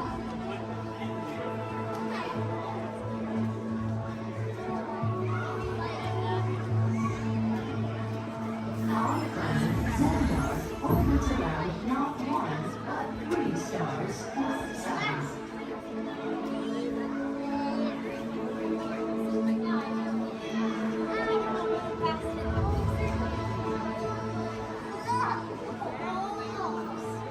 And despite the vast distance between us, our 2 galaxies are actually moving closer to each other. In just 4 billion years, they will merge with a gravitational force that will bind them together. Imagine Terrans and Xandarians forever connected, though we have in fact been related from the start, born the same stardust at the dawn of time.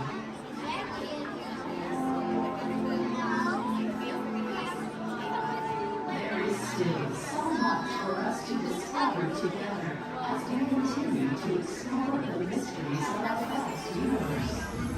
Who knows what dimensions or multiverses we might find? We invite you to discover more of our connected story as we journey through our wonders of Xandar. I am Worldmind. Welcome.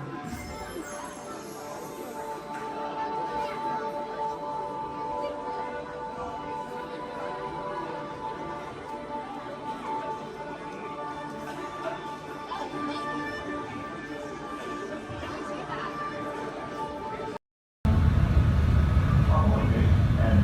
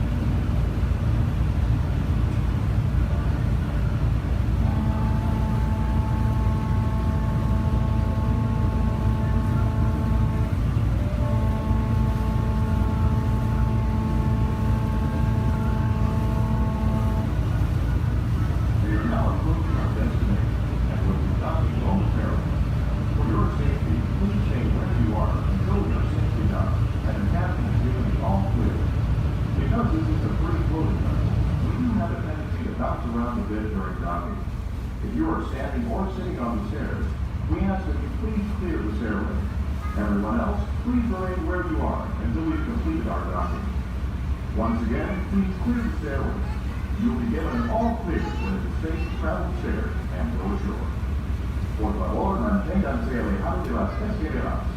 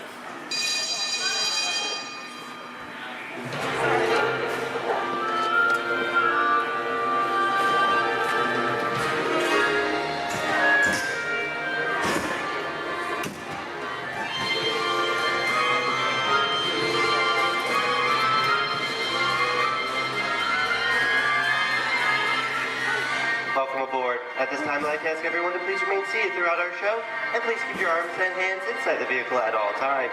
For the safety of our cast, we ask you to please refrain from the use of flash photography and external video lighting. Now that we've taken care of business, let's talk about me. My name is Patrick, and I'll be your guide on this magical journey into the movies.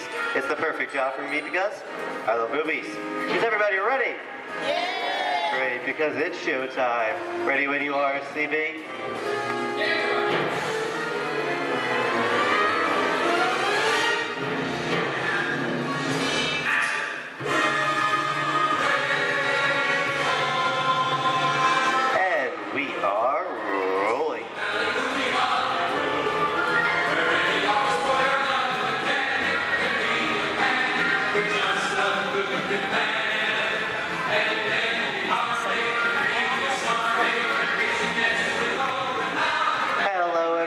Welcome to the Great Movie Ride. Once again, my name is Patrick, and I'll be taking you from this Hollywood soundstage into some of the greatest movies of all time, all on one tour.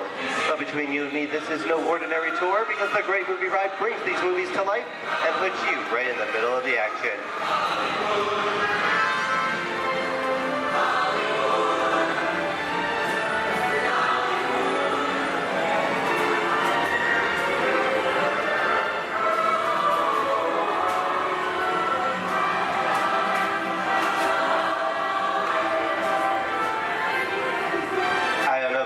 But I just love the great Hollywood musicals of the 1930s. This is a scene from one of my favorites, the Busby Berkeley musical extravaganza, Footlight Parade, starring James Cagney, Ruby Keeler, and Dick Bow.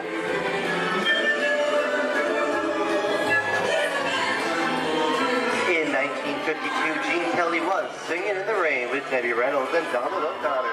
Did you know that Gene Kelly co-directed this movie? Who can tell me what movie this is? That's right, it's Walt Disney's Academy Award-winning film from 1964, Mary Poppins, starring Julie Andrews and Dick Van Dyke. Julie Andrews won an Oscar for her portrayal of the nanny, who was practically perfect in every way.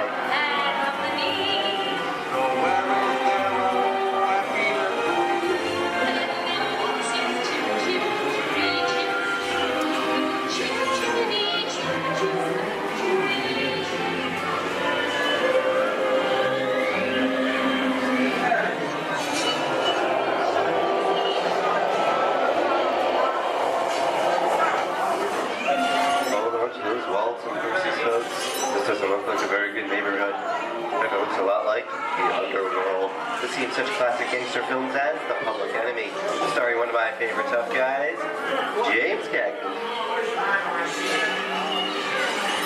The working title for this movie was Beer and Blood, and in the United Kingdom it was known as Enemies of the Public.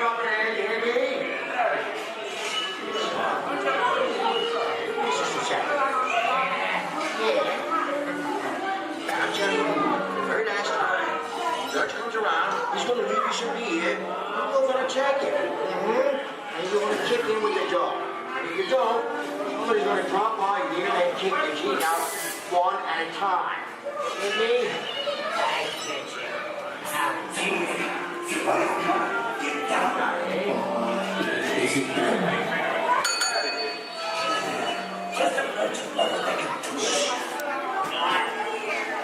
Sorry about the delay, folks, but I don't want to run a red light, even if it is just a movie.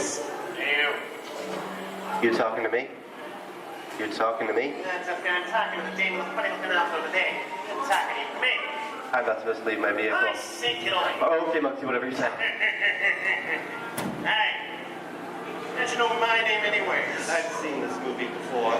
Oh. I've seen you fancy cats like thinking out of your speed. You make a mistake about this and swim out of here. You gotta get out of here. You gotta know the movie. I'm beating you, son! Here they come, boss! Get out your grinders!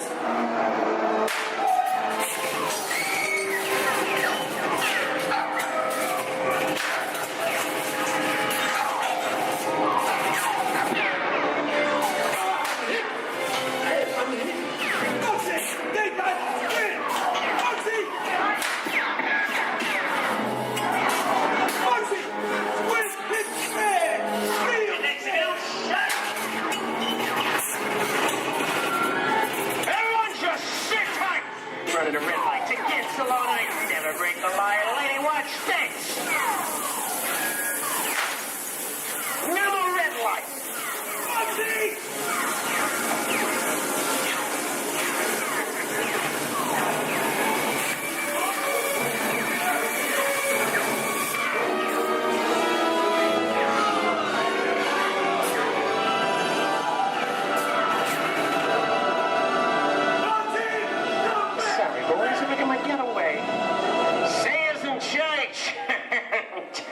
What are you looking at? Everyone mind your B's and Q's and maybe. You won't get hurt. What is this? Jay-Z. And now, the Old West, and two of Hollywood's legendary stars, Clint Eastwood and John Wayne.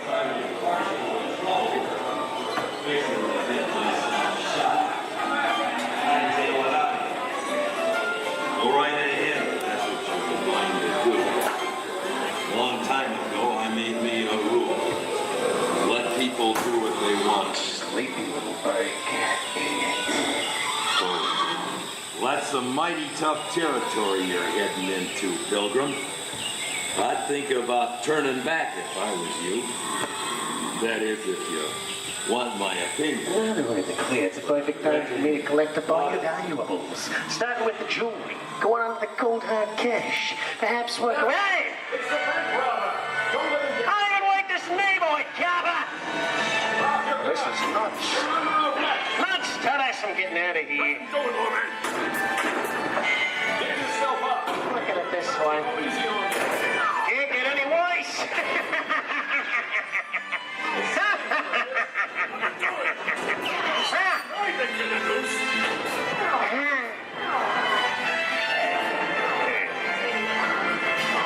Okay.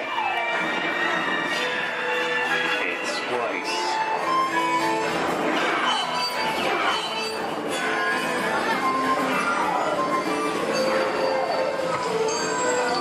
I don't know about you guys.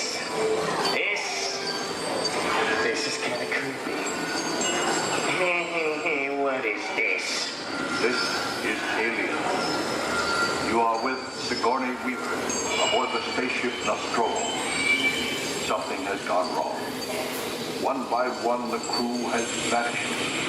And somewhere in the ship, A terrifying creature waits to claim its name. Well, pal, I ain't no victim. Warning, remain in your vehicle. The area you are entering is extremely dangerous. Proceed with caution.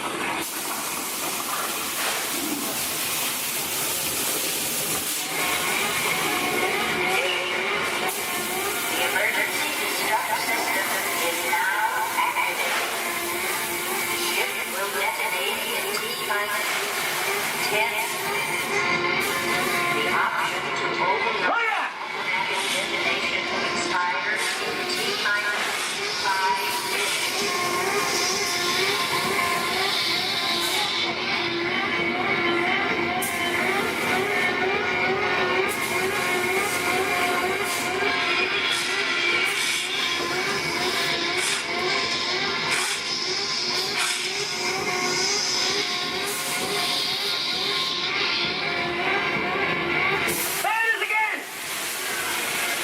Okay, that's enough creepy crawly things for one day, huh? Hey, hey, stop! Wrong! Dear invaders of the Lost Ark, amid 1,000 deadly snakes, Indiana Jones unearthed a great treasure. Will Harrison Ford escape with his discovery? And what will be your fate? Beware. Snakes. Why did there have to be snakes?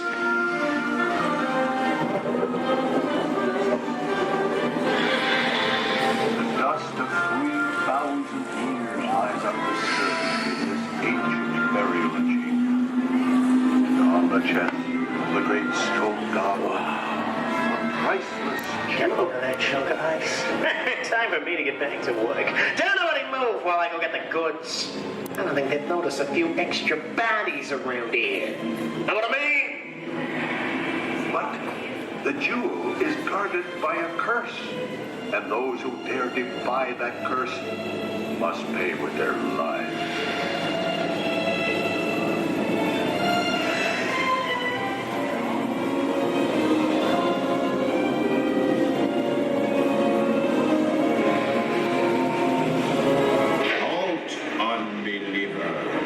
Disturb the treasure of the gods, and you shall all pay with your lives.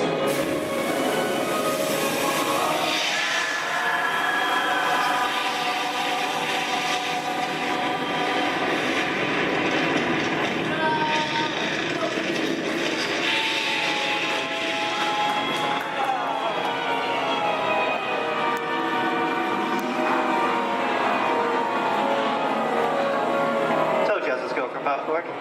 Well, this just goes to show anything can happen in the movies. Now, let's get on with the show.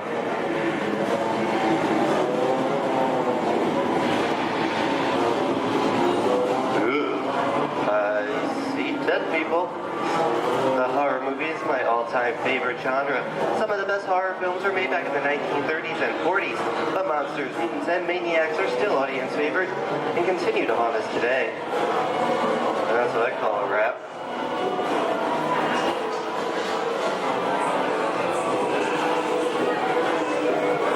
We are now entering the jungle home of one of the most beloved characters of all time. Now it's not George of the Jungle. Actually, it's Tarzan, portrayed here by Johnny Weissmuller.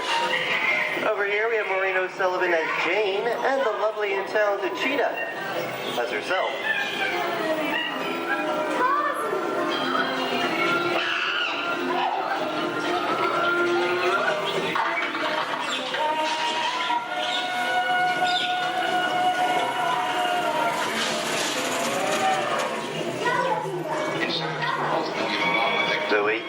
I think this is the beginning of a beautiful friendship. Best last line of a movie ever. Humphrey Bogart and Ingrid Bergman in the classic romance, Casablanca. All the time passed. You didn't have me. You lost it until you came to Casablanca. You got it back last night.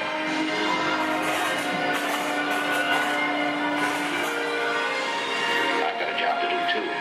Where I'm going, you can't follow. What I've got to do, you can't be any part of. Hilton, I'm no good at being noble, but it doesn't take much to see that the problems of three little people don't amount to a hill of beans in this crazy world. Someday you'll understand that.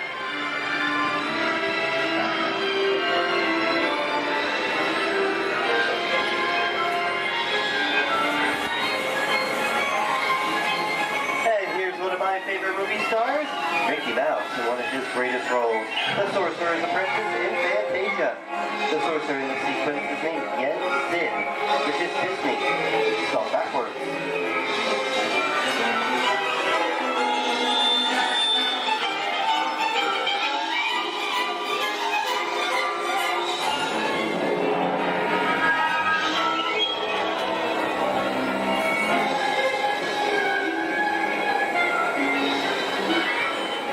Toto, I have a feeling we're not in Kansas anymore. How often do you get to say that? I'd say we are definitely somewhere over the rainbow in one of the most beloved movies of all time.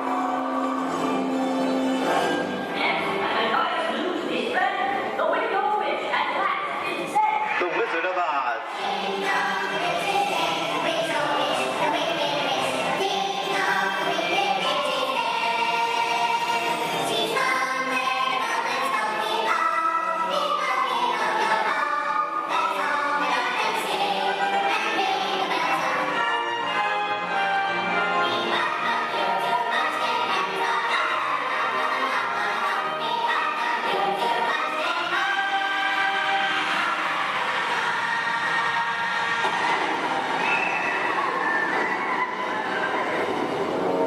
Who killed my sister? Who killed the Witch of the East? Was it you? No, it was an accident. I didn't mean to kill anybody. Well, my little pretty, I can cause accidents too. Oh, rubbish. You have no power here. Be gone before someone drops a house on you, too. Very well. I'll bide my time. But just try to stay out of my way. Just try. I'll get you, my pretty. And your little dog, too. I wonder how we get out of here. What do you folks think? Which way should we go? Follow the yellow brick road. Follow the Yellow Brick Road? No, when I think of that. Bring along, folks. You know the way.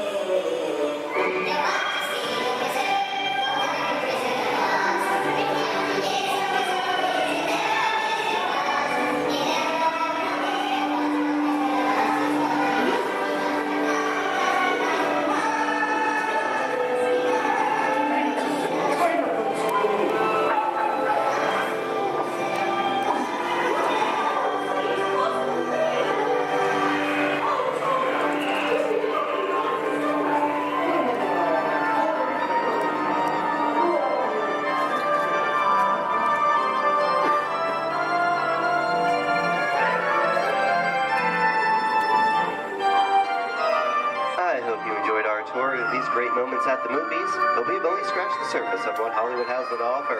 There are thousands of great movies out there just waiting for you to discover, and here are just a few of my favorites.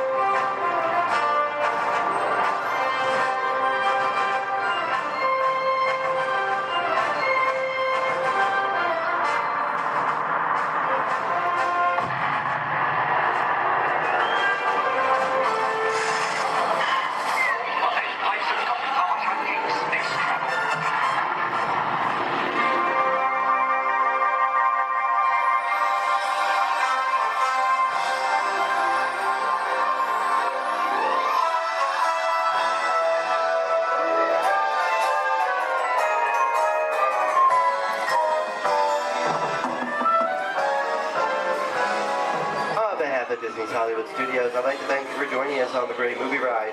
But before we wrap this production, there is still one more scene to do. It's called The Exit. The action begins with the remain seated till we come to a complete stop. Then gather all your personal belongings and take small children by the hand. When these doors open, rush dramatically to your feet and make a grand exit directly to the rear of your vehicle.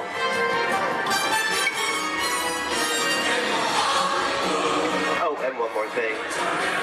When I yell action, don't forget the thunderous applause for yours truly. All right, places, everybody, and action! Thank you, thank you. Have a wonderful day here at Disney Hollywood Studios, and we'll see you at the movies. The stuff movies are made of. Goodbye, everyone.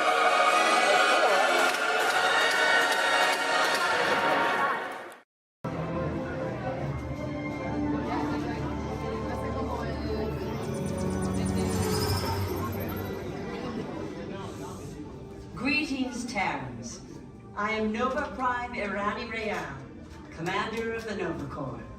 On behalf of all Xandarians, I hope you have enjoyed exploring the wonders of Xandar. As you have seen, your world and ours were born of the same moment, one which you refer to as the Big Bang. As such, we are all galactic neighbors in a vast universe which we and countless others share. For you to travel to Xandar would take 2.5 million years, assuming you had a ship that could fly at the speed of light. So we decided to come to you. But even we could not have reached you so easily were it not for the Cosmic Generator, an advanced piece of Xandarian technology that creates jump points, artificial tunnels that act as shortcuts, linking distant points in space. It is our desire to share this wondrous technology with your people so that together we might explore new worlds and create a brighter tomorrow. And now, as the culmination of the wonders of Xandar, you will be teleported to a Nova ship above your planet for a demonstration of the Cosmic Generator. I trust you will find it an unforgettable experience.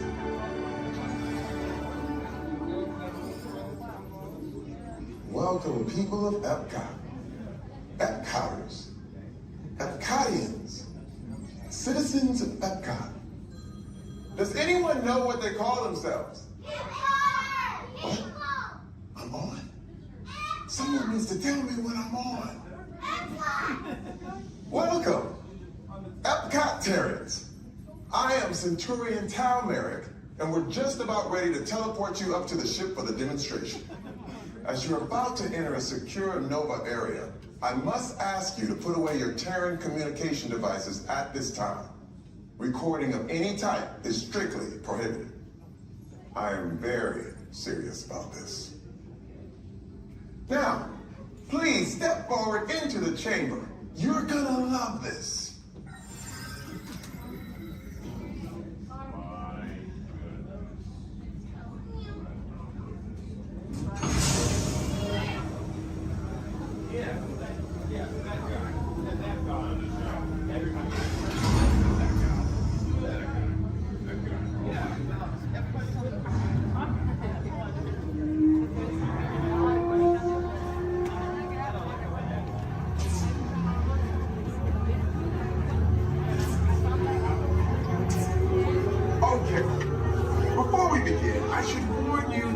Never teleported Terrans before. But since your molecular structure is very similar to Xandarians, it should work. It'll work. So long as you are standing inside the lighted ring. You do not want to know what happened last time someone did not stand where I told them to, okay? Please make sure you're all the way inside that lighted ring on the floor. We must teleport you till you're all the way inside that lighted ring.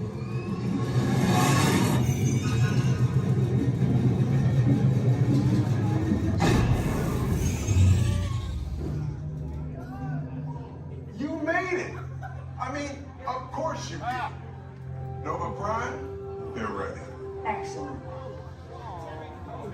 What you see before you is the cosmic generator.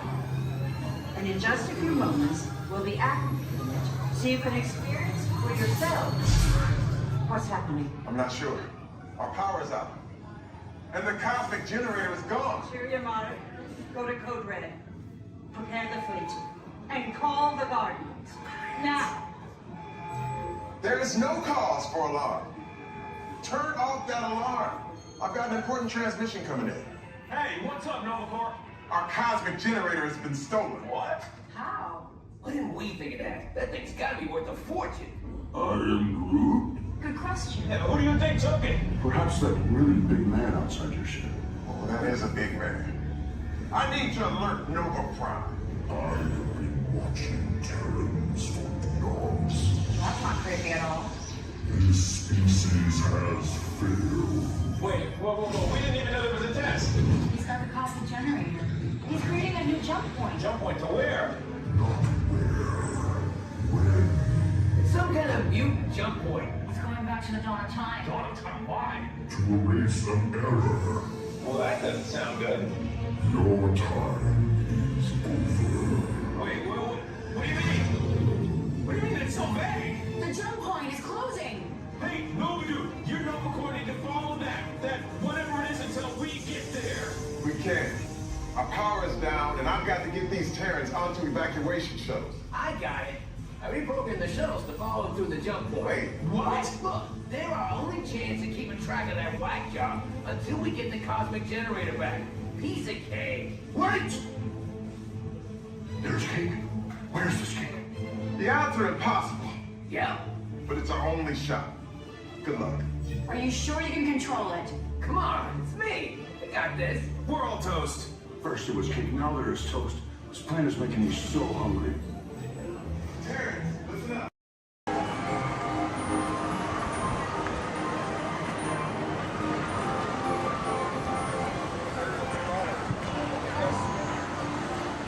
Rest all the rest them all up.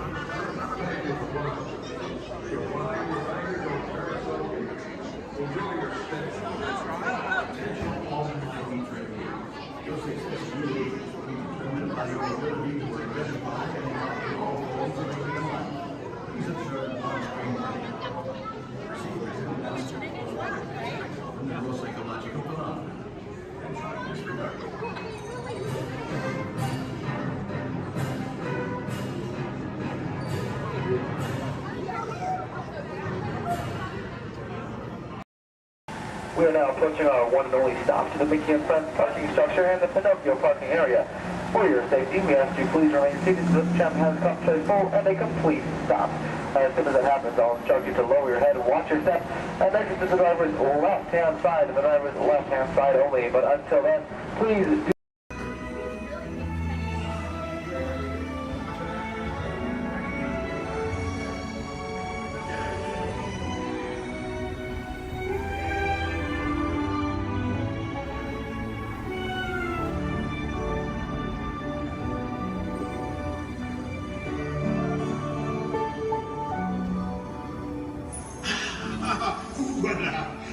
venez, venez. Suivez-moi, je vous prie.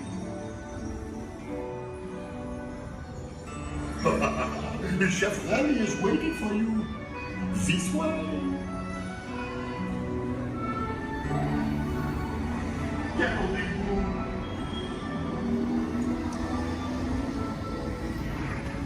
Oh, les erreurs, les invités pour le dîner. Here! Hein? Vous n'aurez pas idée là? Concombre? Non. C'est pour omelette? Tout simple. What? Mais oui, that's it!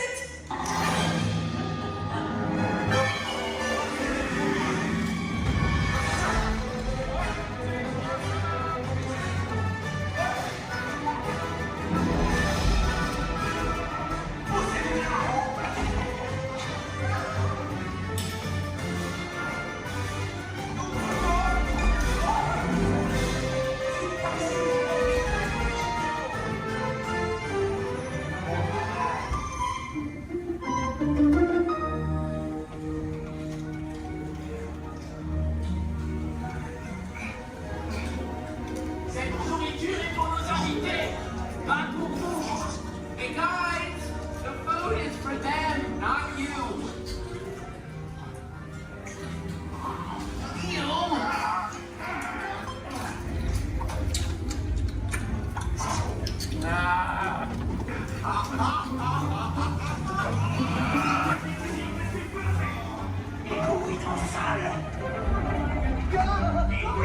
What are you doing? Que manigocez-vous? Out of my way!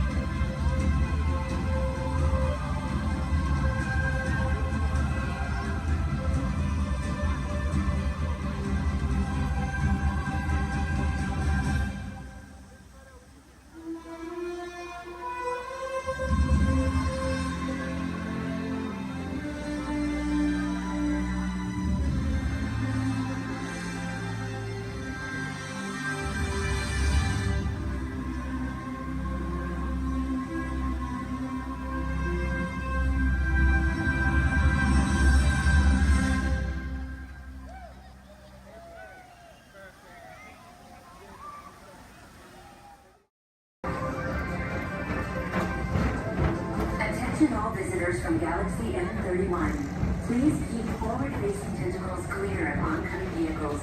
Thank you.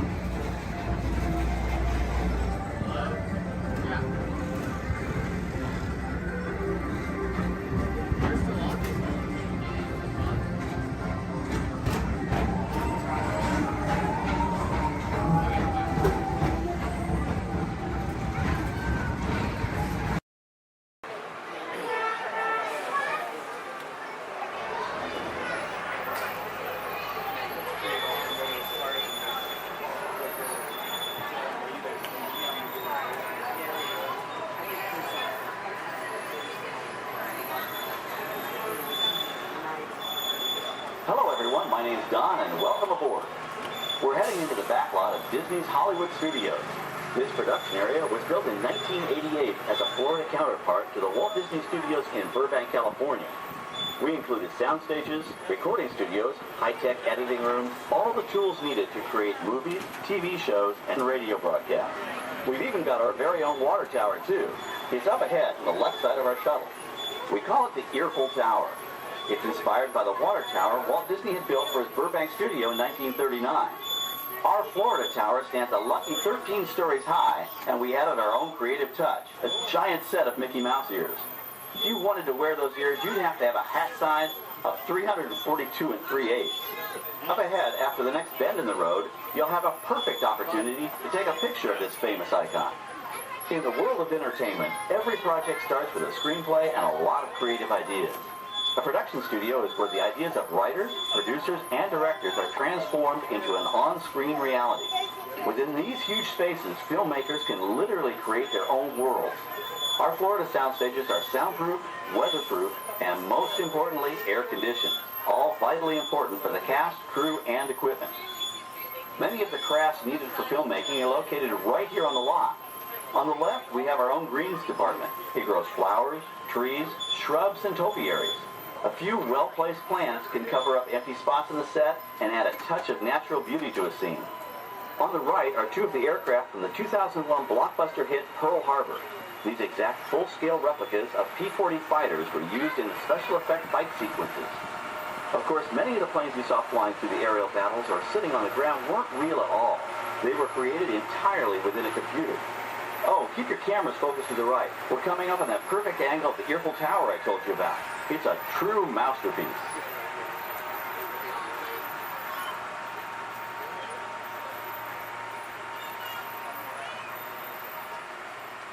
We're entering one of our most glamorous and colorful departments, creative costuming. Every star has to have just the right wardrobe, and it all begins here with a designer's sketch.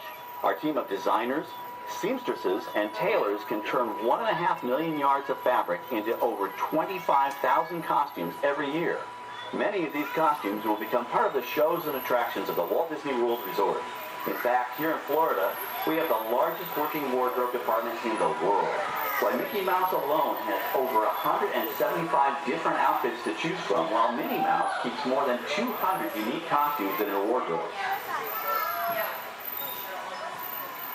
On the left are costumes worn by the stars in recent studio productions. You'll probably recognize some of those costumes from the big screen. Every story needs a setting, and our design staff can create just about any place a script calls for, from an urban city street to a remote desert canyon. On the left is our scenic shop where large-scale sets and props are built. Our team of set designers, carpenters, artists, and engineers has created caves and caverns, game show sets, even replicas of the U.S. Supreme Court and NASA's Mission Control, all on our sound stages. The shop also provides sets and props for our shows and parades here at Walt Disney World. The same skill and craftsmanship that goes into a movie set can also be used to create magic for our parks. Either way, it's all about making dreams come true.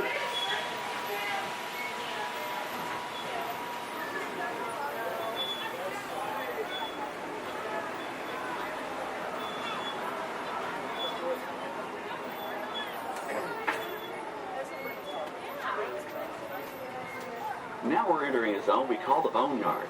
It's an outdoor storage area for oversized props and vehicles. Cars, trucks, boats, planes, we often save these props in case we need them for future productions. In this backlot collection, you may find real working vehicles, non-working mock-ups, and even large-scale miniatures used in special effects shots. Large-scale models create a more convincing illusion on camera. We even placed small cutout passengers in the windows of the plane.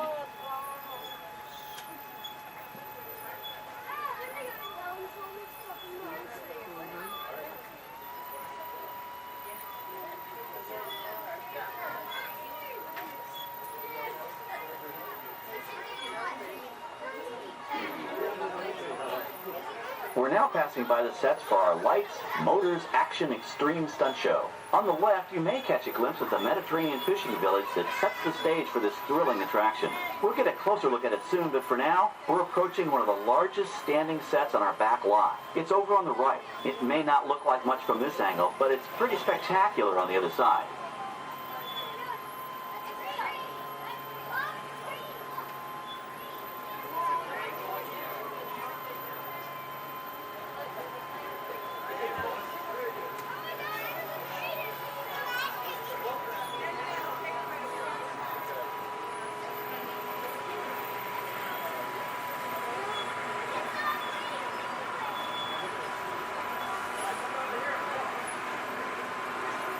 This is great, folks. The production crew has just given us clearance to enter the set.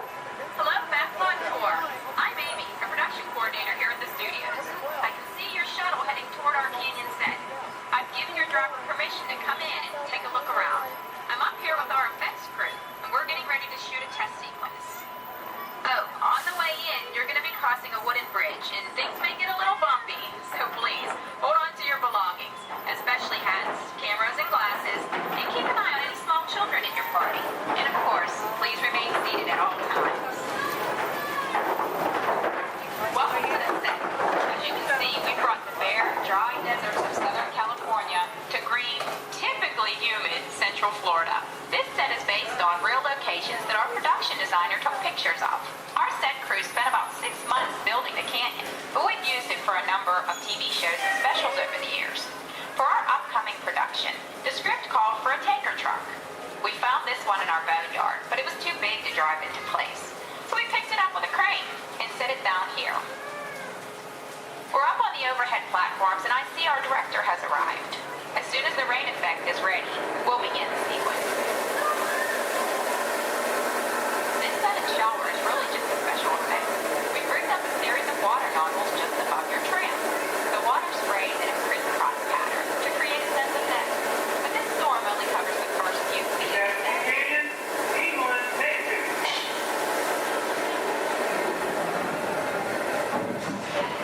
Okay, it's showtime.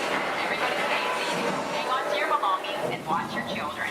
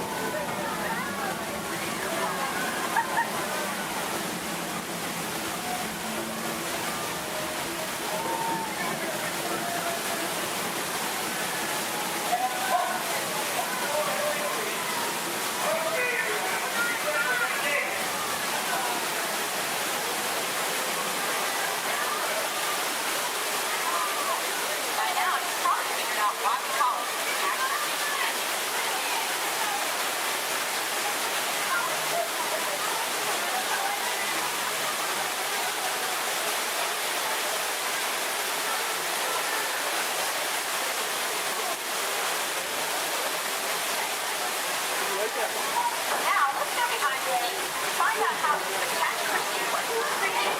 The canyon is southeast facade, a steel structure covered with wire mesh and layers of concrete, sculpted and painted to look like natural rock formations.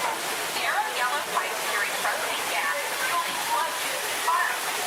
For the flash flood, we used 100% real water, about 70,000 gallons of it, dumped from overhead tanks. Oh, but don't worry, we recycle.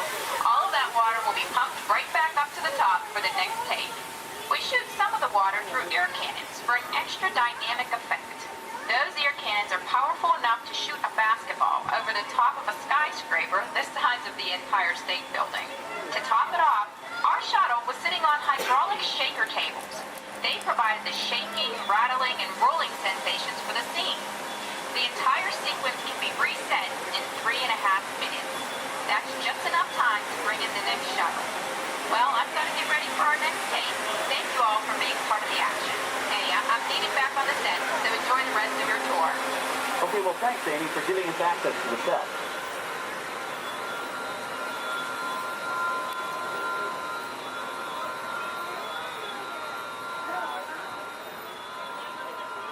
On the right, we have an authentic piece of Disney history. That Gulfstream 1 was known at airports across the country as November 234 Mickey Mouse, but we just call it the Mouse. In 1964, Walt Disney and his hand-picked team used this plane to scout locations for what he called the Florida Project. Soon, they secretly began purchasing thousands of acres of land, which became the Walt Disney World Resort in 1971.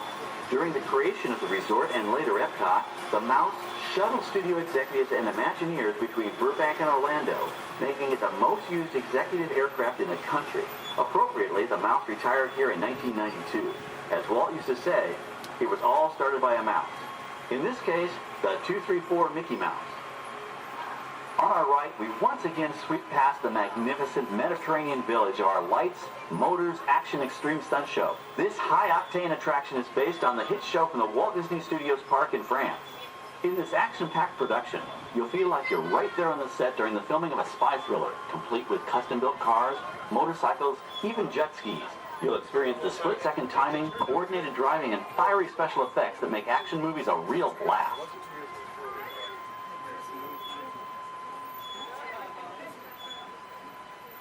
The staging area to our right is known as Acceleration Alley. Here, the custom-built stunt show vehicles rev their engines up to 70 miles an hour before making their high-speed entrances onto the stage for our Lights, Motors, Action Extreme Stunt Show. Of course, these are professional stunt drivers. We hope you'll enjoy their daring driving skills, but please, don't try them yourself.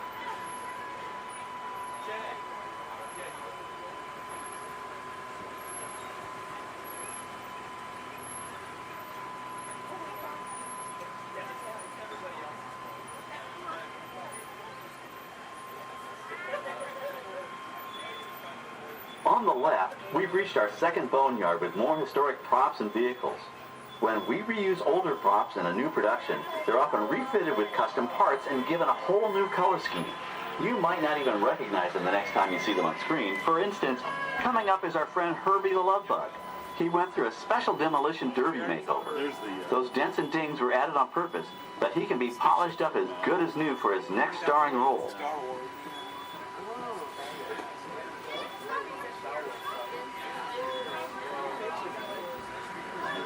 On our right, we now have a very different view of the fishing village set. From this point of view, you can see that there is no inside of the buildings. They are just false fronts or facades. In the movie business, set builders only create what the camera has to see. It's an old movie trick dating all the way back to the silent era. To add to the sense of realism and avoid the cost of set building, many of today's television shows and movies film on location in cities and towns across the U.S. But out in the real world, you've got to contend with noise, traffic, crowds, and various visual elements that may or may not belong in your film. Here on the backlot, we can avoid these problems because we created our very own flexible urban environment. Our Streets of America facades can stand in for a small town or a giant metropolis. As we come around the last corner on our route, you'll see the skyline of New York City in the distance. It's really a series of painted flats, expertly designed to fool the eye and the camera. We can dress and decorate these streets to look like any city we want, from Chicago to San Francisco. Depending on the choice of vehicles, props, and costumes, we can even turn back the clock and set our story in a different time. And what's more, these sets are built with Florida weather in mind. They're made to withstand 100-mile-an-hour winds. You're welcome to visit our Streets of America anytime during your visit today and get an up-close look at the skills of our set designers and builders.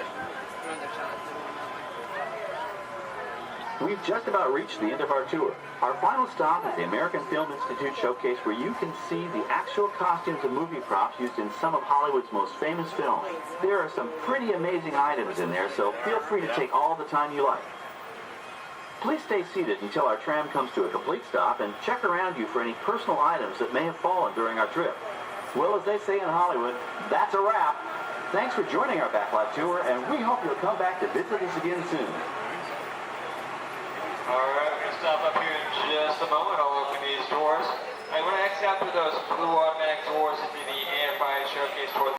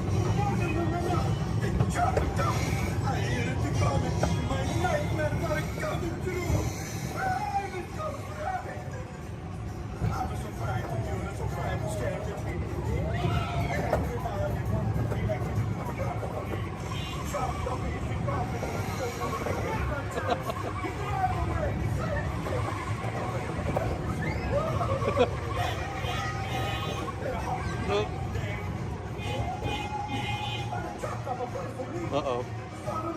Wow!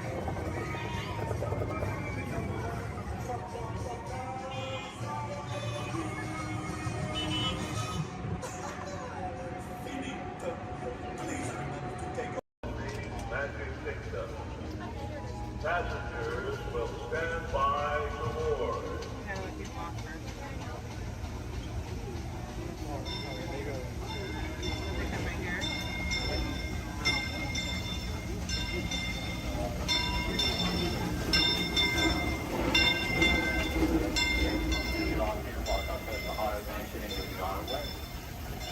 A very special celebration right on the heels of Super Bowl 52.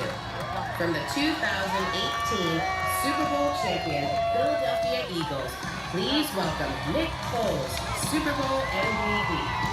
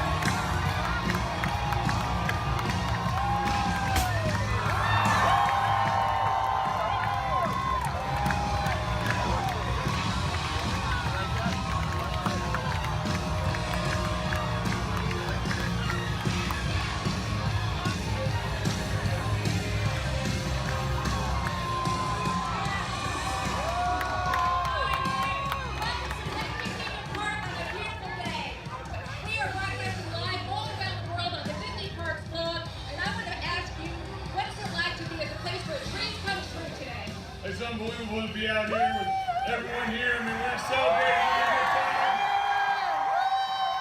To be at Disney World, to be a part of this is unbelievable. Just to see everyone, to be here, unreal.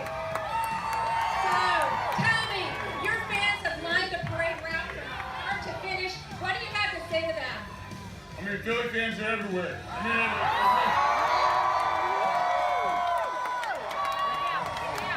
there we go. Hey, yeah, it's all right to yell. We're world champs. It's all right to yell. We're world champions.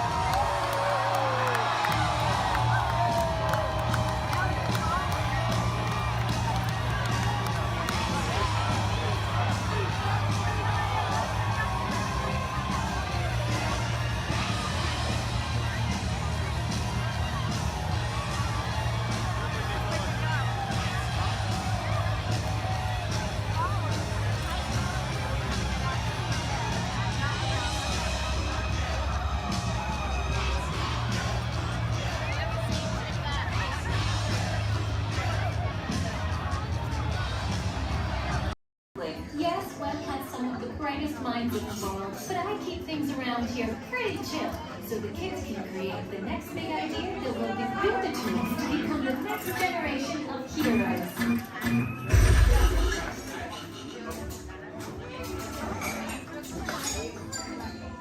We hope you have a great time on your visit to the Worldwide Engineering Brigade Open House.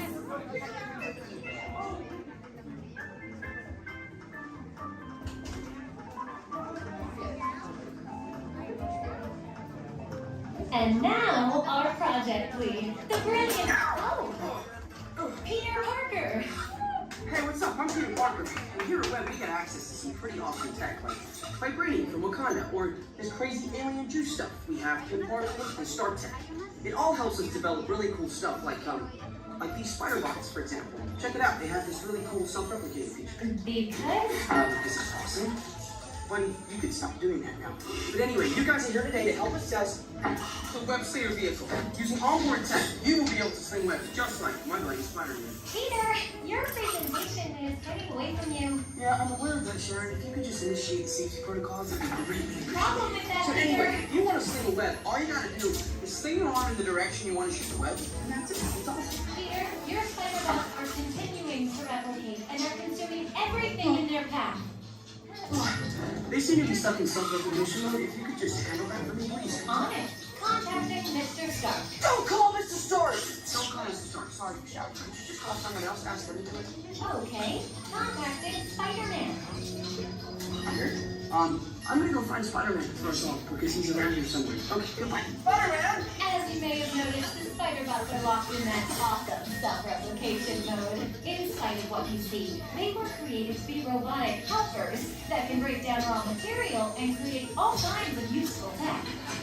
But because they are stuck in self-replication mode, the spider bots are currently consuming everything in sight and multiplying at an alarming rate. If left unchecked, my calculations predict this will lead to the devastation of the entire Avengers campus. It should be safe until Spider-Man gets here, as long as they don't get into the alien fluid.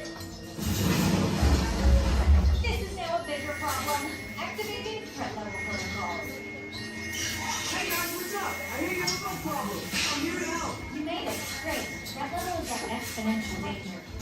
somehow. Perhaps I'll call the Avengers? Don't worry, everyone. I got this. Okay, everybody. Open house is canceled. Wise idea. And I could use some help. Yes, you could. Sharon, prep the slinger vehicles. Already on. Everyone head to the slingers and we'll team up to stop the spider bots before they destroy the campus. It's easy. Okay, we have a plan. Please move quickly through the doors and down the hall to the slinger vehicle bay. Your open house demo has been upgraded to a high-stakes mission to save the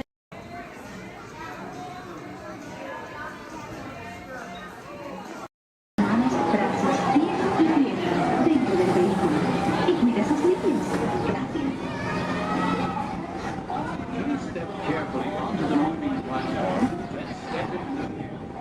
For your safety, remain seated throughout your journey, keeping your hands, arms, feet, and legs inside the car. Supervise your journey. Remember to stay clear of the doors, but follow the left road of the night. Enjoy your trip aboard the Metroliner.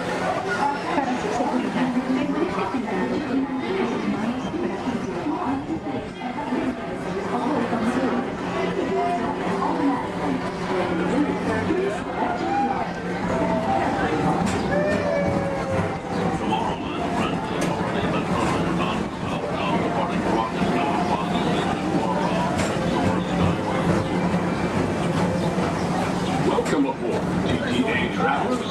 We hope you enjoy Tomorrowland Transit Authority's Super Skyway.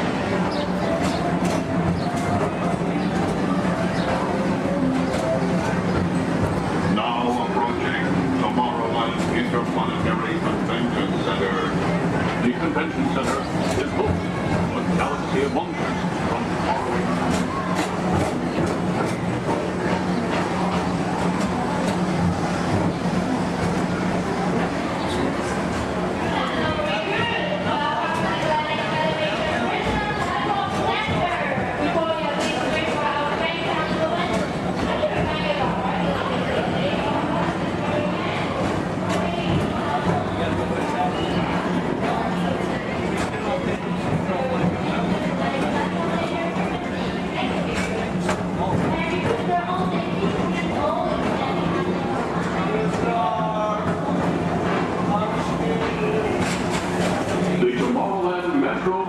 Historical Society presents Walt Disney's 20th Century Vision for the Future.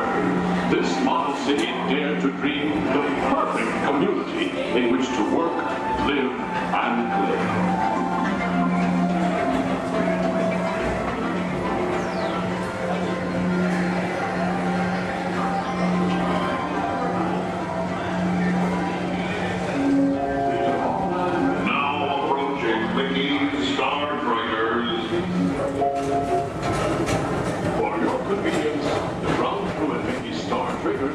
Be glad to rocket ship to many planets in the galaxy. Hi there, Tomorrowland travelers. This is Mr. Johnson and Sky Eagle Hovercraft 1, bringing you the latest Tomorrowland traffic report. As usual, everything is perfect on Tomorrowland Superhighway. Back to you at DTA Center.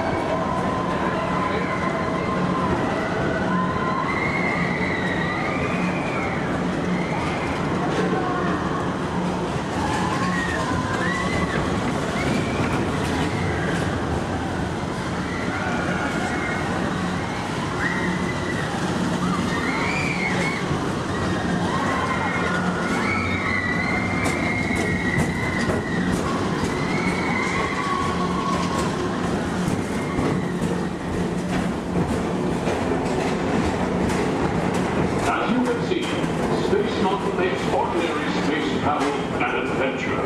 Another fine transportation service provided by the Tomorrowland Transit Authority. Attention, all visitors from Galaxy M31. Please keep forward-facing tentacles clear of oncoming Metroliner vehicles. Thank you.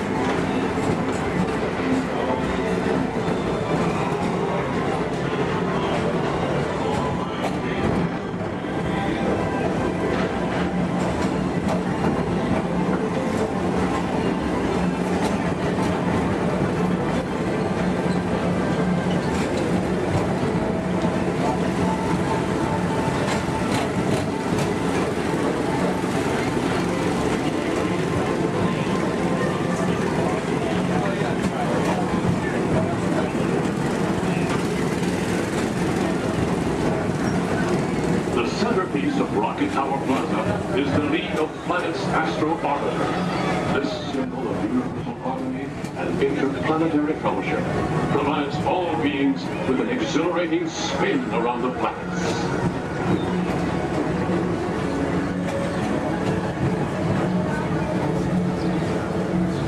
Remember, Blue Line passengers, for all your future travel needs, the TTA services all of Tomorrowland's outlying areas, including the personal rocket ship docking lot, and of course, Perfect Park Acres.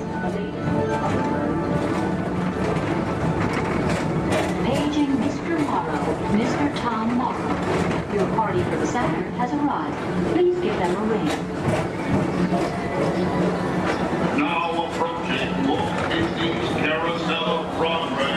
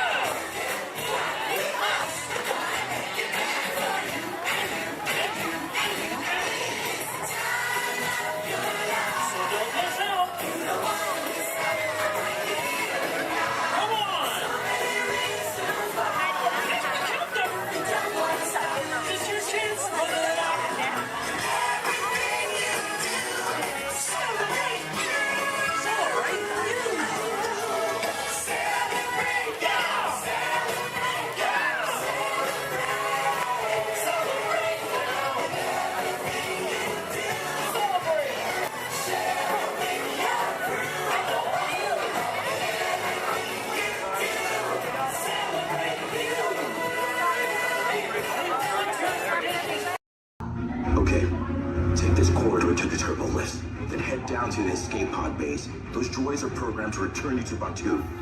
Hurry and don't get caught. Lieutenant Beck will guide you. Recruits, for your safety, stay seated with seatbelts securely fastened. Keep hands, arms, feet, and legs inside the transport and supervise your children. Tell them it's a prisoner transfer.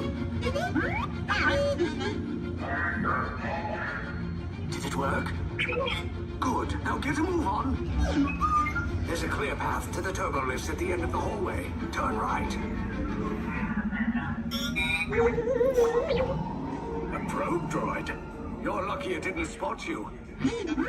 Take those turbo lifts and stay out of trouble. Hey, you're not authorized. Wait, it goes in the prisoners. We have a breach in attention block 3. Your cover is blown. Find an alternate route. Who picked these two droids anyway?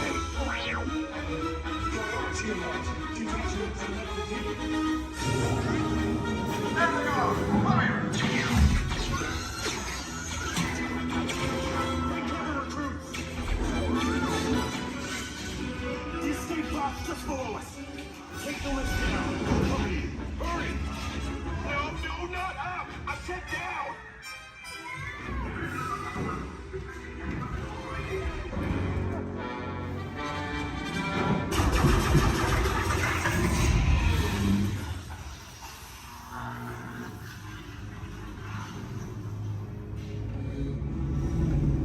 The Resistance will attempt to rescue the prisoners.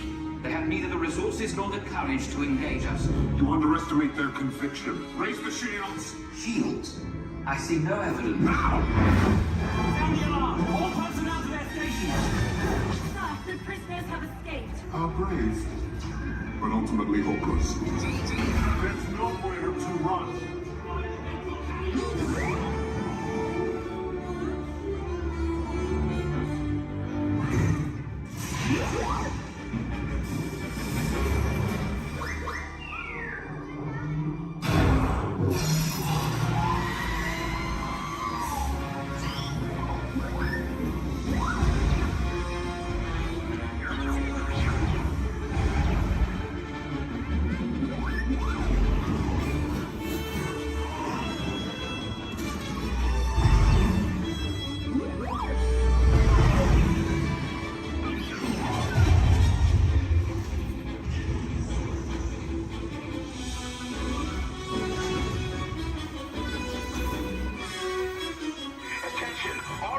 Personnel, abandon ship.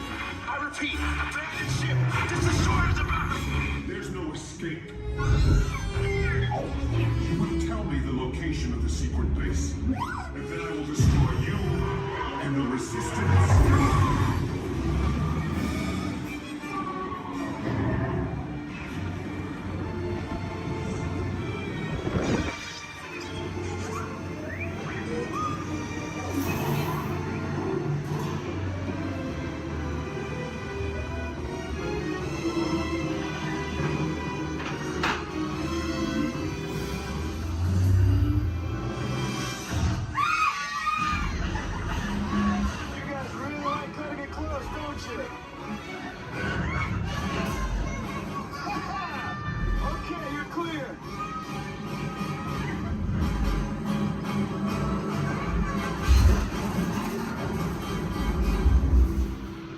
Your escape pods came in a little off target.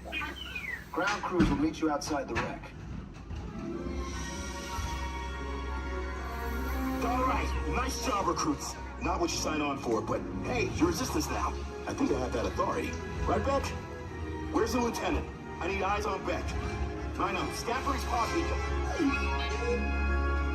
More escape pods down in Sector 4. Verification pending from Key Command personnel. Lieutenant Beck here. Beck! You're alive! I should hope so. Great job, recruits. Thanks to your heroism, the location of the Resistance base is secure. Bravo! Yes, R5, you too. Updates on Warden. If everyone's ready, here in Harambe we say Twin Day, and that means let's go. Jumbo friends, my name is Rachel, and I'm going to be your safari guide out in the Harambe Wildlife Reserve. Just a couple friendly safety reminders before we do head on out, though. Make sure we stay fully seated the entire time. It does get pretty bumpy out there. We're also going to make sure we keep our hands, arms, feet, and legs inside the truck and hold on to any loose items that could fall out, because unfortunately I cannot stop to retrieve anything if it does fall out. Now, the first part of the reserve that we are heading into is the Little Aturi Forest. Now, the animals here in the forest are known for their camouflage, so we may have to look a little bit harder for them. Although over on the right side, the brown colored animal with those striped legs, that is an okapi. Now, okapis might look like they are related to zebras with those striped legs, but they're actually one of the only living relatives of the giraffe. Now, if you look closely at its head, they kind of have the same skull shape the giraffe has. They also have the same tongue that helps them get into the vegetation.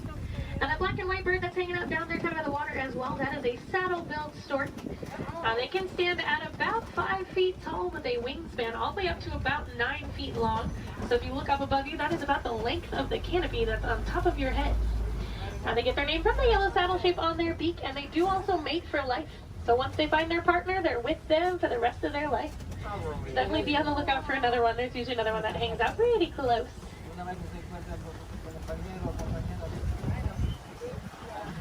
Looking a little bit quiet on this part of the forest, so let's see if we can head up, see what else we can find. Looks like there is some movement up ahead, so I'm going to head over that way.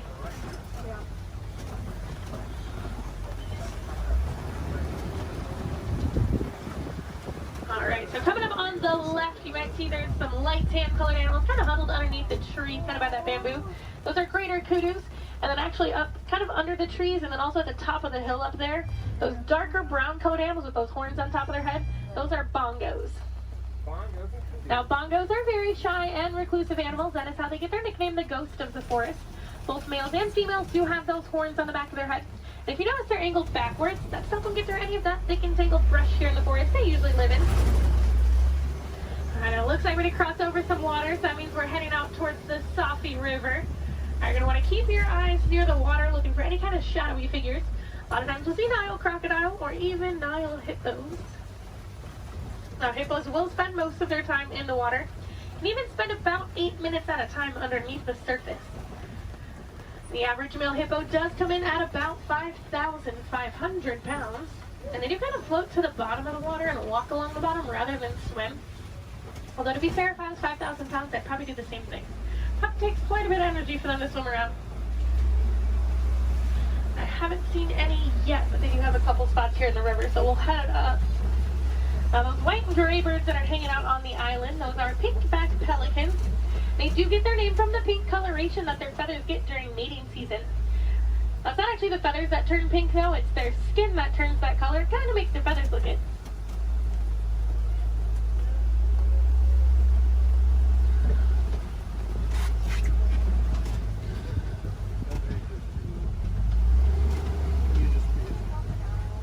The hippos are being a little bit shy right now, but I do know we are heading towards crocodile territory. Aha, down there on the left, there are some crocodiles down there. Now, the average Nile crocodile does come in at about 16 feet in length, weighing about 500 pounds.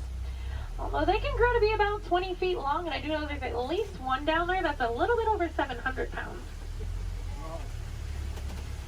Now, when it is super hot, you will see them hanging out with their mouth open. That's because, unlike you and I, they can't sweat. So they do open their mouth. It does help them regulate their temperature, keeps them a little bit cooler. You'll notice a lot of the animals here in Africa actually have some sort of natural cooling capabilities. It does get pretty hot out there. Now, we are going to start making our way out towards the savannah. That does happen to be one of the largest parts on the reserve. It's also home to some of the more famous animals like lions, elephants, and giraffes. So hopefully we'll see some of those out there today. Now, coming up on the right side of the truck, though, this tree that almost looks like it was planted upside down. That is a baobab tree, also known as the tree of life or the upside down tree. And they will remain leafless or dormant up to 9 months out of the year, and that's to help conserve any kind of water or energy the tree does have. And I'm already seeing quite a bit of movement down there, so we're going to head down, get a little bit closer to everything. Now, unlike the animals in the forest, the animals out here on the savannah do rely on speed and agility to protect themselves. Even giraffes can run at about 30 miles per hour. That is a pretty funny run if you've ever seen it. Kind of see the head move way before you see any other part of the body move. Alright, coming up, those animals with those really big horns hanging out there on the right, those are Ankole cattle, also known as the Watusi cattle, after the Watusi tribe that did first domesticate them. They are one of the only domesticated animals here on the reserve, and those horns might look really big and heavy, but they are actually mostly hollow with kind of a honeycomb structure on the inside, so they are fairly light. Now these zebras that are hanging out here pretty close, these are Hartman's mountain zebras. If you look closely underneath their neck, you'll see a little flap of skin. That is called a dewlap. Now that does help them regulate their temperature. They're also the only zebra species that has it, so it does help us identify them as Hartman's mountain zebras. Now a group of zebras is called a dazzle. And if you've ever wondered if a zebra is black with white stripes or white with black stripes, just look at their nose. If they have a black nose, they're black with white stripes, and if they have a white nose, they are white with black stripes.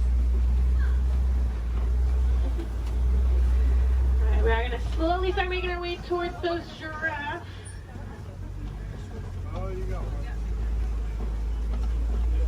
Now looking at the coat pattern of these giraffes, it looks like they are Maasai giraffe. Once we get up there, they do have that kind of jagged puzzle-like coat pattern. Also over on the left, kind of hanging out in the back by the trees over there, those are sable antelope. If they do look at all familiar, they are the emblem of the Harambe Wildlife Reserve, so you might have seen their pictures out and around in the village out there. There we go, coming up on these giraffes. That one that's actually scratching its head right there, that's a baby giraffe. Got a little itch. Now the reticulated giraffes will have a much smoother, almost net-like pattern to them. They can stand at about 18 to 20 feet tall. That does make them the tallest animal in the world. Now even their young come in at about 6 feet tall when they are born. So they're already fairly big when they're babies. I believe that little one came in at about 5'11", so he was already really, really tall, definitely taller than I will ever be. Now these two animals that are hanging out here on the right, they're both Patterson's eland. Now that darker colored one that's a little bit bigger, that is a male, and then the lighter colored one, that's a female. Now they are one of the larger species of antelope, coming in at about 6 feet tall at the shoulder. Can also jump up to 9 feet in the air. Now with those giraffes, just like your fingerprint is unique to you, the coat pattern of the giraffe is unique to them. It does help them tell each other apart when they're in groups. And a group of giraffes is called a tower. Seems to be a pretty fitting name for something so tall. They do also only sleep for about 30 minutes a day. The rest of the time it's pretty much spent eating. There's a really good view of those Ankole cattle there.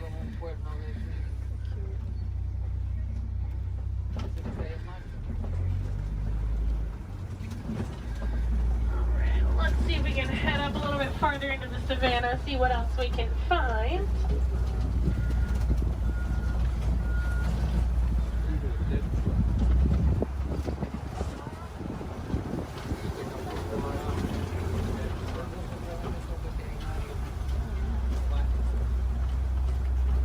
It looks like there's a couple animals coming up on the hillside up ahead here. Once I make the turn, they're going to be on the right side. Those are white-bearded wildebeest. We might get a little bit closer to them in a moment, though. Now, they are a large herding animal. They take part in the Great Migration, which is so large it can actually be seen from space. There's easily over 1 million, usually more like 1.5 million that will migrate every year together.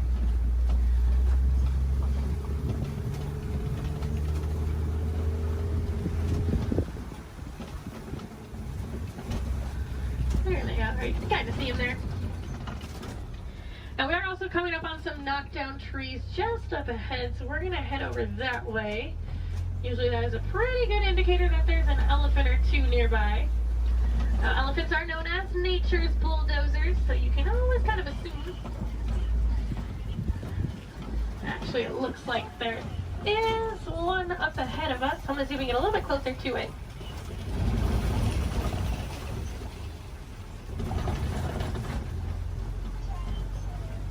Now, in the meantime, while we are heading up to that elephant, also over on the left, there's a bunch of mandrills walking around on top of the rocks there. Now, mandrills are one of the largest species of monkeys. An adult male can come in at about 100 pounds. They do have those vibrant blue cheeks, and as they get more excited or even more angry, they actually get even more blue. Well, it's a view of an elephant. Probably not the best view.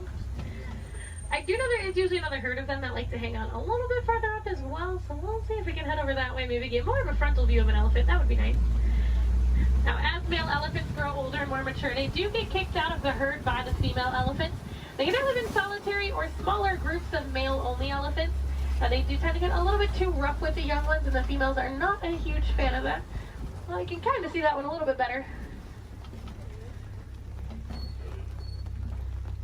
Now, we can also tell that's an African elephant, not only because we're in Africa, but if you look at the ear shape, it almost looks like the continent of Africa.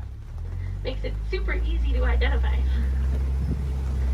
Let's see if we can head up and find the herd. Thanks to our team's conservation efforts, they found that elephants are afraid of bees. So because of that, farmers have been putting up beehives around their crops. It's a much safer alternative for the elephants. It keeps them farther away from the crops, but it also keeps our locals and our farmers happy. Now, I thought it was so funny that such a large animal was afraid of such a tiny little insect. And it's actually the noise that the bees make. So elephants do have really sensitive ears, and that buzzing noise bothers their ears more than anything.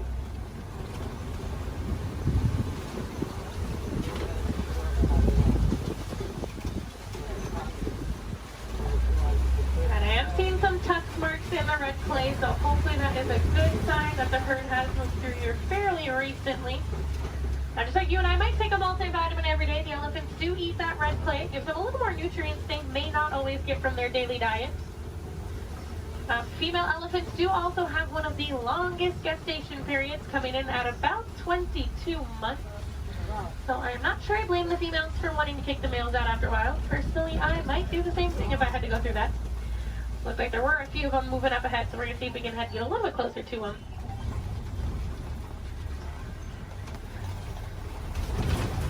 Male elephants also won't get to their full size until they are about 35 to 40 years old. That is about half of their lifespan. In the wild, their lifespan is about 60 to 70 years, and that full size can come in at a whopping 15,000 pounds. So that does make them one of the largest land animals.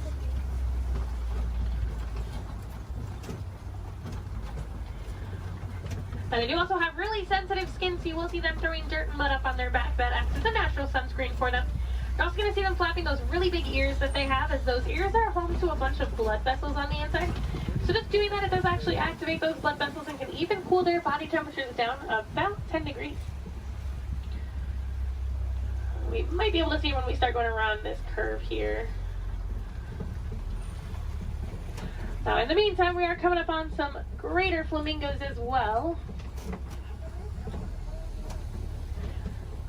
Now, those greater flamingos actually start out as a gray color, and as they get older, they get their vibrant pink color from their diet, which does consist mostly of beta-carotene, like brine shrimp.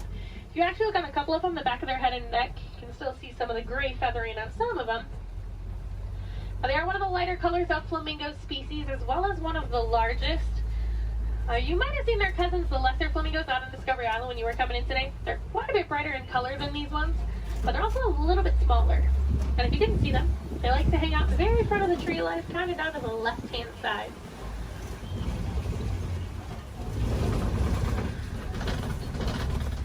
It looks like those elephants are wanting to be shy, but we are coming up on some white rhinos.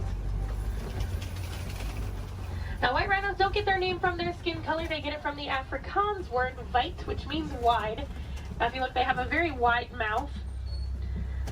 Now, they're also one of the larger rhino species, coming in at about 5,000 pounds. Now, one of my favorite facts about them, even though they are 5,000 pounds, when they run, they can actually get all four of their little legs off the ground. So kind of like how a horse gallops. So they are very graceful for how large they are. Oh, there's one running. It was, for like a hot second, it was actually doing like the actual full run. I'm mad he stopped.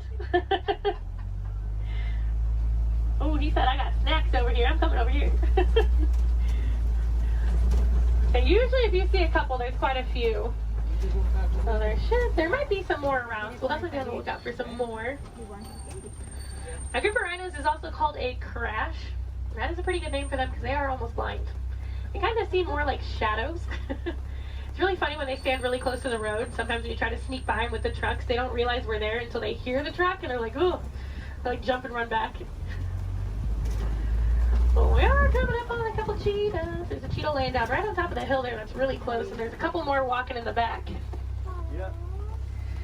Now, cheetahs are one of the fastest land animals. They can go from about 0 to 60 miles per hour in just about 3 seconds. Now, they do get to that speed fairly quickly, but they can't actually maintain it for very long. It's more like a short sprint of a couple hundred yards. Looks like there's a couple more walking up ahead here. Now, they will use that long tail of theirs, kind of works as a rudder to help them turn.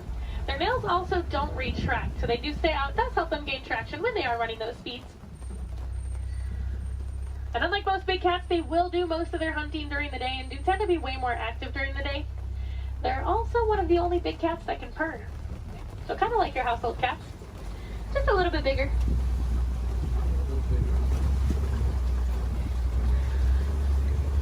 Oh, it looks like there's some lions hanging out on top of the Kobe rock. Oh, they're so pretty. Like there's a male and a female here, and there's another female up ahead a little ways. Now, lions do sleep about 16 to 20 hours a day, so we're pretty lucky that we're actually seeing them kind of moving. I mean, they're not moving around, but they have their heads up and not sleeping.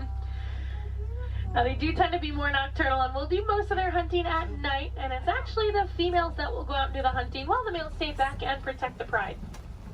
Now, during the day, their eyesight is pretty much identical to ours, but at night, it gets about 6 times better.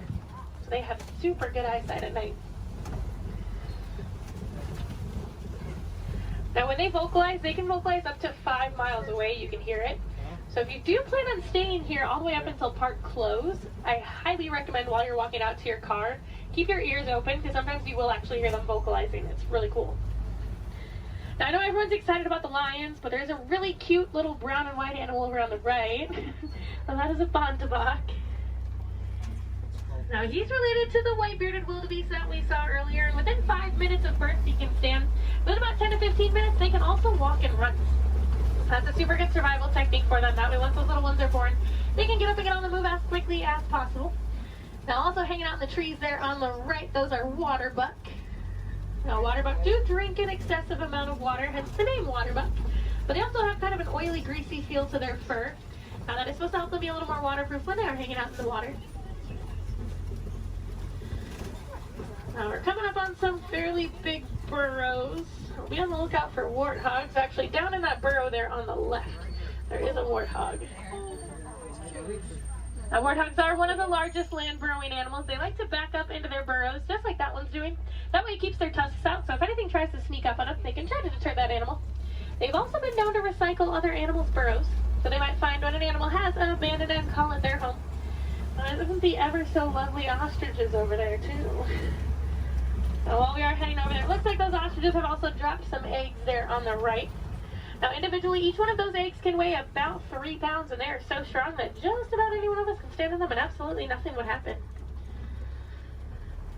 Are you guys going to stay off of the road, or no? Okay. Now, ostriches are the largest species of bird. They are flightless birds, though. They use those wings to help them turn, kind of like how the cheetah uses its tail. They can run speeds of about 30 to 40 miles per hour, so they are fairly quick.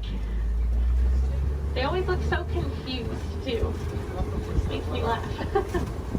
They are notorious for long animal stops, so when you can sneak by them when they're that close to the road, it's your lucky day. Alright, it looks like the warden post is coming just up ahead of us. That does unfortunately mean our safari is coming close to an end. But the warden has adopted some Nigerian dwarf goats that like to hang out here.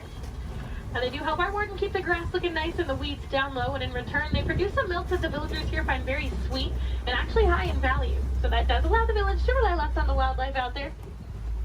They are small, but they won't get any bigger than that. They are full-grown adults. And they are one of the many examples of how humans and animals can live in harmony together. It just takes a little bit of effort from us. Some small things that you guys can do at home but make a huge difference for these animals. Planting some native trees or plants in your yard. Maybe building a few bird houses here and there, or even some bat boxes.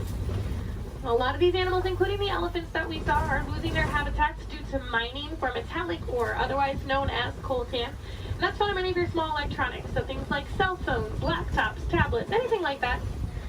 So next time that brand new shiny iPhone comes out and you guys decide to go and purchase it, just make sure you recycle the old one. That will help keep mining down to an absolute minimum and saving those habitats for those beautiful animals out there.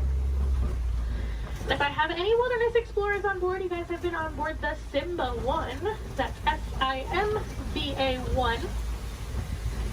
And I am going to get you guys back up to that dock that we originally came from, so you're going to have to bear with me for just a little bit longer. Hopefully we should be able to buzz through some of the docks fairly quickly.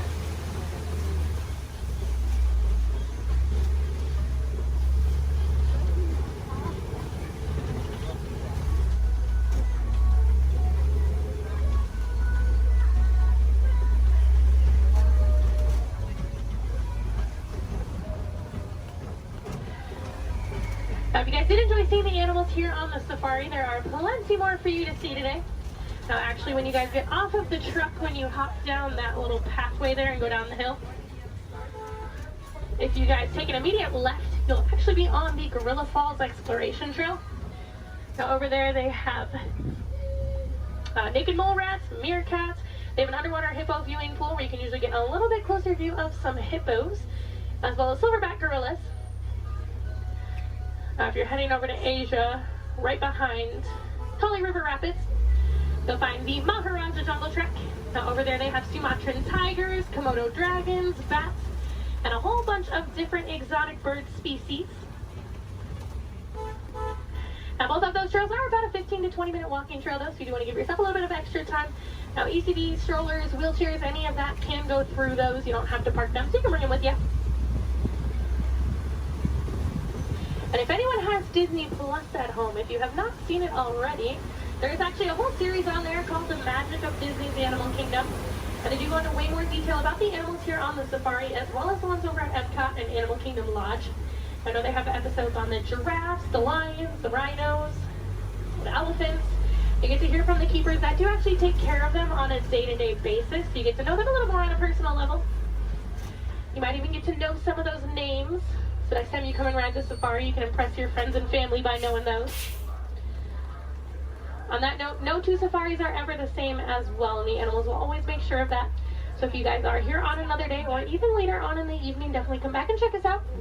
You might see some different animals out there. Sometimes you'll actually see the hippos. We didn't really get good luck with the hippos today. But you might see some hyenas. They do tend to be a little more nocturnal, so they'll tend to come out a little bit later. And you might see the lions actually up and moving around. You never know. They'll probably have a different safari guide as well, so you might learn some different facts you guys didn't hear from me this time around. As you guys are walking around the park too, I encourage you guys to be super aware of your surroundings. A lot of times you'll walk past different animal habitats and you guys won't even know it. On front of the trail life, you'll see those lesser flamingos that I kind of touched on a little bit. You'll see some kangaroos hopping around, some vultures, all kinds of stuff. And then towards the front of the park, actually one of my favorite animals likes to hang out there, the giant anteater. Now that's like, if you're heading out of the park when you go over the bridge and there's like the spot where you can go on the left side and the right side to exit, she likes to hang out on the right side. So if you go down there, she tends to kind of hide those. So you have to look into her habitat a little bit to see her. But she's usually there.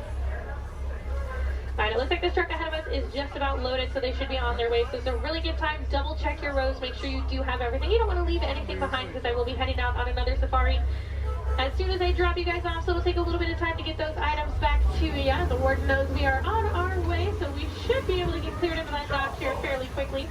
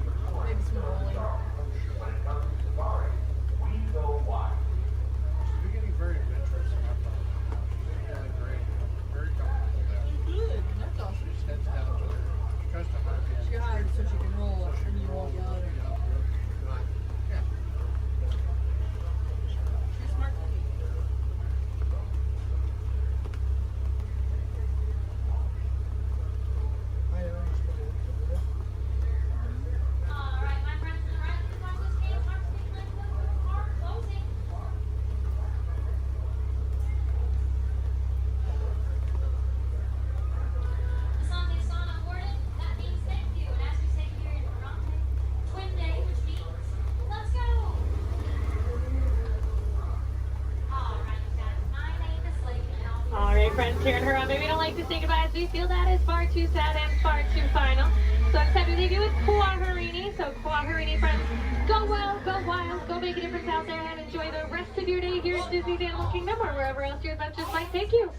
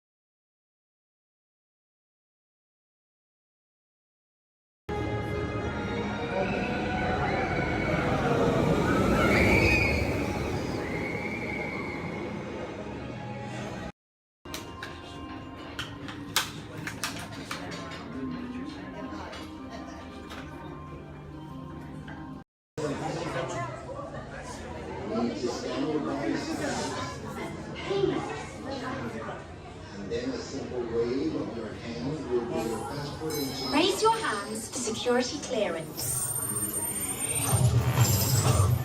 And presto, the doors open for you. I now present to you Tannelier Tavon's private office.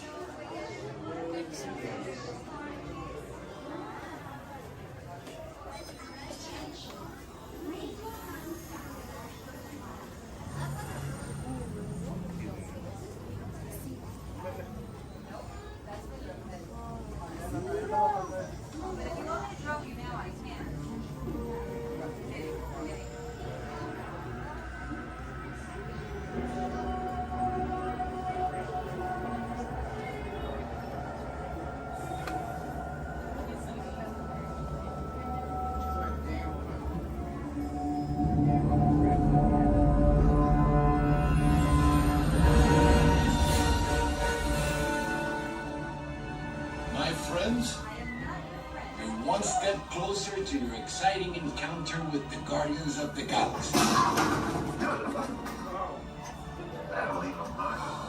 You're now standing in my private office. I know. Right, Carefully scrutinize each and every piece that comes to me from different parts of the galaxy that let's mute this guy. Getting consistent blandering on a constant loop was big motivation for me to escape. Ouch! Ow! That was not part of the plan. What? Of course I escaped. For those of you who have not been paying attention, the name's Rocket, one of the Guardians of the Galaxy. The smart one. Listen up. He's gonna put you on a gantry lift for your tour.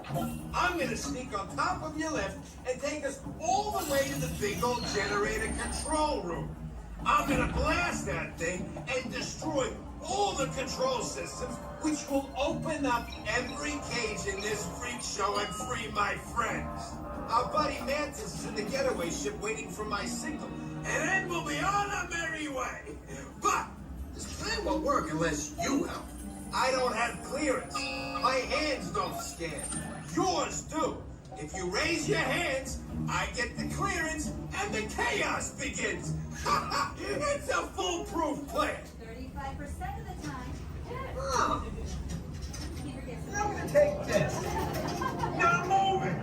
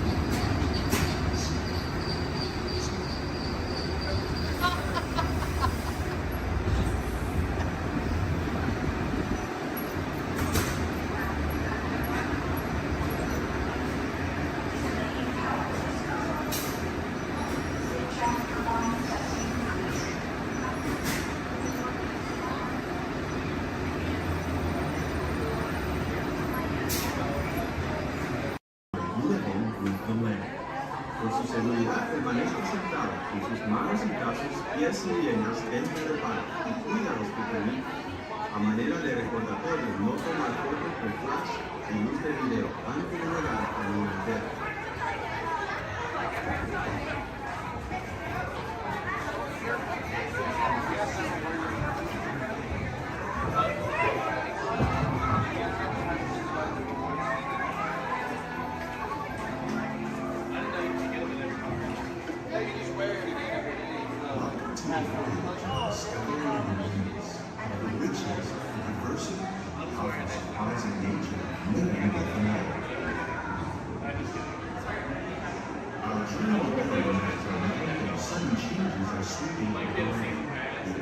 Storm may seem violent and destructive to us, but to nature, it's a new beginning in the cycle of life.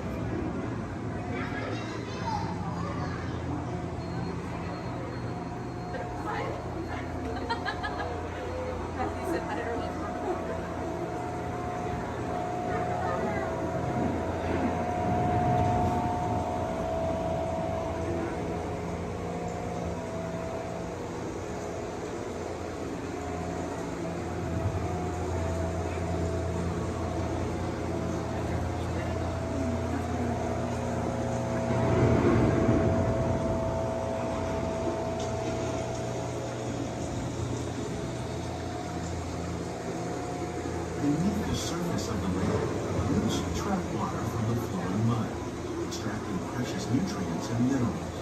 These elements then combine with sunlight, creating the diverse living systems of our planet.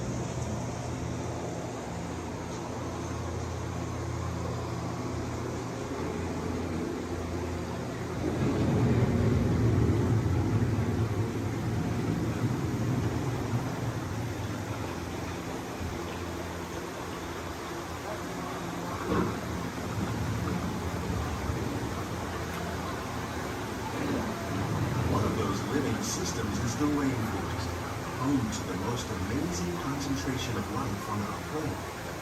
These dense and beautiful forests cover only a tiny portion of the Earth's surface, but they contain more than half of its plant and animal species.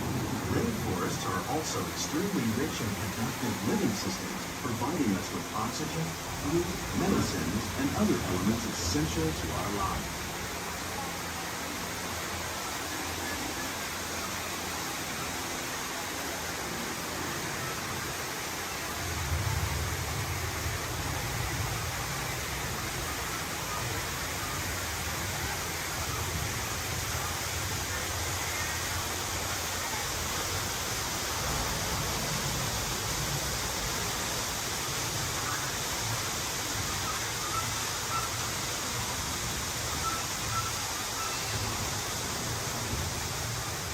In the desert, nature has created a very different, but no less beautiful living system. And while this arid landscape may seem lifeless, it is very much alive. The plants and animals that have learned to survive in these harsh conditions make use of what little water they can find and avoid the scorching rays of the relentless sun.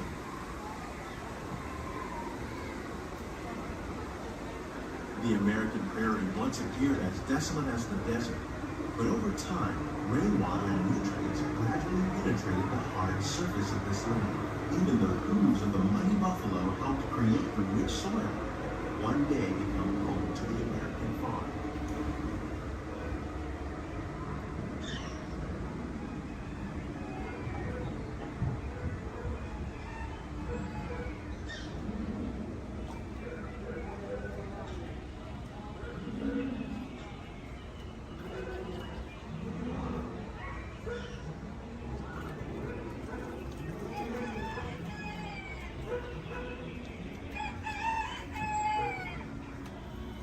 Of all the forces at work on the land, humans have had one of the most profound effects.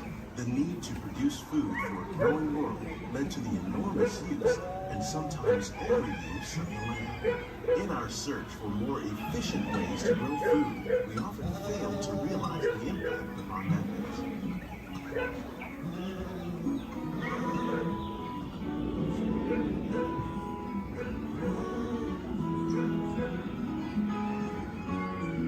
Today, we're learning to live with the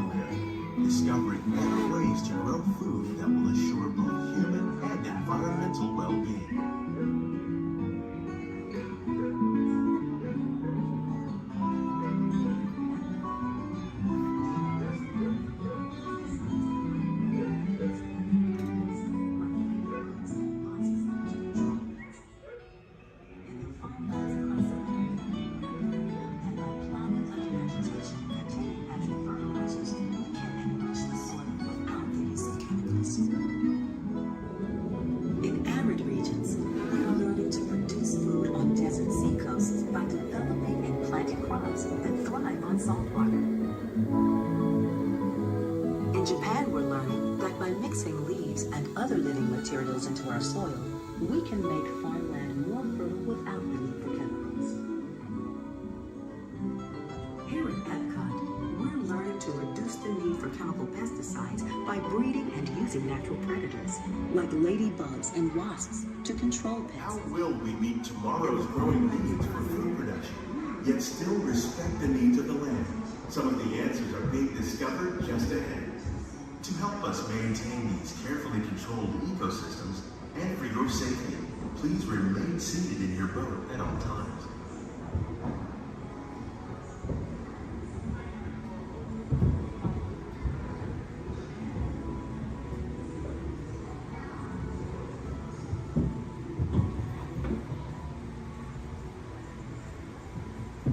Welcome to our living laboratories, where scientists from Epcot and the U.S. Department of Agriculture are exploring innovative ways to produce bountiful harvests now and into the future.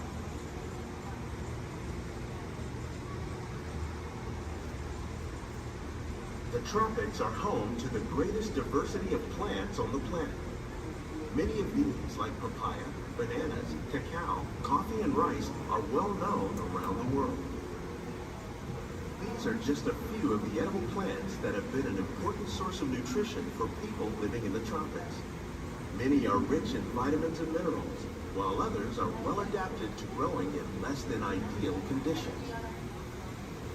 Some, like the water lily, thrive in wet, swampy areas and waterways. All parts of this plant, even the flower petals, are edible. The starchy root of the plant has long been used to make flour for baking.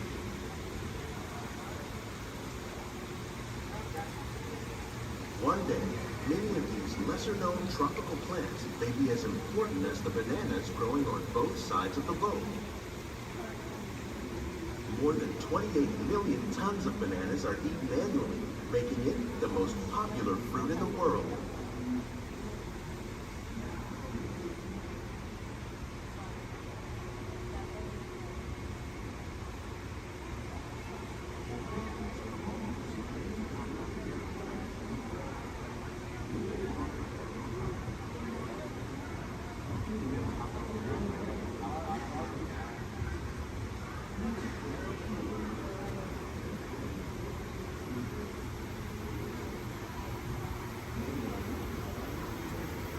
When we mention farming, you probably don't think of fish.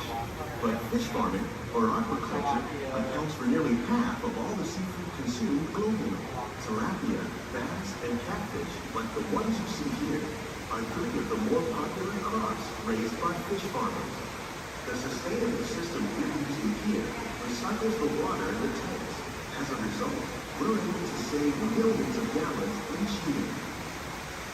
Our small fish farm produces nearly 5,000 pounds of fish each year to serve at restaurants around Walt Disney World.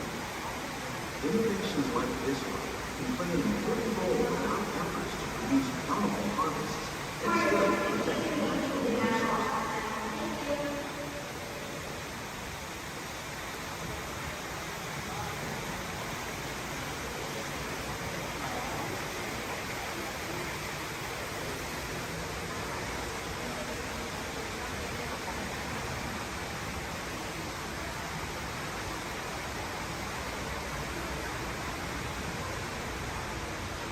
While there are more than 50,000 edible plant species in the world, most of us are only familiar with the handful that make up our everyday diet.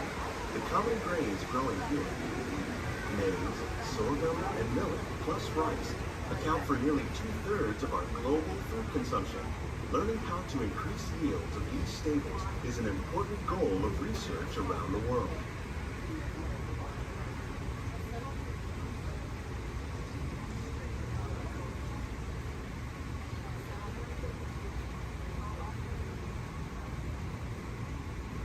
These plants are definitely on their way up.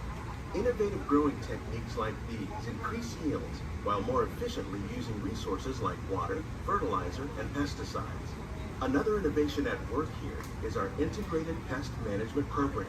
By populating our greenhouses with beneficial insects that prey on harmful pests, like aphids and flies, we are significantly reducing our reliance on conventional pesticides. We're growing these crops using our nutrient film system. This technique precisely controls and recycles water and nutrients. With it, we can produce over 27,000 heads of lettuce a year in this one small area.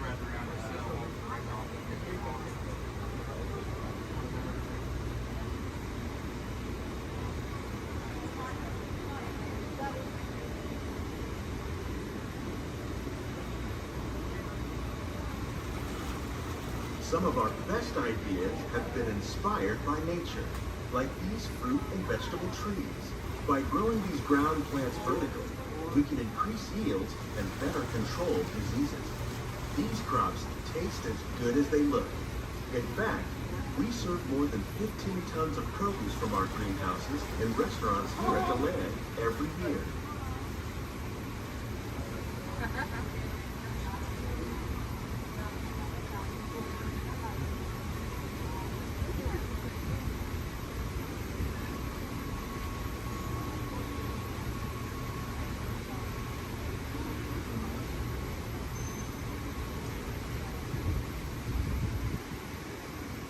The future of agriculture may include innovative ideas like this vertical growing system. Plants grown in this way use a fraction of the space required by traditional growing methods. That saves water and increases production. The aquaponics system on your left combines hydroponics with aquaculture. The fish provide a natural source of fertilizer for the plants, and the plants help keep the water clean for the fish. It's another great way to produce more while using less. In our lab, Epcot scientists are working with the U.S. Department of Agriculture on a number of innovative projects. The goal of these efforts is to produce higher yielding and better quality plants.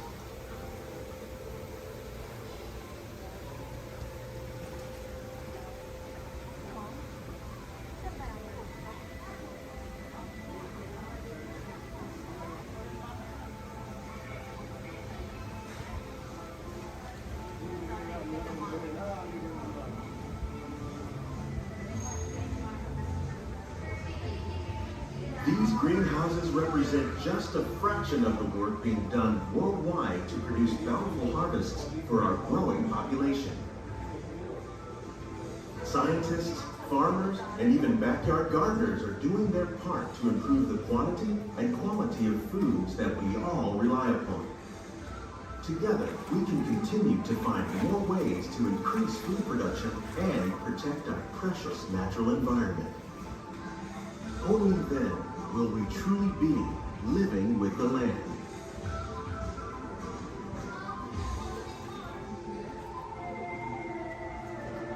On behalf of Walt Disney World, we hope you've enjoyed this unique journey through our living laboratories. If you'd like a closer look, then check out the Behind the Scenes walking tour.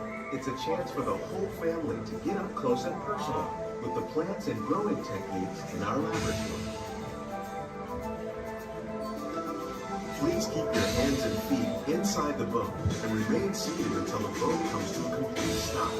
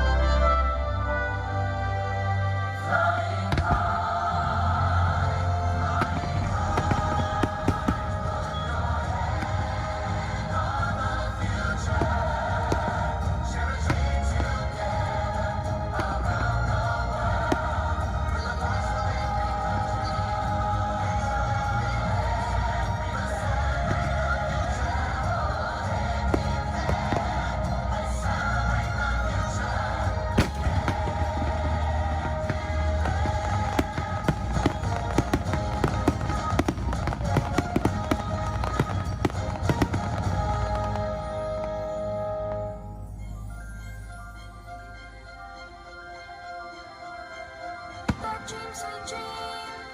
The hopes inside us ignite the path we take to guide us. And hand in hand, the future is unfurled from just what's left.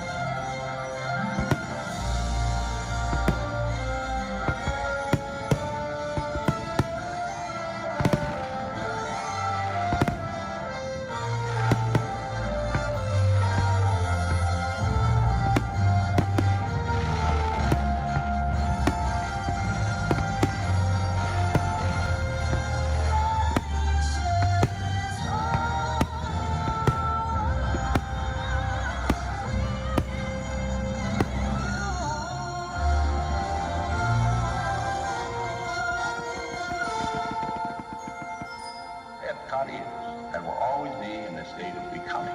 It will never cease to be a living blueprint of the future.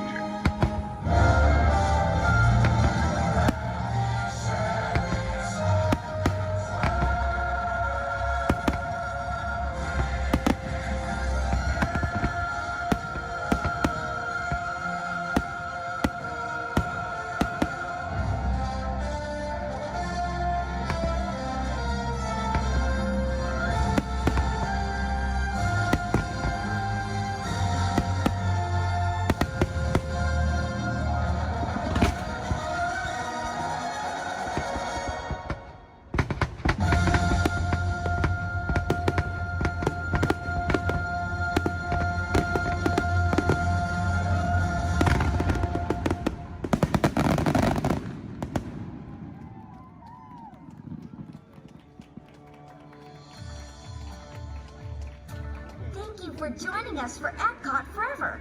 As you take your next steps into the future, we hope you'll continue exploring, creating, and discovering wherever you go. Remember, it only takes one little spark of inspiration to unlock the possibilities of tomorrow. From all of us here at Epcot, we wish you a wonderful evening and a safe journey home. Thank you and good night.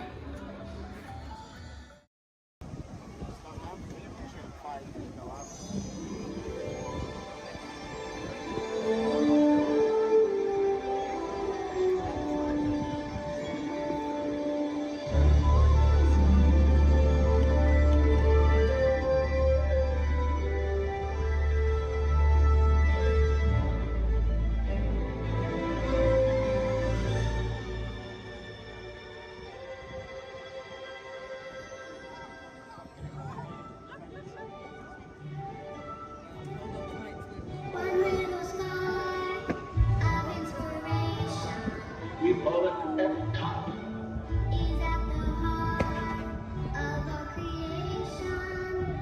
EPCOT. Experimental, prototype, community of tomorrow.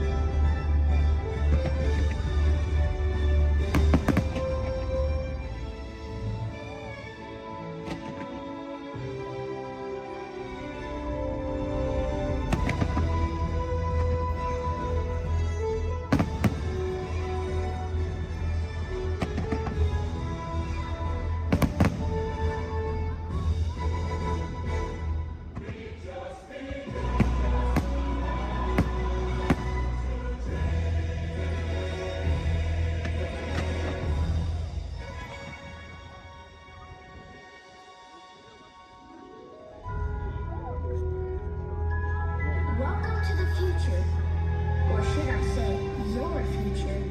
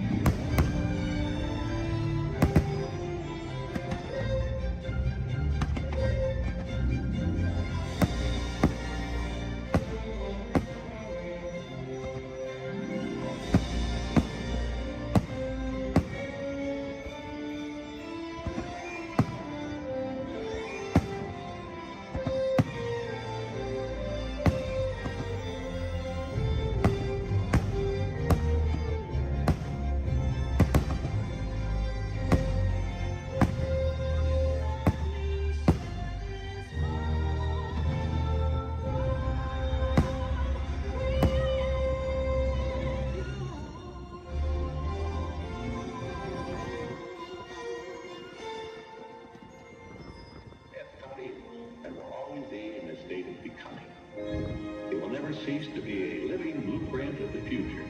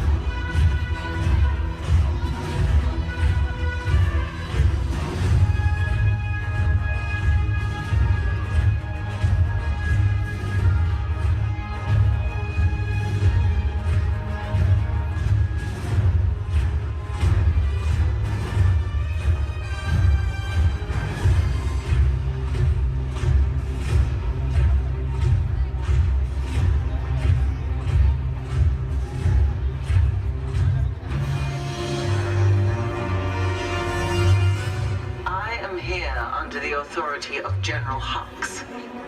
You are here under the authority of me. Stand proud.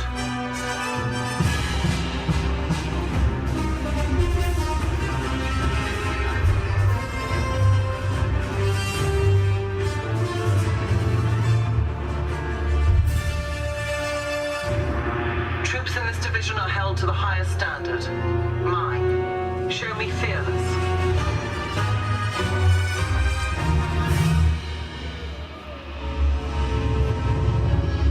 Under my command, you will be proud to wear the armor of a stormtrooper. You will learn discipline, loyalty, and what it means to be a stormtrooper. Battle starts.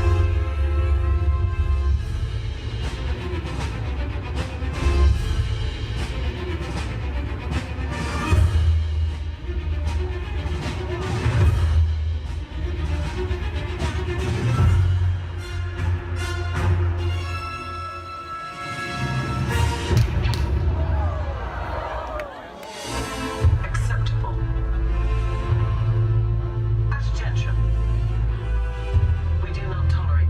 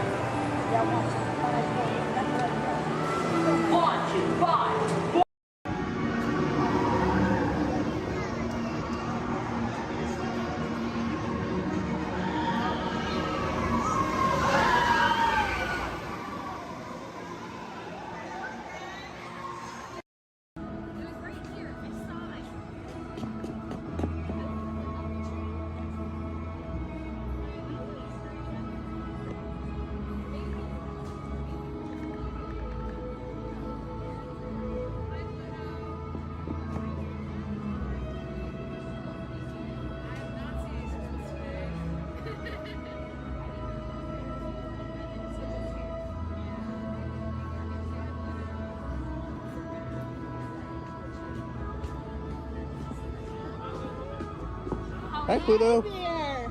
Now you don't chase those cats up those trees. Oh no, we don't chase any cats. No. We're big friends of Pickles, so we love him. He's the best. We're out looking for some treats, so have you guys found any? Or maybe you have some, Pluto? Nope, haven't seen any treats yet. Yet? Okay. I'll keep an eye open though. It's a promise you'll let us know if you find I will certainly let you know. Perfect. Pinky swear. There you go. Thanks, Ren. You're welcome. Bye.